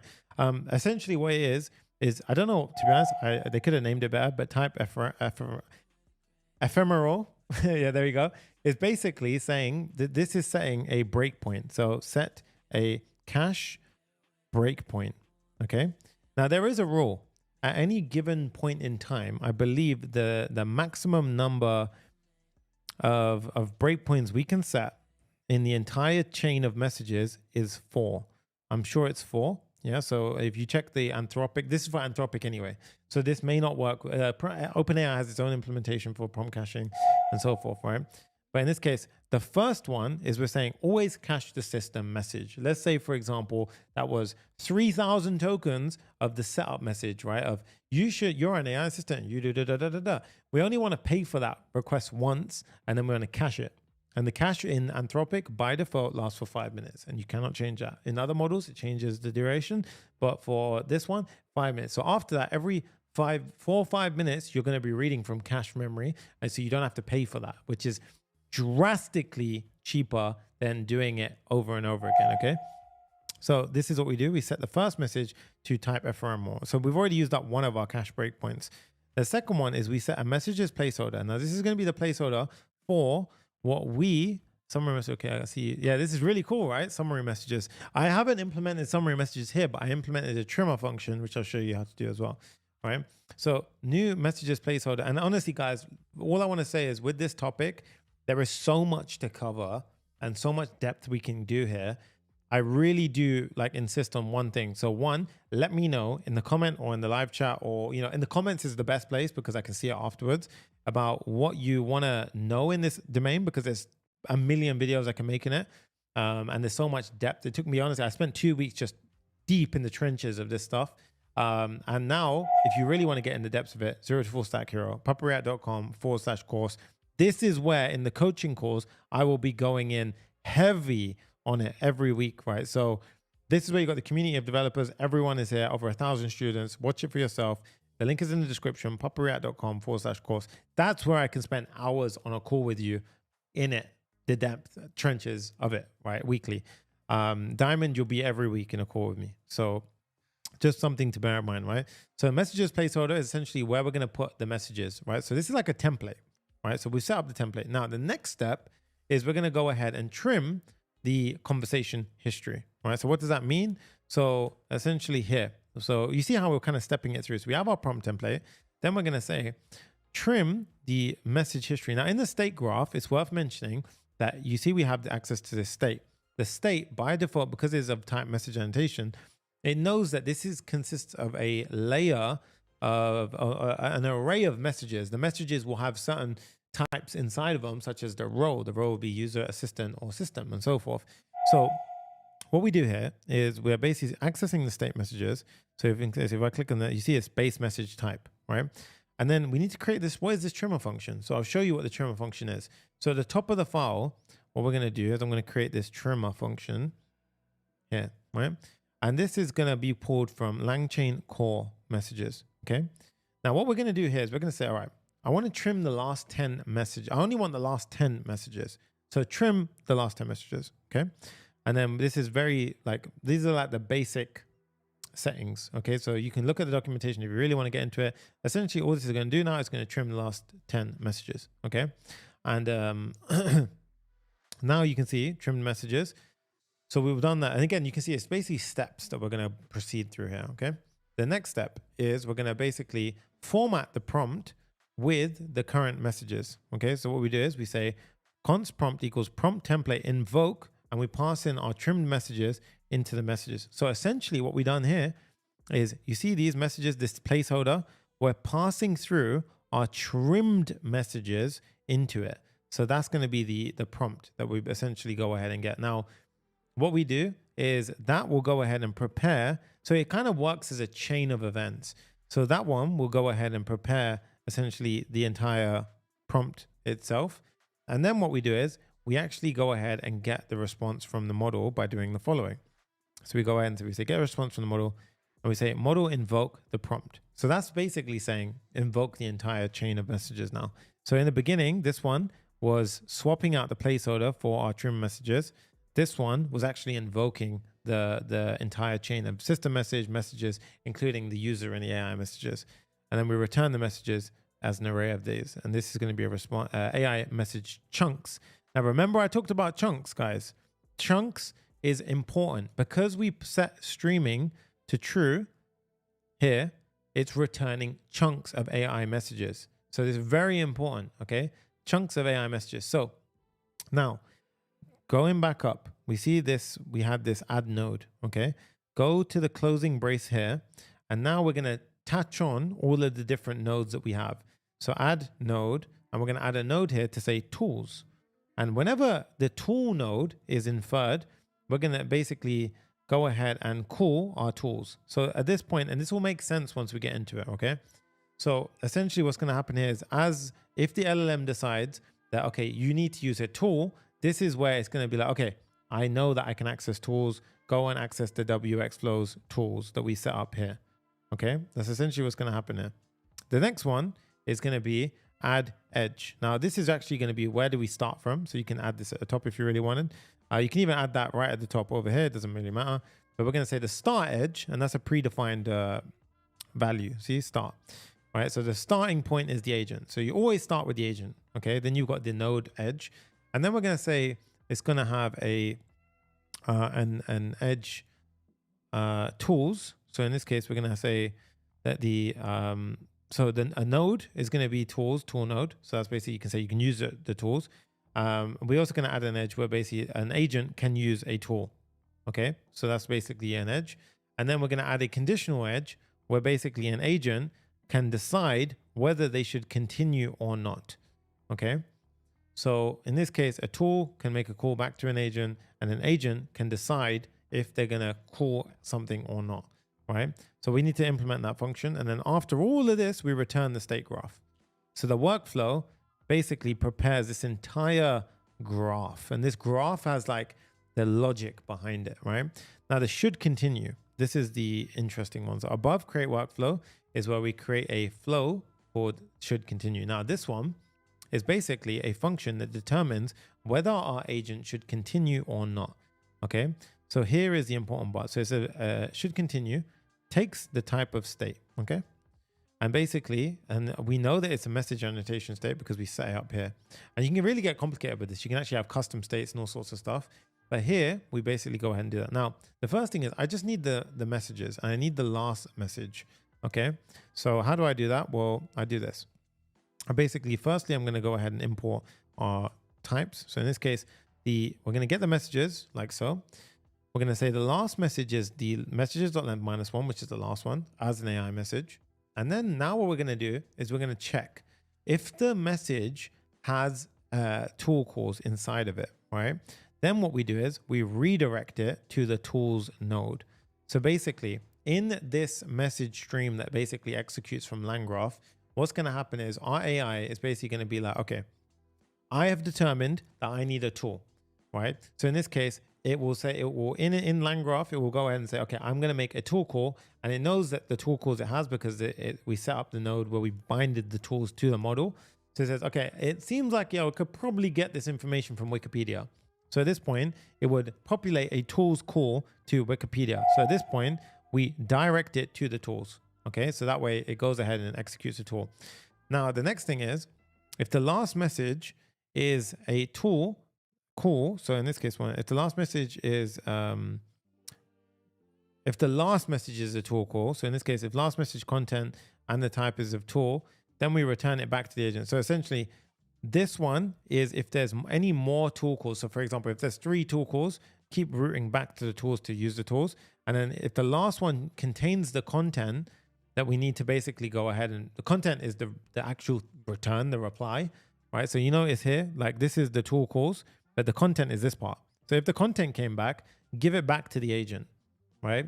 And then after that, if the last message is all good, we simply just reply end. So reply to the user. So when we return with an end, so after all of this, he'll basically go ahead and reply end, right? So create workflow. And again, this can get really deep and intricate. So I need you guys just to kind of just take your time, really break it down slowly, test it out yourself, and kind of like, just don't get overwhelmed is my point, right? Like it can get very scary quickly, but it will come together, I promise, right? So the next thing is we're going to have a main function called submit question, okay?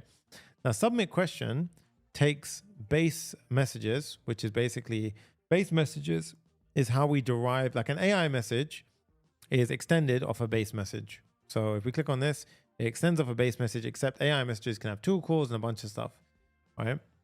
So this build is absolutely fire. Thank you so much, Greg Peters. I appreciate you. So we've got the messages and we've got the chat ID. So you can imagine in this submit question, this is really going to be where the stuff happens, right? So the first thing is, remember I talked about caching, right? Caching is very important, by the way, because it's one thing to go ahead and execute the same heavy prompt over and over again, but you're going to exhaust your tokens very quick. So at this point, we need to think carefully, right? How can we add caching headers to our message before we give the message over to the model? Now I'm going to show you how we do it without, and then I'm going to introduce the caching to it. I think that's going to be the better way to do it. So what do? We basically go ahead and we create a workflow. So firstly, we're not going to cache it in the beginning, right? We're going to create a workflow. Cool. This gives us our graph. Okay. And then what we're going to do is the next step is, which is really important, and our checkpointing won't work unless we actually use something called a checkpointer, right? So what we do is we create a checkpointer and we import this from LangGraph, sorry. And this basically, a checkpointer is important because it allows us to save the state of a conversation. So our LLM is aware that chat 1 is a certain conversation with certain messages inside, and chat 2 is another conversation inside with messages inside. Now, of course, this is important because in order for it to work correctly, we have to give each run its own ID. Otherwise, it will have no idea which chat is which. And you're basically, so you have to give something called a thread ID, okay? So at this point, what we're gonna do is we're gonna go ahead and we're gonna combine our workflow with this memory. So in this case, we say workflow.compile checkpointers. This allows us to basically add breakpoints. So remember this ephemeral, I can't pronounce it, but the caching. So when you enable the caching, this enables us to actually make use of it, right? So that's why we need the checkpointer. And then we actually are going to run the graph and stream, okay? So essentially what we do here is we say const stream equals, and then we say await app.stream events, okay? So stream events. Now, there is something called a LangChainAdapter, which you may come across inside of the tutorials online. Now, I want to scream this to you guys because I spent days on this and I ran into this myself, and I don't want you to do the same thing, is that basically, if you've used the LangChainAdapter, it works without tools. The second you introduce tools and you try and combine the LangChainAdapter with Vercel's AI SDK, it won't stream the way you expect it to, right? So this is why I'm teaching you SSE to do custom. No matter what you do, you can make anything work with this approach, okay? So in this case, we stream the events, and then we're gonna go ahead and have the first step, which is our messages. So you see how we pass in the messages, and this is just the messages, right? So obviously in JavaScript, if the key and value is the same, you can shorthand it. And the second argument, which is the important one, which is why it's freaking out, is this. So you see how we got the version v2 is very important to say, right? So soon you have to basically pass that in. So that's the first thing. The second argument is the configurable, right? So configurable. Now this one is really important. So if you don't give the thread ID here, okay, so it's not actually this, it's, wait, what's going on here? Why is this being annoying? 1 second. Stream events, do we have this? Yes, okay, so configurable, yes. Thread ID. Okay, so I mean, I'm going to give it to you guys properly anyway, but this is what you need to do, right? Configurable thread ID is the correct one. Version 2 is the other one. So this is very important, right? For many reasons. The thread ID, if you don't give it a thread ID, it doesn't know which chat is which. So if you don't give a thread ID, there is no way it can add caching or breakpoints because it has no idea to which like chat 1 is to chat 2. So thread ID is really important. We give the thread ID the chat ID that we're going to pass in. Okay, so that way we know, okay, The LLM understands that, okay, if we keep chatting in chat ABC, this chat relates to ABC. So I know that the checkpoints that I previously had stored locally and cached locally, I can reuse them for ABC because it's the same chat. Okay, so that's that. And then we're going to say stream mode equals messages. You got a bunch of different values here. The one we're focused on is messages. And then we say run ID. This one is actually can be random as well, but we're just going to say chat ID. So we're just going to pass chat ID to that. Okay. And then what we're going to do is we're going to save. So what is up with this right now? So messages. This is freaking out because of, okay, so this is wrong because of, yeah. So messages. So we got the first one, which is messages, the second one, which is this. Okay. Now what this will do is this will give up, yeah, ephemeral. Oh, nice. Thank you, Ziran. Ephemeral. Yeah. So we got the stream, right? I can't believe I got excited about it, but iteratable, readable stream. I don't know what is happening with my pronunciation today, but it's crazy. Almost to 600 likes, so I don't care.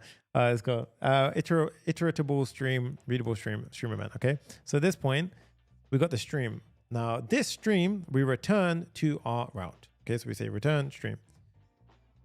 Okay. So you might think that that was it, but the one thing I'll say here is that here, every time we call our LLM, it's going to basically, for every single message, yes, we apply the trim function. So it'll only be the last 10 messages. Every single one is going to use up tokens for you.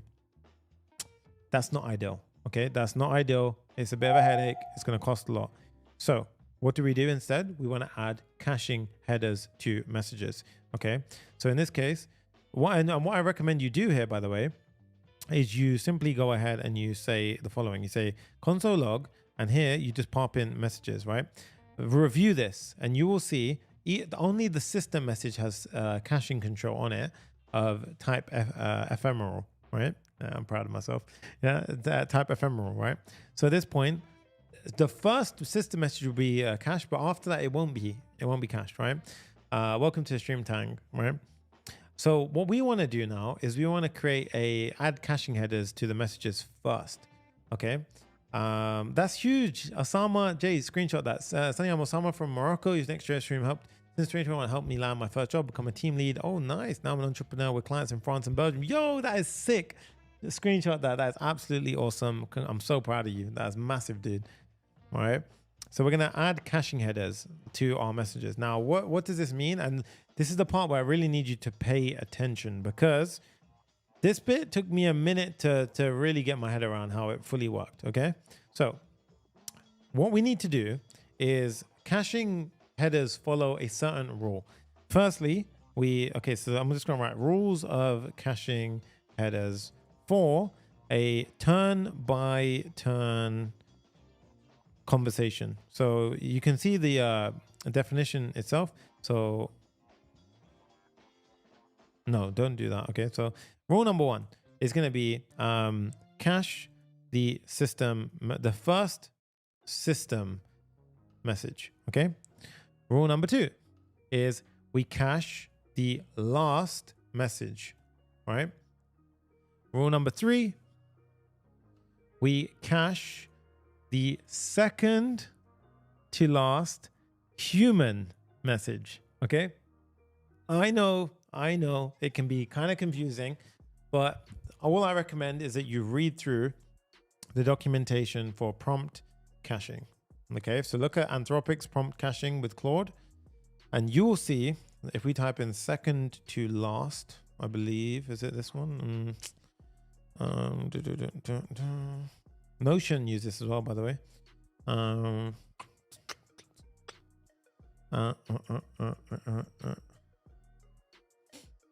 Second. Oh, okay. I mean, I done the hard work for you guys, to be honest with you. I think it might be here. Second. Okay. I mean, okay. It was, I want you to see using cache breakpoints, conversational agents, troubleshooting, conversation.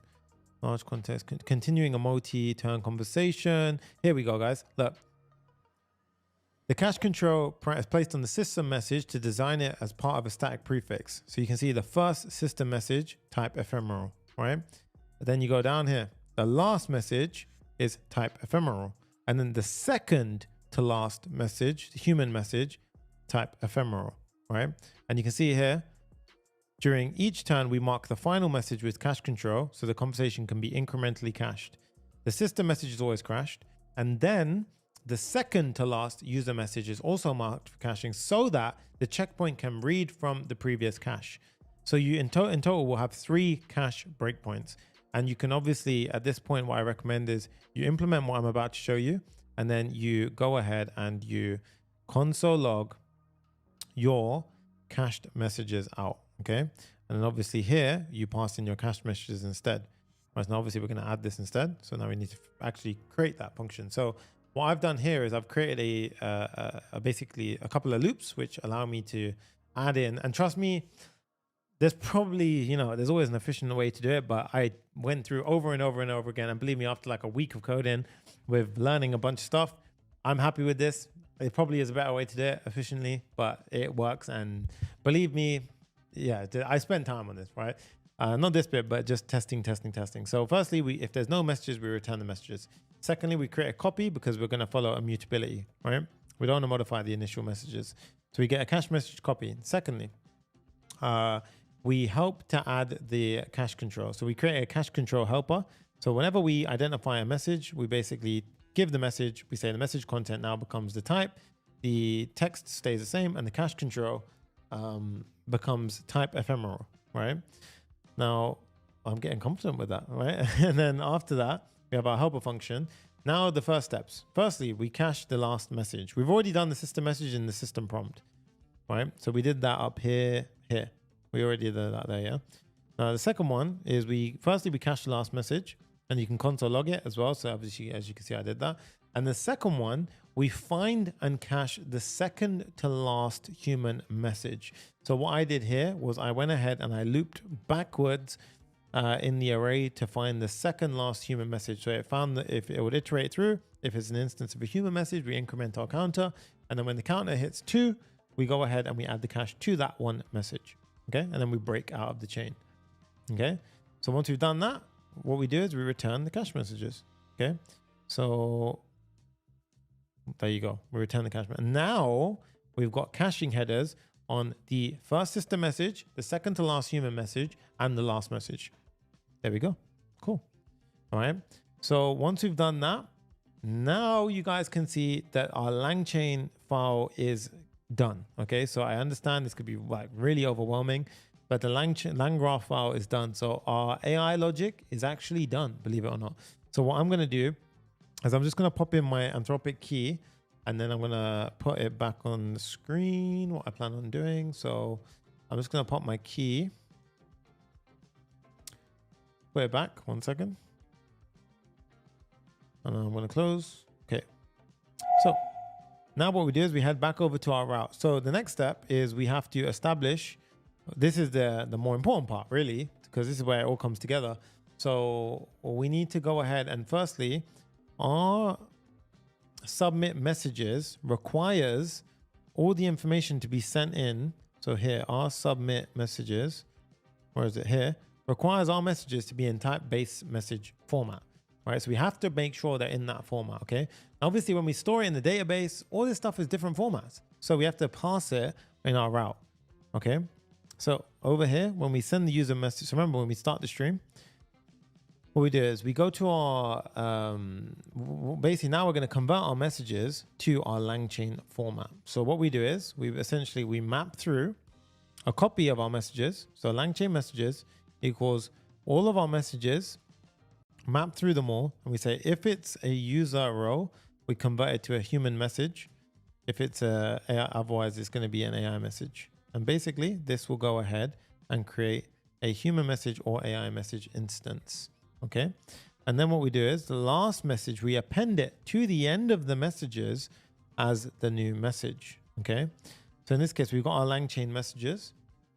And now what we do is we surround the next step in a try catch. Okay, so we go ahead and we have another try catch here, and this one is going to be known as a stream error. So we say stream error, and here firstly I'm going to handle the error situation.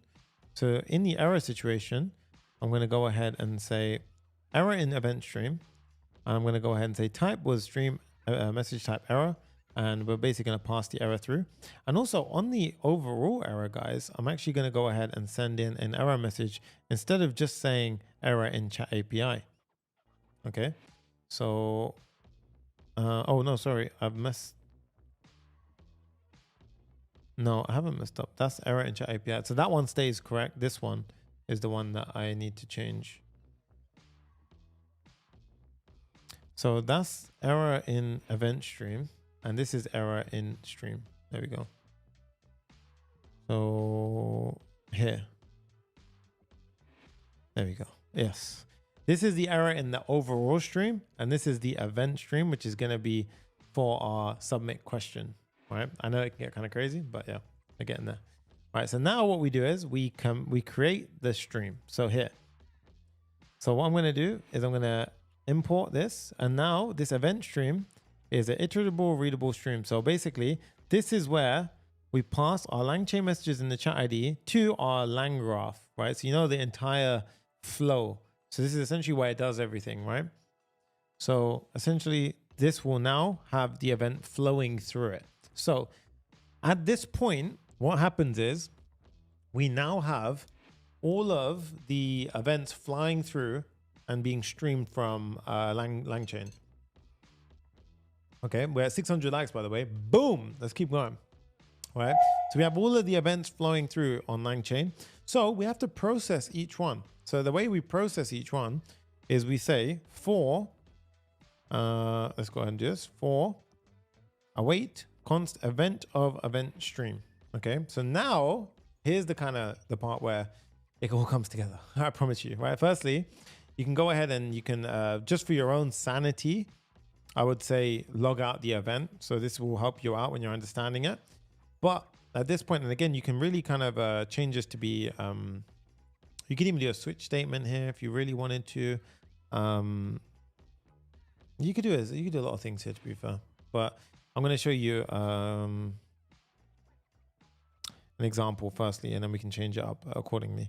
So firstly, there's a couple of important events that fly through. One is on chat model stream, and then there's on tool start and on tool end. Okay, so we're going to basically go ahead and we're going to map through each one. So this one is the next one.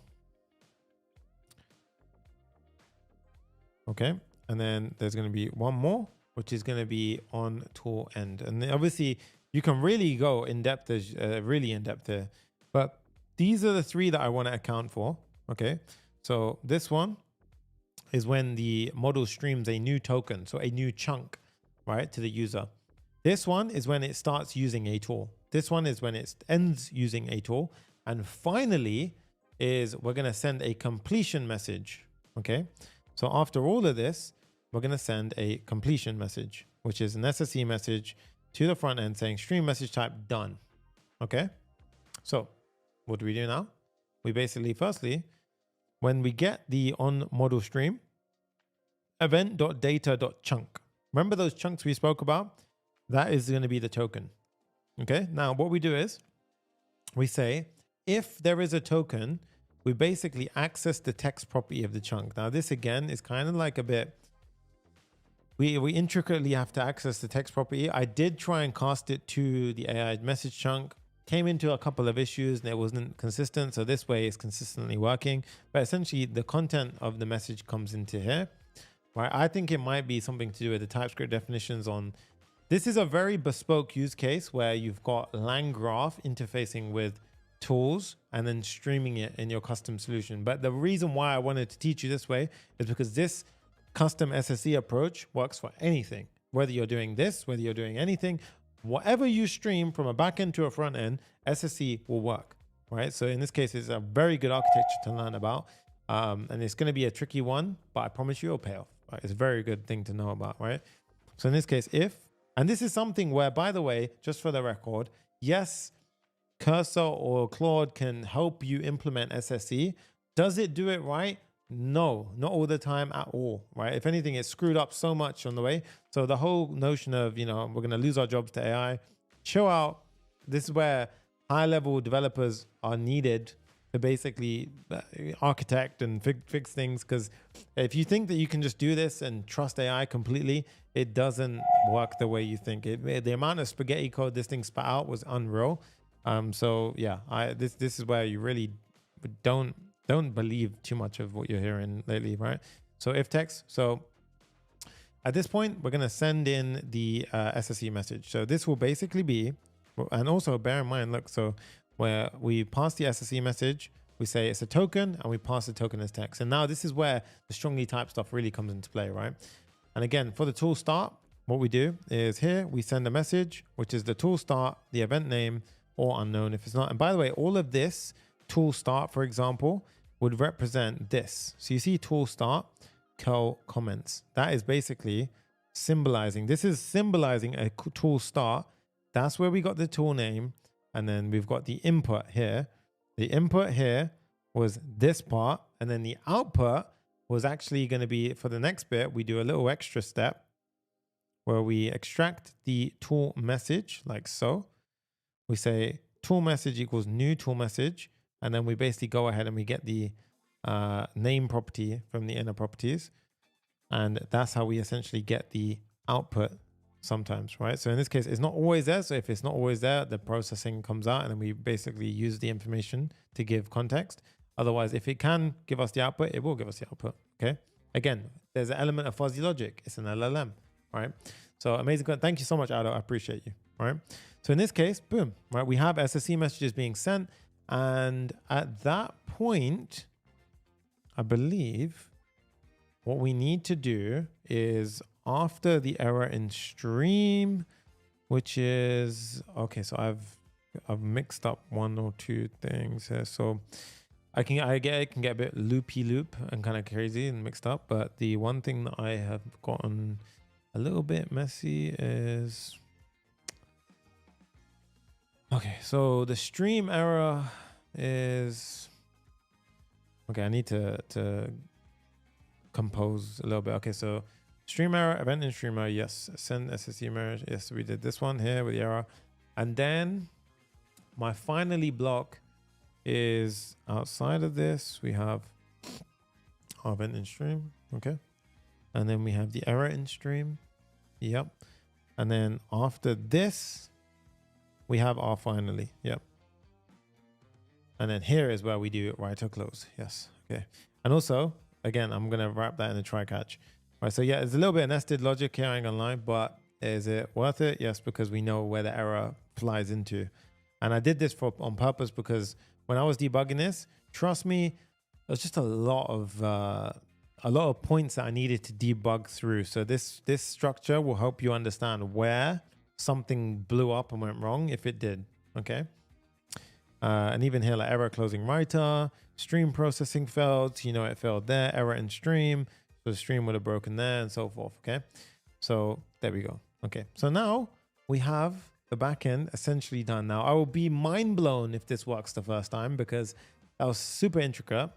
And I changed a couple of things on the fly, so we will see if it works. But main thing is, and debugging aside, it's just solid error handling. Yeah, 100%. Yeah, it's like error boundaries, right? So let's go ahead and head over to the chat interface now. Again, we're not out of the woods yet. We still got a bit to go. Chat interface. Let's go ahead and see here. So handle the stream. So you see these comments always come into clutch because here we have the handle stream functionality. So we have if the response is okay. So here we go. So create an SSE parser and stream reader is the next step. So we're going to create an SSE parser, and here we are going to create this parser, which I need to actually help us out with. So this is going to be a helper function in a lib folder, and then we're going to use the response.body get reader. And remember, we would have given this, we would have sent back a reader with this. So here, response So text event stream. So essentially stream readable. So we're basically getting the reader like that. Okay. So at this point, we need to create an SSE parser. So in lib, SSE parser means like every time we send back those messages. So remember those messages. Give me my drawing. 1 minute. Join 0 to full stack girl. So, yeah, honestly, I promise you, because you can see how much we get involved in this, right? So every time we send back a message now, rather than having a massive if condition, we want to do the same thing for a lot of these SSE messages. For example, these ones, right? Like we want to strip off the data token and so forth, right? So here, now what we're doing is we create an SSE parser, right? So parser. And this is going to help us figure out and basically do the following. So every time it receives this, it will extract, for example, this part, and it will cut it off, right? So for example, so that's essentially what this is going to do. So let's go back in over here. So create SSE parser. In here, we're going to say create SSE parser.ts, and jumping into it, we're going to go ahead and do the following. So I need a couple of things from my imports. I need to create, and basically I'm going to add I added lots of comments here, by the way, to help you guys out. So create a parser for server-sent event streams. SSE allows real-time updates from server to client. Hopefully, by the way, can you guys just appreciate and let me know if my comments and the breakdown I've done today helped more than usual. So I just need to know a little bit of feedback, whether you're watching the replay or whether you're watching this live. If me breaking it down constantly, drawing, and of course that took longer. This could have probably been done like in 2 hours stream, but I'm doing it on purpose because I don't care if it takes long. I think this requires and deserves time behind it to truly understand what the hell is going on, right? So yeah, let me know. So in this case, we go ahead and we call the first thing a buffer, okay? So after this, what we do is we need a pass function, okay? Now this pass function is going to be when we basically have our SSE parser, we're going to be able to go ahead and call this. So we're going to basically create an instance of this, and then we're going to have our pass function, and then we're just going to simply return our pass function at the end. Okay, so that's essentially what we do here. Each time we get a message come through it, we basically process it. So each chunk is a string. If you imagine when you send anything from an API over to a client, everything is a string to begin with, right? Especially when you've got an event stream. So it's not an object, it's a string. And then we have to reconstruct it or rebuild it up to whatever it becomes. So here we have a stream message type, okay? So at this point, the first thing we're going to do is we're going to combine the buffer with a new chunk, and we're going to split it based on the new line. So what does this mean? Basically, we get the buffer, which is our initial string, and we basically add each chunk to it, and we basically split it by a new line. What does this mean is, so imagine as they stream in, as and when it breaks a new line, we're going to basically go ahead and pop that in. So it might stream in like this bit, breaks new line, streams in, and so forth, right? Or it doesn't always come in that way, but essentially that's what we're doing. And then we basically save the last potentially incomplete line, right? So this is just to helping us format it out. Now the main thing is we have to map through each line, and we're going to go ahead and start stripping off the for example, the data prefix and so forth. Okay. So I'm going to go ahead and pop in the entire flow here, and I'm going to just run through it again. The code is in the GitHub repo. I really need you to go ahead and get it. And then and that way you can run through this with me. So we have our line here, which essentially is the entire response being flown through. And we say for each line, we're going to trim the line. So if there's any space or whatever, for whatever reason. Now, if there's nothing, or if the line doesn't start with the data prefix. Now, what is the data prefix? Data. Remember, if we get something without the data come through, don't trust it. Don't do anything with it. So this enforces that we actually making sure that we want to handle it. Okay. The next thing is, so we return null if it's not. And you obviously can make that very secure if you wanted. And then const data equals trim substring. So basically now what we do is we're going ahead and we're extracting we're cutting that off, and we're getting the remainder of it. So say if it was data and then it had to, like, for example, hello, we substring the beginning and we just get hello.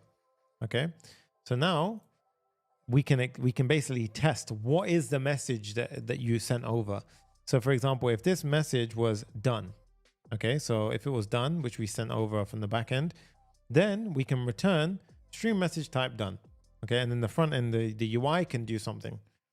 Otherwise, what we do is we try and pass it. So we pass the data as a stream message, and then we basically go through and we return the passed value. Okay, so all this will do is it will go through and it will basically say that it's either a token, an error, a connected, a done, a tool start, a tool end. We're just passing each one, or if it's none of these, we return it as a no. Again, we're just securely checking through. Okay, if something went wrong, we return a message stream error. So for example, if we disconnected or whatever, it'll go ahead and say nope, and then it will basically return that in an error. And then what we do is we filter out any of the messages where the message is not equal to null. Okay, so this is obviously just a precautionary step. So you can see we're actually really processing the stream as it comes through. Okay, so now what we do is we get this, and you see we have the parser.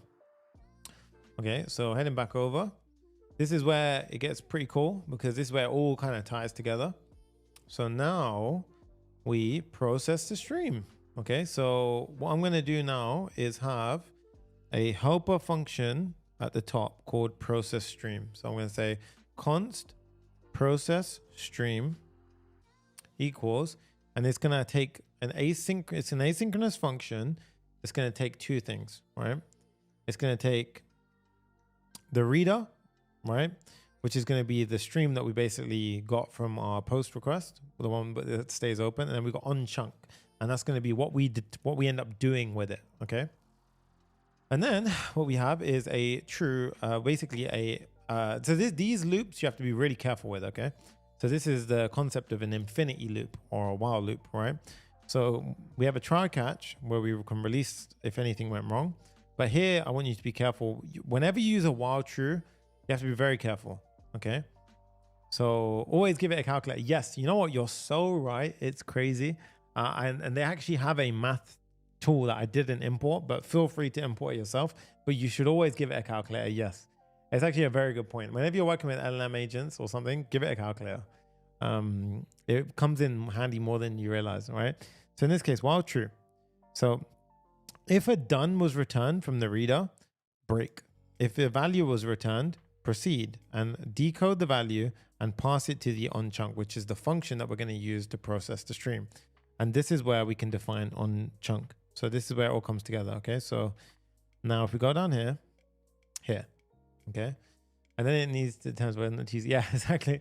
So at this point now we have here. So this is where we process the stream chunks. So process the stream chunks. Okay, so we say await process stream. We pass in the reader, which came back from our route, and we say asynchronous. And for every chunk, this is our on chunk handler. So now every chunk that comes through, this is the final part if you think about it, because what's happened now is we've essentially done the entire flow where we've basically gone ahead and pushed things over there. Now things are starting to fly back. We go through our SSE parser. We have all of the stuff, and we've made sure it's all type checked with our type safety, all following our SSE principles and architecture. And then afterwards, now we basically, this is where we decide if we get this token, do this, if we do this, do that. And then basically we show stuff on the front end, right? I was about to swear. So at this point, we're going to firstly pass messages from the chunk. So remember that helper function that I created, the pass, this one here. So we basically go ahead and we pass that. So let's just pop that in here. We say pass like so. Like so, yep. So we go ahead and we messages equals parser, pass chunk. And now what we do is this will give us a list of stream messages, right? Now think about it, a list of stream messages, okay? I want you to pay attention to what I said. A list of stream messages. So each message has one of these inside of it now. So now I've basically taken this messy stream and I've neatened it into a list of things that we can basically act on. So what we do is we naturally we do a for loop and we process each one. So we say for every message of this message loop, And now I do a switch statement. So a switch statement where basically we go ahead, and a switch statement will basically allow us to check for different types of different things. So the first one is if the message is a token, I'm going to simply set a streamed so basically I'll show you. So firstly, I'm going to import the type. So if a token came back, which is a chunk, so a token, so imagine when AI sends us back a message, for example, if I type in hi, each bit is a chunk. So watch out, chunk. You see that? It was like different chunks just came in, right? Every time it did that, what we do is if there's a token in the message, what we do is we say the full response, which is, by the way, we set up over here. That we're going to use that because that's going to be what we essentially use to store in the database. We keep incrementing the message token, and then we set streamed response to full response, and that gives us that real-time updating as it processes through. It will re-render, and so forth, right? And then it breaks out of it, and then we can carry on processing. So we got tool start again, same thing. Tool start, we do something different, and this bit you can really go ahead and take your time, break into it. Format terminal output. We still haven't written this function, but I will show you what essentially it does. This one is going to be essentially how we get it to look like this. Okay, so there's a bit of a messy function that I've done, but it works, right? So we say if there's a tool in the message, set the current tool, full response plus and equal to this. The reason why we're building up a full response as well, as you can see, it's going to slowly form the full response, and then that's going to be exactly what we throw in the database. Now, yes, you can argue you could do that on the server as well, but in this case, the reason why I done it is because it was more a case of just demonstrating how we take this entire chunk and we put it in the database. Now you can refactor it as much as you want, but I think fair to say this tutorial went in depth enough. Okay.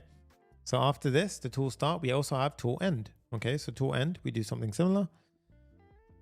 So in this case, we have our tool. If the tool is in message and current tool exists, we'll replace the processing message with the actual output, and we basically process it accordingly. And then here you can see format the terminal output, set the stream response, and so forth. Okay. Now, this one was a bit of a loose check, I'll be honest. Could it be a bit more improved? Yes, I think, because that's why it hangs on processing sometimes. But again, you feel free to change it, fix it. I honestly spent so long on this that I just wanted to kind of get it finished. But yeah, stream message, error. If there's an error, we throw an error. Okay. And then we have the stream done. So when it's done, what do we do then? Okay, so after it's stream done, we call this. We go ahead and say handle completion of the entire message. So what we do now is we make an assistant message, and this has got a temporary assistant, right? So in this case, because I'll show you why as well. So firstly, we import our helpers, we import this helper, and now we're creating a assistant message. We give it a temporary ID, we get a chat ID, the content, role assistant created that, and we basically pass it. And then what we do is we do convex get convex client, and then we do the following. Now, obviously, a couple of things can be argued. This will be local to your computer, so you could basically shift that to become the created that on the schema side. I am aware of that. You could do that as well. But the main thing is you save the complete message to the database. Now, think about what's actually happening here, guys. Well, a couple of things. So we're streaming it in. Every time it hits the token, it's building out the response and it's updating the UI. That keeps happening. Same with the tool. Tool's going to happen. And on the UI, we're going to handle that afterwards. And then afterwards, the full response is fully built because the last chunk to send through is the done. And then we basically take that message when we send it to the database, and then that's how we basically push it into the database. At which point we also set messages.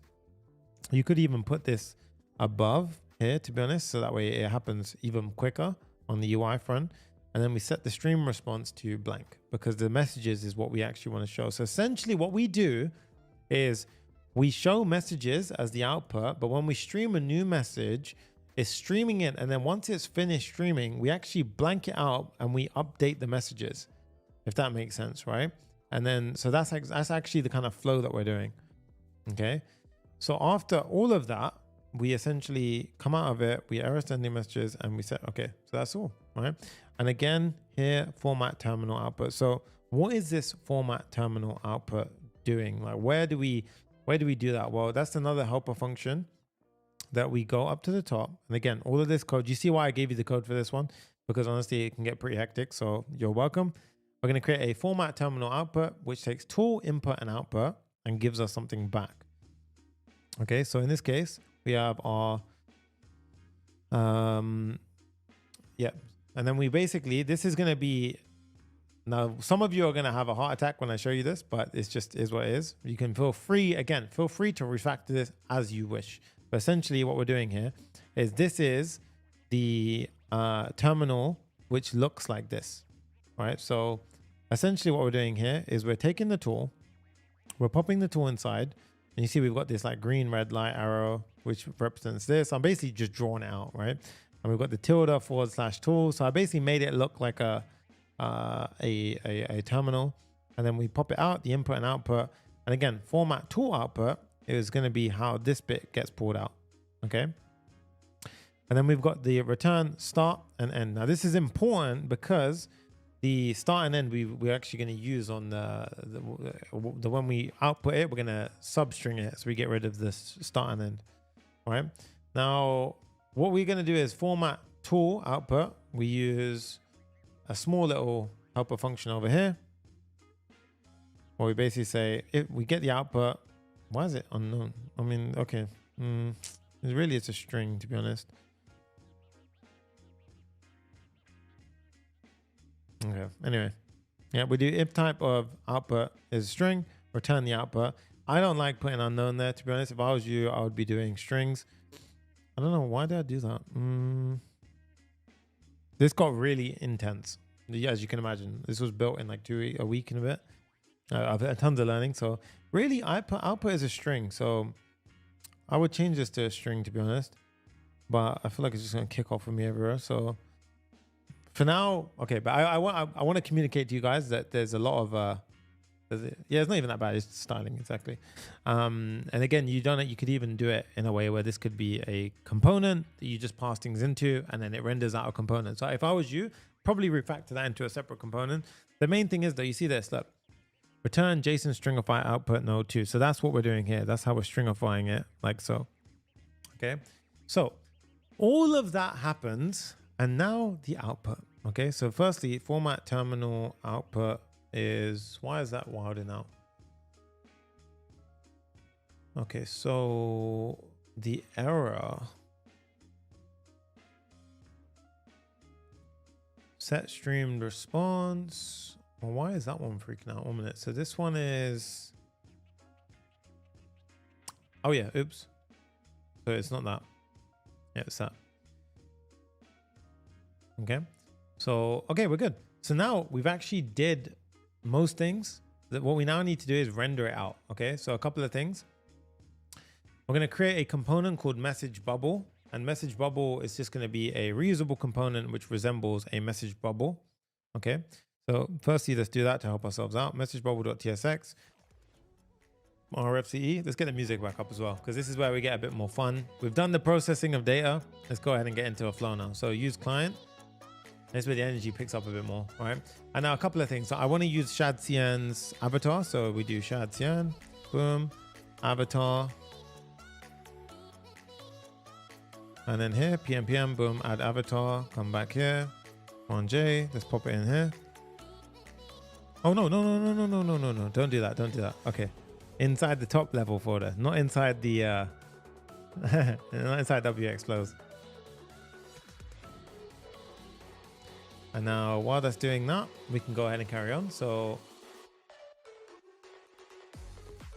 I'm gonna pull in a bunch of things. And now we've got a format message helper function, which is gonna be appropriate for the following. I'll show you. So here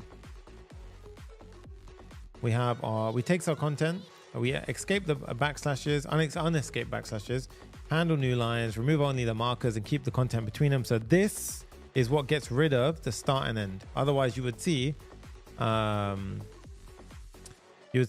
and end here. You would see start and you would see end there. Okay. Yeah, I always do that as well. All right, Real Hero, thank you so much, Tamara. I appreciate you guys. Look, we're almost at 700 likes. Just destroy that like button. We're still going 200. Yo, the retention is unreal, unmatched, Papa Fam. Crazy, holy. And then trim any extra white space. So we've got the message bubble here. Message bubble takes a couple of things. It takes the, let's just pop it in. It takes the content and is user. And then we have the message bubble props. We have the content and is user. We're also going to use the use user to make sure if you're logged in or not. So the reason why is not if you're logged in or not. I want to know if it's the user. I'm going to basically show their circle avatar. Otherwise, I'll show, the other one. So here we basically have a few things. We have the div within a div. So this div is going to be the surrounding case. So I'm just going to help us out a little bit here. And then I want to close this off. Oops. Okay.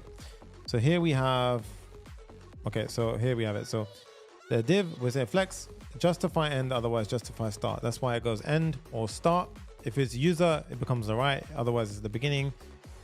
Then we have rounded to XL. This is a bunch of styling and it just changes the color according to if you're a user or not. Then we have the following. So this is where you should always be careful when you use dangerously set HTML, okay? Format message. Now, of course, we're setting it here, right? So we're setting it, according to this and so forth. So we want to set the HTML according to the content that comes in. But of course, be careful when you do any dangerously set HTML, you should be very careful. And then this part, I'm gonna pop it in, and you guys, again, you have the code on the GitHub repo, but I'll run it through. This essentially is going to be responsible for putting the avatar. So the avatar or the bot icon and basically styling it. Okay, so it basically does a rounded full, and all it's doing essentially is this. See these little circles on the bottom right? So that's all that's happening here. So we have our message bubble there, right? So this is going to be used inside of our component now. So down at the bottom, if we go over here, we can see a quick little water break as well. So the first thing I want to see is the div here. So the section we have, I'm going to make it a scrollable section. So this section I'm going to replace with this. So we have overflow Y auto with the background gray. And now also I want to see if we can actually see this chat. I want to see if something's broken or not. Okay, so we have, look at that. We have a gray background. And if I do like 500, we can see, okay, so we're all good. By the way, run it.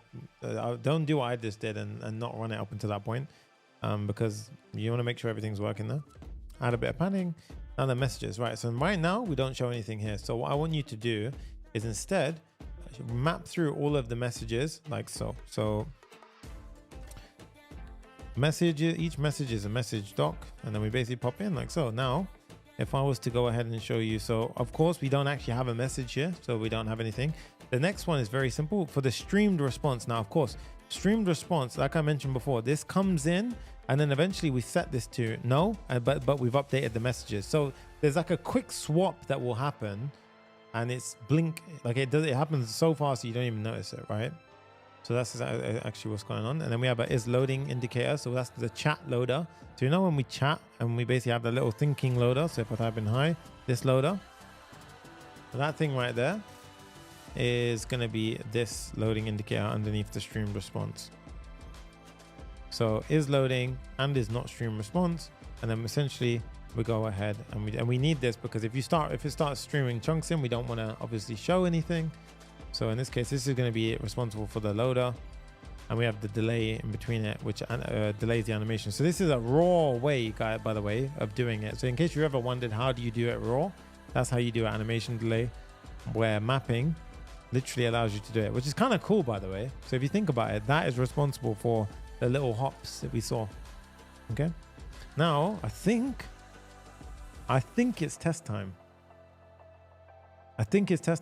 Okay. This is a moment of truth. Oh my God, I'm freaking out. I type in hi. Okay. Stream back. Come on. Oh, okay. Okay. Oh God. Okay. Oh, okay. Interesting. we got chunks back, but we didn't get it the way we wanted it back. Okay, so this is literally okay. I think this is kind of a good exercise. So you can see how it's pulling chunks in. But right now, it's it's adding the entire chunk in, so which isn't what I want. So if I firstly did it save to the database, let's do a refresh. Okay, so it literally saved everything to the database. So we're saving to the database. And Anthropic, thanks you for your costly error. Yeah, I've gone through like $10 in this tutorial. This is not that bad, to be honest. All right, so let's see what happened here. So, okay.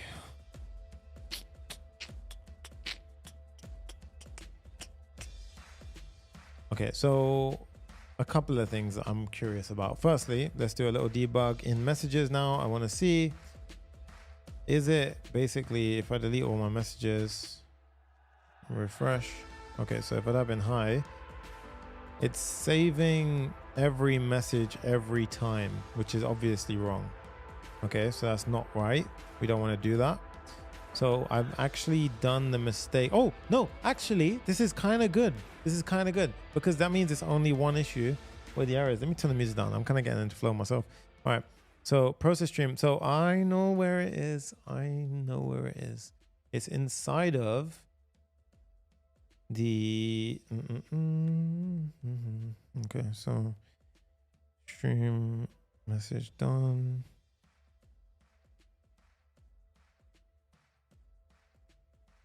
It's because we're saving here and then we return. But is this in process stream as well? Yes, it is. It's in process stream.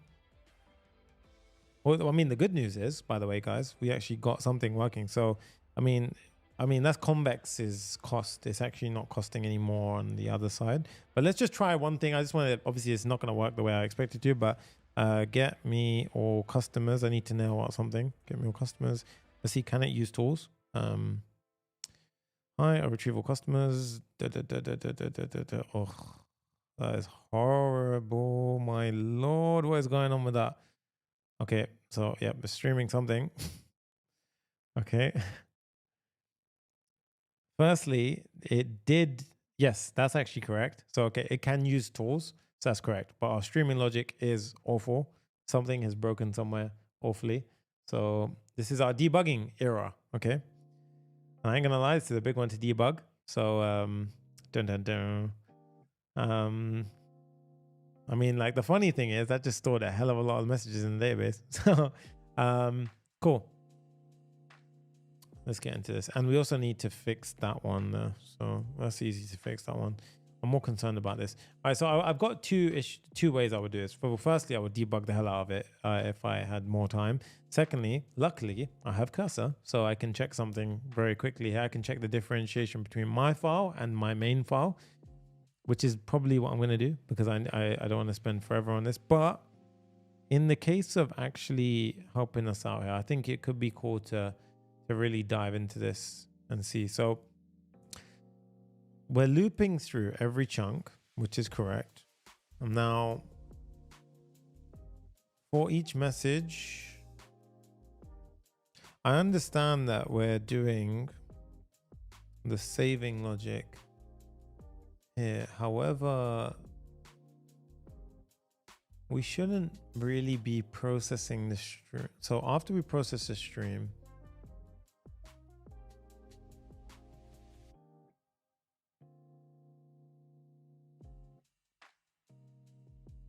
okay, I want to check one thing because I'm actually going a little bit loopy, but I want to check. So example of where AI is great.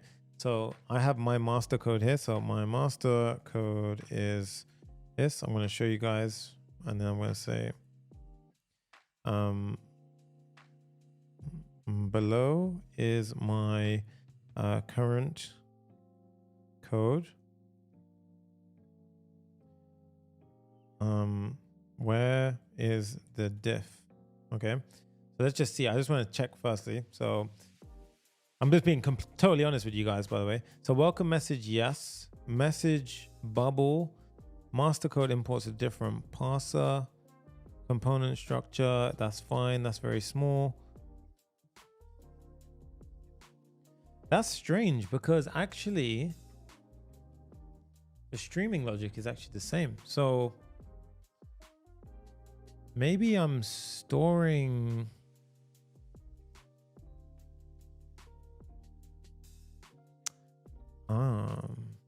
Maybe it's doing it here. I have a feeling it's this potentially, because I changed this actually quite heavily. So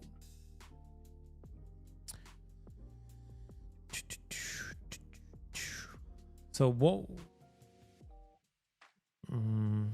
So this, I mean, this shouldn't really be the affecting thing here, but what I was doing is I was actually invoking it like this before. And I was doing a direct function like this. So I'm not sure if this causes it to invoke several times, but I need to roll it out for my own sanity. So I'm just going to create a new chat to save ourselves the hassle a little bit. Let's delete the chats. And let's do hi. Okay, so that's not it. That's definitely not what the problem is. It's okay. The clear error, I'm being silly now. The clear error is because we're saving every time. So there's only one place where we can save, right? That is a mutation store. So mutation, send. So it's not in here. This is not the error. So the error is happening in our loop in chat interface. So mutation is happening here. It's literally occurring here because we can say debug, and we can say storing now. And then you can do for response. Storing now, I'm sorry,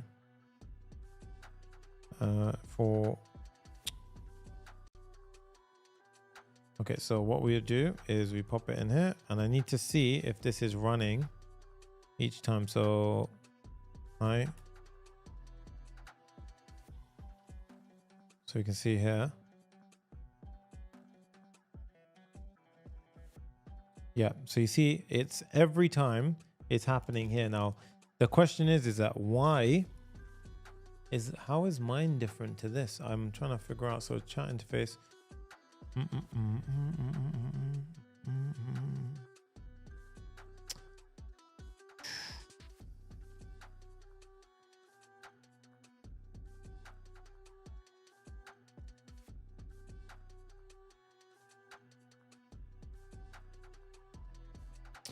I need to debug. So I'm going to show you guys full visibility. So here is my main code.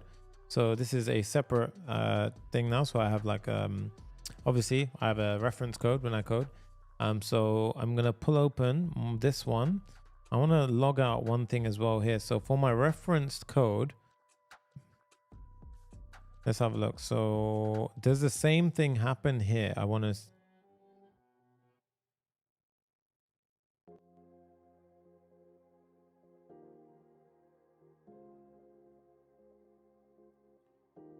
saving message to database for response. Let's try this now. So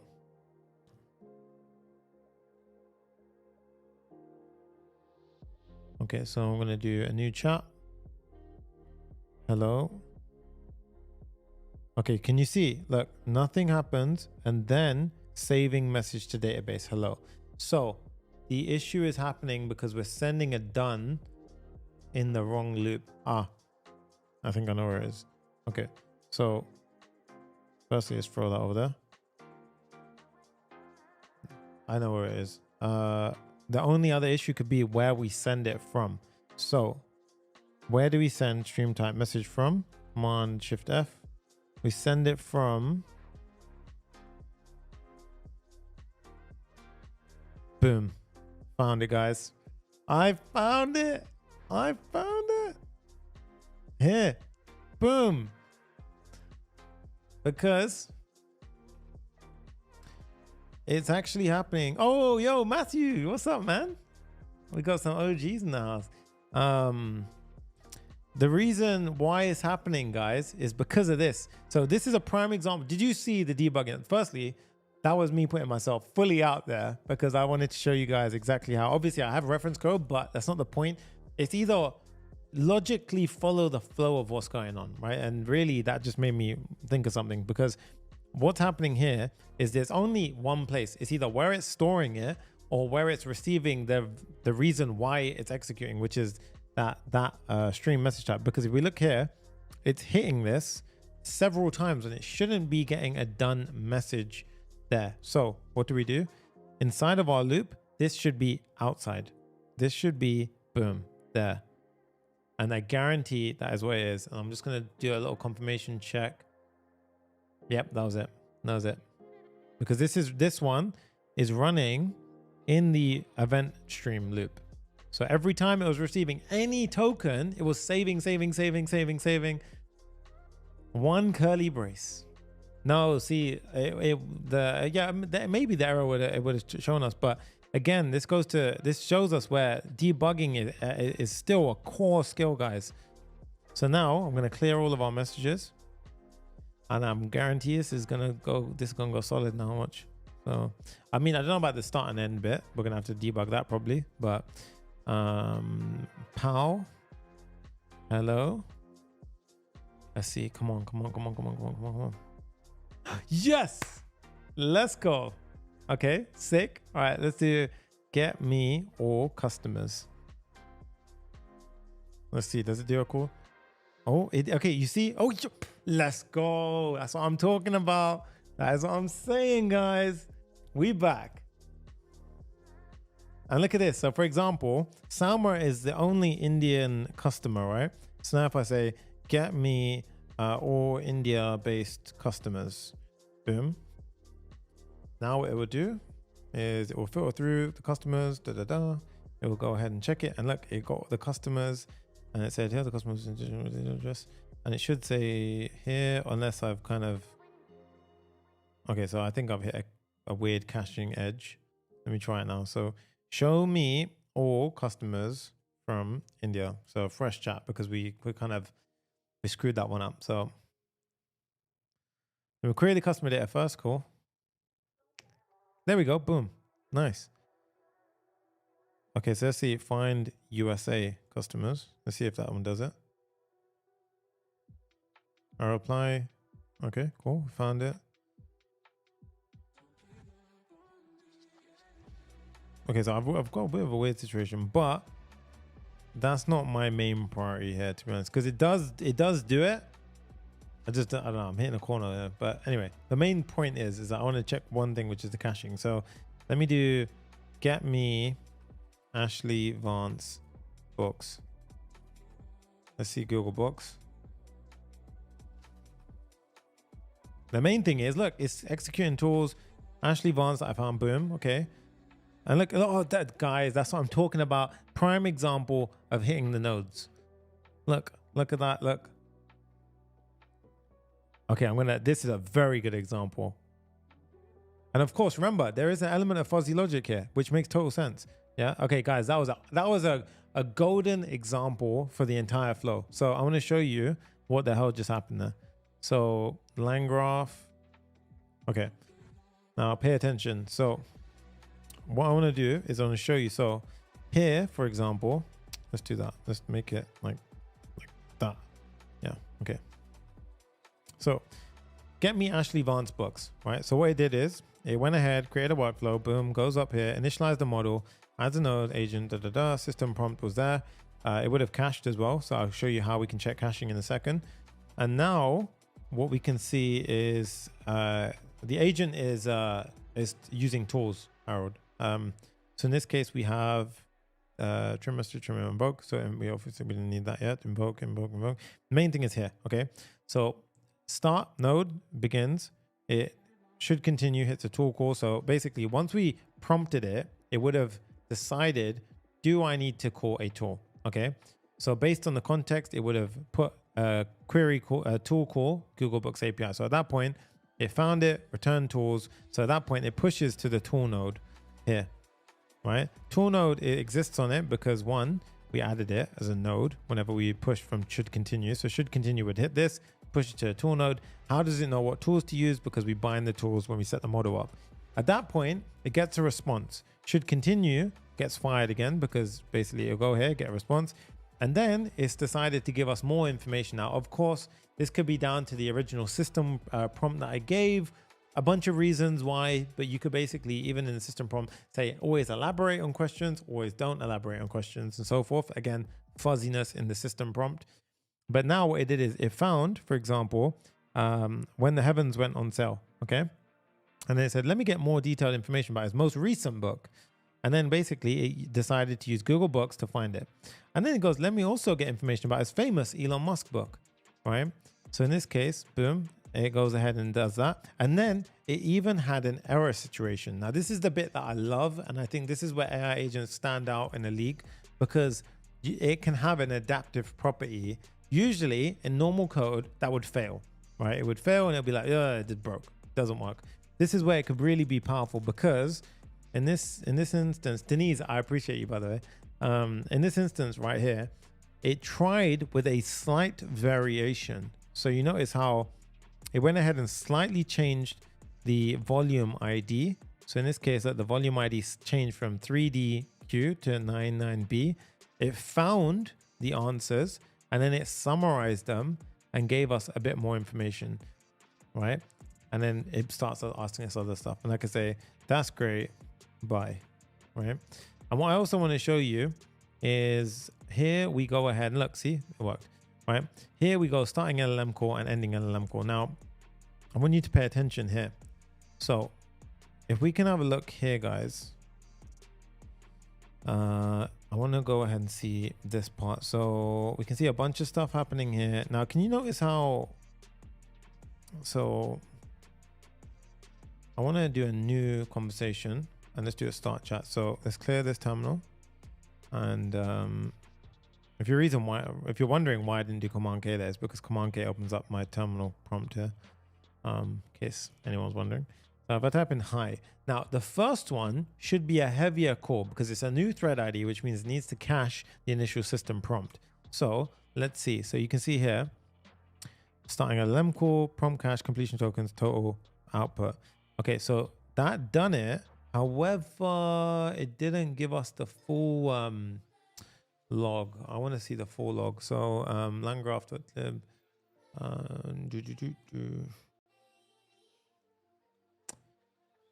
So I want to find out everything about this, to be honest. So LangGraph, trim messages, Wxflows, tools, ToolNode, Anthropic beta, here, output. Interesting, because it should have, I mean, I don't know why it's not actually giving me the, they changed the chat generation chunk. Interesting, because that wasn't actually giving me that before. In generations, we'll actually get a, okay, I mean, I can show you two ways actually. So in this case, okay, look at this, right? Prompt tokens, completion tokens, total tokens, 93. That's not 93, that's way more than 93, right? If I type in hello, watch this. So again, 134, hi.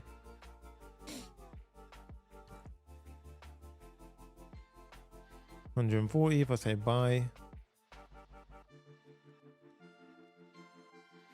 Okay, that was what I wanted to prove.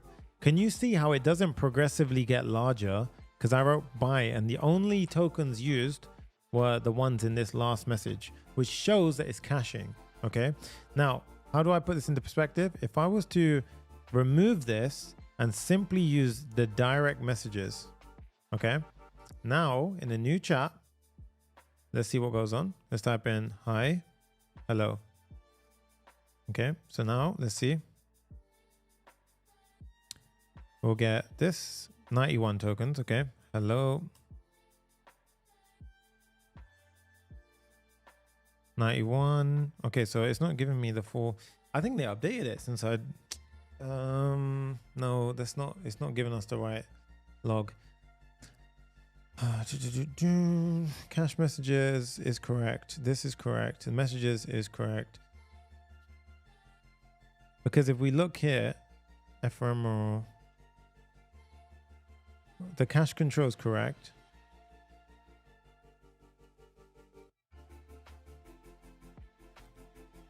Yeah, the cache control, the second to last human message and the last message, yes. The first would have already been done in the system call.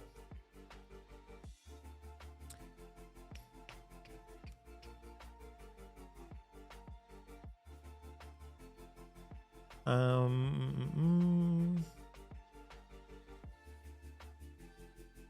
think it changed. I'm not even joking. I think it actually changed version between me doing this. So LangChain Anthropic, not 311, core 330. Ah, okay. Mine's 332 on mine, which maybe gives me a little extra insight. Oh no, community. Sorry, core 327, 330. Okay, so this is newer than mine, and this is forming from Anthropic, which let's see if that's a newer version of mine. Anthropic is not 311. Not 311. Okay. Interesting. But maybe in the output. So what we actually want to see is the generations. I'm getting a bit in the midst of it now, but I want to see that, right? So it's an array of arrays. So here. So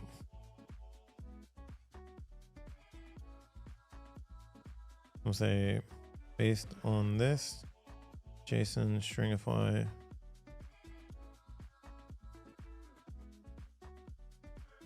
and console log. I just wanted to check something. I mean, that's just going to do the first one. Doesn't help me. We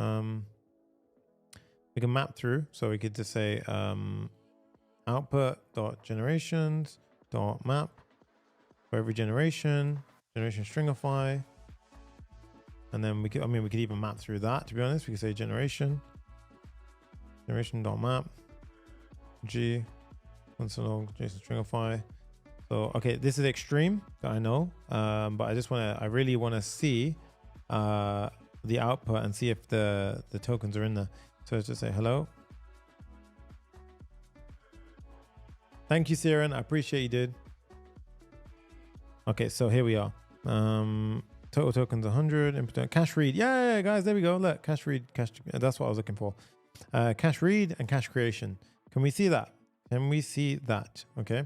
So in this case, I'm going to create a new chat, and I'm going to type in hello.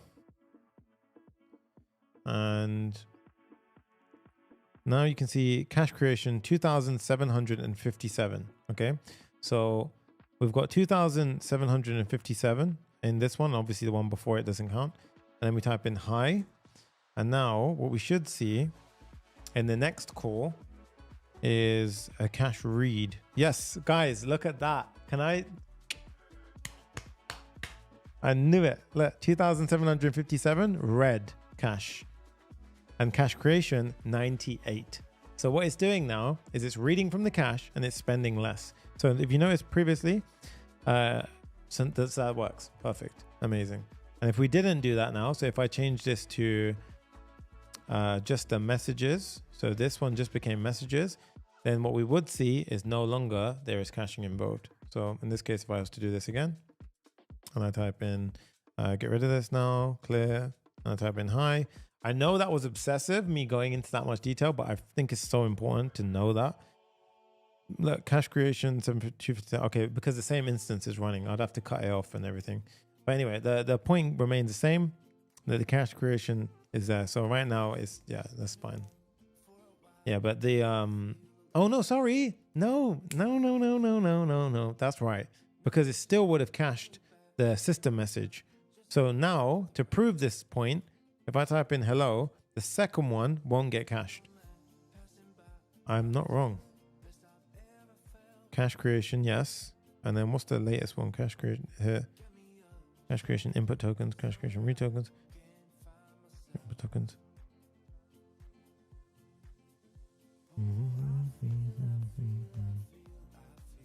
I'm pretty sure it's right. Anyway, the point is, right, it's there. It's doing it's caching. It's bloody caching. Right? This is where it's probably caching on my end as well on Next.js, and then it's getting cached galore. And yeah, I'm not going to get into that debugging. But the point is, boom, we have it, right? Holy crap, right? 5 hour mark in. About to smash 700 likes, and still 200 people plus watching. I don't know. Thank you, guys. I appreciate you, all of you. I've been so open in this stream about driving in. I think the main thing now I'm going to do is sort the side chat bar. And then I think we're gold. That's going to be easy now to fix. So the side chat bar, this is like the most easy thing we've ever done compared to what we've done so far. So let's pop this open and let's just implement that. And then we're going to deploy it. And I'm going to show you exactly how we can deploy. So sidebar, sorry. Chat row. And remember, guys, here we have the last message. So first up, we have last message. So how do we get the last message? We can pull last message from use query last message. So we can go ahead and do it here. So chat row, last message, use query, API. And now we've got the and time ago is from the React library. So React time ago. So we need to install that. So go in here and do pm I React time ago.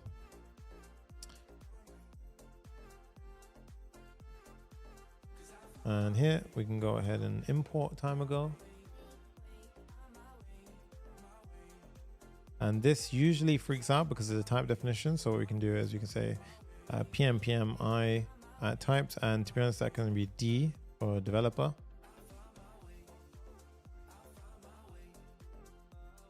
And now, and then sometimes what can happen is you just have to, yeah, there you go. Okay, and now we have chat 2 minutes ago. Cool. I now want to show the last message itself. So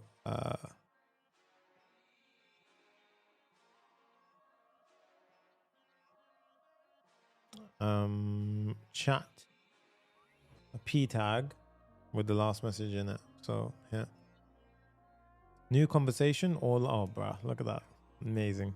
So I put it in here again, the code is there. If the role is user, it's you, otherwise it's AI. And again, let's give it a try now. So new chat, new conversation, hello world, pow. And now you'll see here in a second, let you, hello world, hello, I'm an AI assistant, and bam.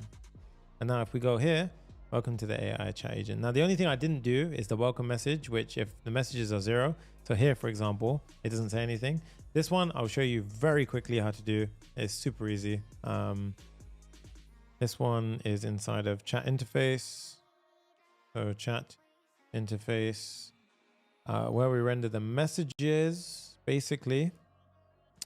Here, what we're doing is we're saying if the messages are 0, we render out welcome message. Now, a welcome message is literally this component. So I'm just going to pop it in easily. It's basically, you can literally feel free to find this in the code. It's just basic styling with a welcome message. And then inside of chat interface, we can go ahead and put this in, hit save, and pow. Welcome to AI agent chat, retrieve, blah, blah, blah, blah, blah. Hello. And also, just to prove to you that there is context here, if I go ahead and say, get me customers, I can, after it's replied here, I can actually go ahead and say, so firstly, just to flexing on the SSE approach here.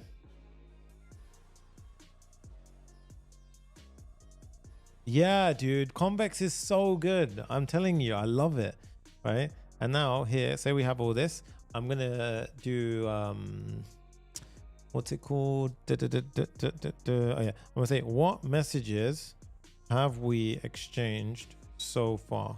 Because obviously I want to prove to you guys that it does what I say it does. And look at that, boom, done. You ask, get me customers. Look at that. Hello, get me customers. I responded by retrieving, show you list 10 customers, and then you ask which I'm currently responding to. Boom. Amazing, amazing stuff. I'm not, yes, I believe Convex can store vector embeddings. Yeah. Guys, there you go. Boom. We done it. I think the main thing now is deployment. I'm hyped. Holy crap, we made it. All right, that was so cool. A couple of things, right? Let's go ahead and firstly, get me to 700 likes. Let's go. Come on, smash that like button. Let's go ahead and deploy now. So a couple of things that are going to obviously break when we deploy. I already know it. Let's do Vercel. Obviously, if you haven't installed Vercel CLI tools, you've got to install Vercel CLI tools. But here I'm going to do Vercel build. And now it says no environment variables found. Actually, to be honest, before you even do that, I'm going to just run Vercel. And it's going to set up a project. So we can say yes. Sonny Sangha's projects, link to existing project. No. What's your project name? YouTube AI agent. Yes. All the defaults are good. And now it will create a Vercel project. I'm already logged in. If you weren't logged in, it will prompt you to log in. And at this point, this will definitely fail because it hasn't got my environment variables. So a couple of things I need to do. Open up the developer tab, pop this open, head over here, go to settings, go to environment variables, and then boom, client keys. I'm going to go to my environment files now. And I'm going to hide my screen because you guys thought I was going to slip, but I'm not going to slip. I'm going to copy. Basically, I do Command A, and then on the environment local screen, I'm going to literally copy everything. And then I close that screen and I go back over here and I paste in here. Now, obviously, I'm not going to show this one. I could show that. Paste to see. Did it work? Okay, cool. Yeah. So I basically do that and then I click on save. And now a couple of things. Obviously, there's a few variables that you have to be aware that are going to change. So right now, this is all going to point towards my Convex developer dashboard. If you want to do production, super easy. You just click on production. It will provision a production system. This one project has this issue where it does that. I don't know why. But now if we go here and I go into production, yeah, see, I don't know, this is weird. And now in settings here, this one will have a separate deployment URL, a separate HTTP actions, and separate environment variables. So you can just swap out the keys and change it, and then you can do it that way. But in this case, I'm just going to push to the development one, the Clerk issuer URL as well, if you had your different one for your each thing. So just bear that in mind. Abo, I appreciate you, dude. Let's go. $10. That is absolute awesome. Thank you so much, man. Sushi on Abo. Right? I told you I was going to break this one. All right. So in this case, that I didn't expect it to go through. It's either a build issue or it's simply a, let's have a look. So we can inspect it, boom. Let's have a look. Most likely, very small little issue. Here we are. Only absolute URLs are welcomed. Stream route. Yeah, so I thought so, actually. I had a feeling that was going to happen. And that is happening in our chat stream. So inside of our route, we do that broke actually because of, okay, that broke because we didn't have our environment variable set. So now if we do Vercel, it will do it. So if we do Vercel build now, you can run it locally with Vercel pull. So that will actually pull the local environment variables in, and then we can run it locally. So you don't have to keep waiting for it to do it on the cloud. So that's a little hack if you didn't know. A little thing to be aware of now. So what's going to happen is, but bear in mind, when you set up a stream, you're leaving a connection open, okay? So as a connection is open and it streams in the information, we can test this will work on the deployed outcome now, because we should be able to get back quick responses. However, if it goes over 10 seconds for a streamed response, remember, the free tier of Vercel has a 10-second timeout limit on a serverless function. So at that point, we will see the message cut. So just bear in mind, I'm already calling it. That's going to happen. So firstly, you see how it worked now? Boom. Confidence in the ability, right? So let's go ahead and do this right now. Push this out. And obviously I'm pushing the preview right now. So that way, otherwise, if I put it on my main one, you can increase your free tier to 60. Dude, I did not know that. I need to check that right now. I did not know that. That is actually very cool if you can do that. Where is that? Can I, if you can find that while I'm live, that would be amazing. Is it in functions?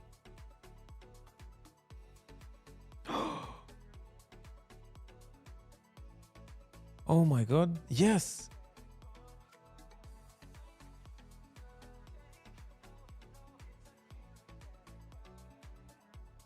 But it says can impact, learn more about the impact. Deep.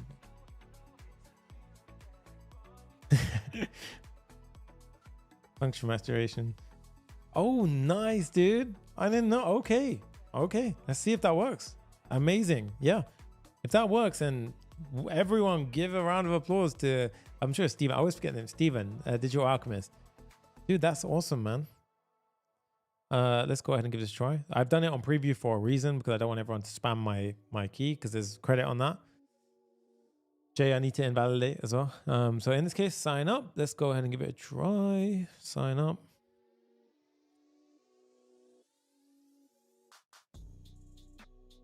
Bear in mind, just want to emphasize a couple of things here.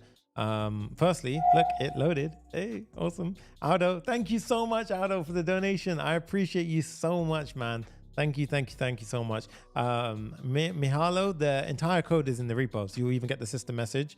But let's give it a try. 1 second. Chat. Let's see. Hi. Let's see. Come on. Is it gonna work? I was getting weary. Oh my god, it works. Okay, so firstly, that works. If we hit a refresh, did it still save? Yes, it saved. Let's do something like get me customers from database. Let's see if that works, because this will take longer than 10 seconds typically. So we can see ourselves. It's doing it. It's doing it. And did it cut? Dude, you're incredible. I didn't know that. I did not know that. I thought it was pro only. That's so good. Damn, that is so good. Holy. Okay, let's do something which takes a little bit longer. Get me YouTube script. Let me do a new chat. I'm just gonna cut a couple of these off. Get me YouTube script for I need a YouTube video. You guys can feel free to give me a YouTube video. Let me just open up YouTube. I'm gonna pull a video.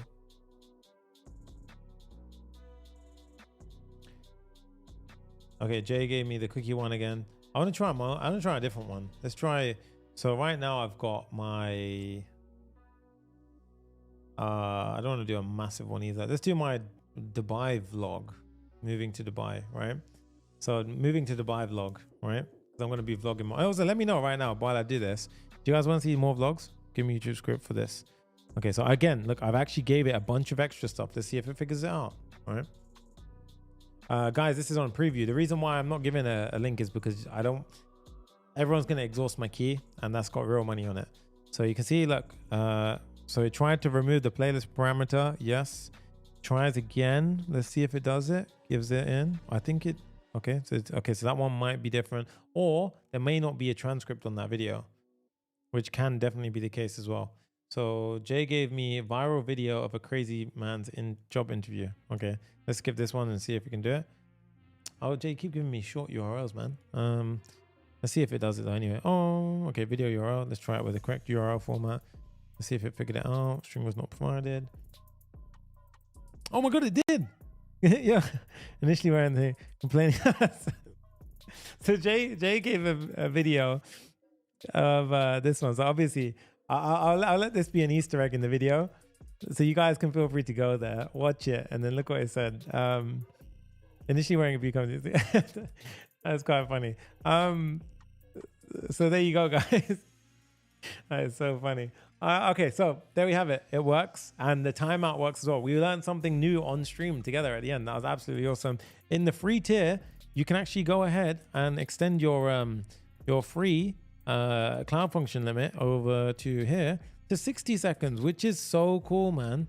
Modifying settings can impact billing. So I'm sure it may bill afterwards, but I would say test it without a card. Sorry, I wasn't showing my screen. Test it without a card and see for yourself.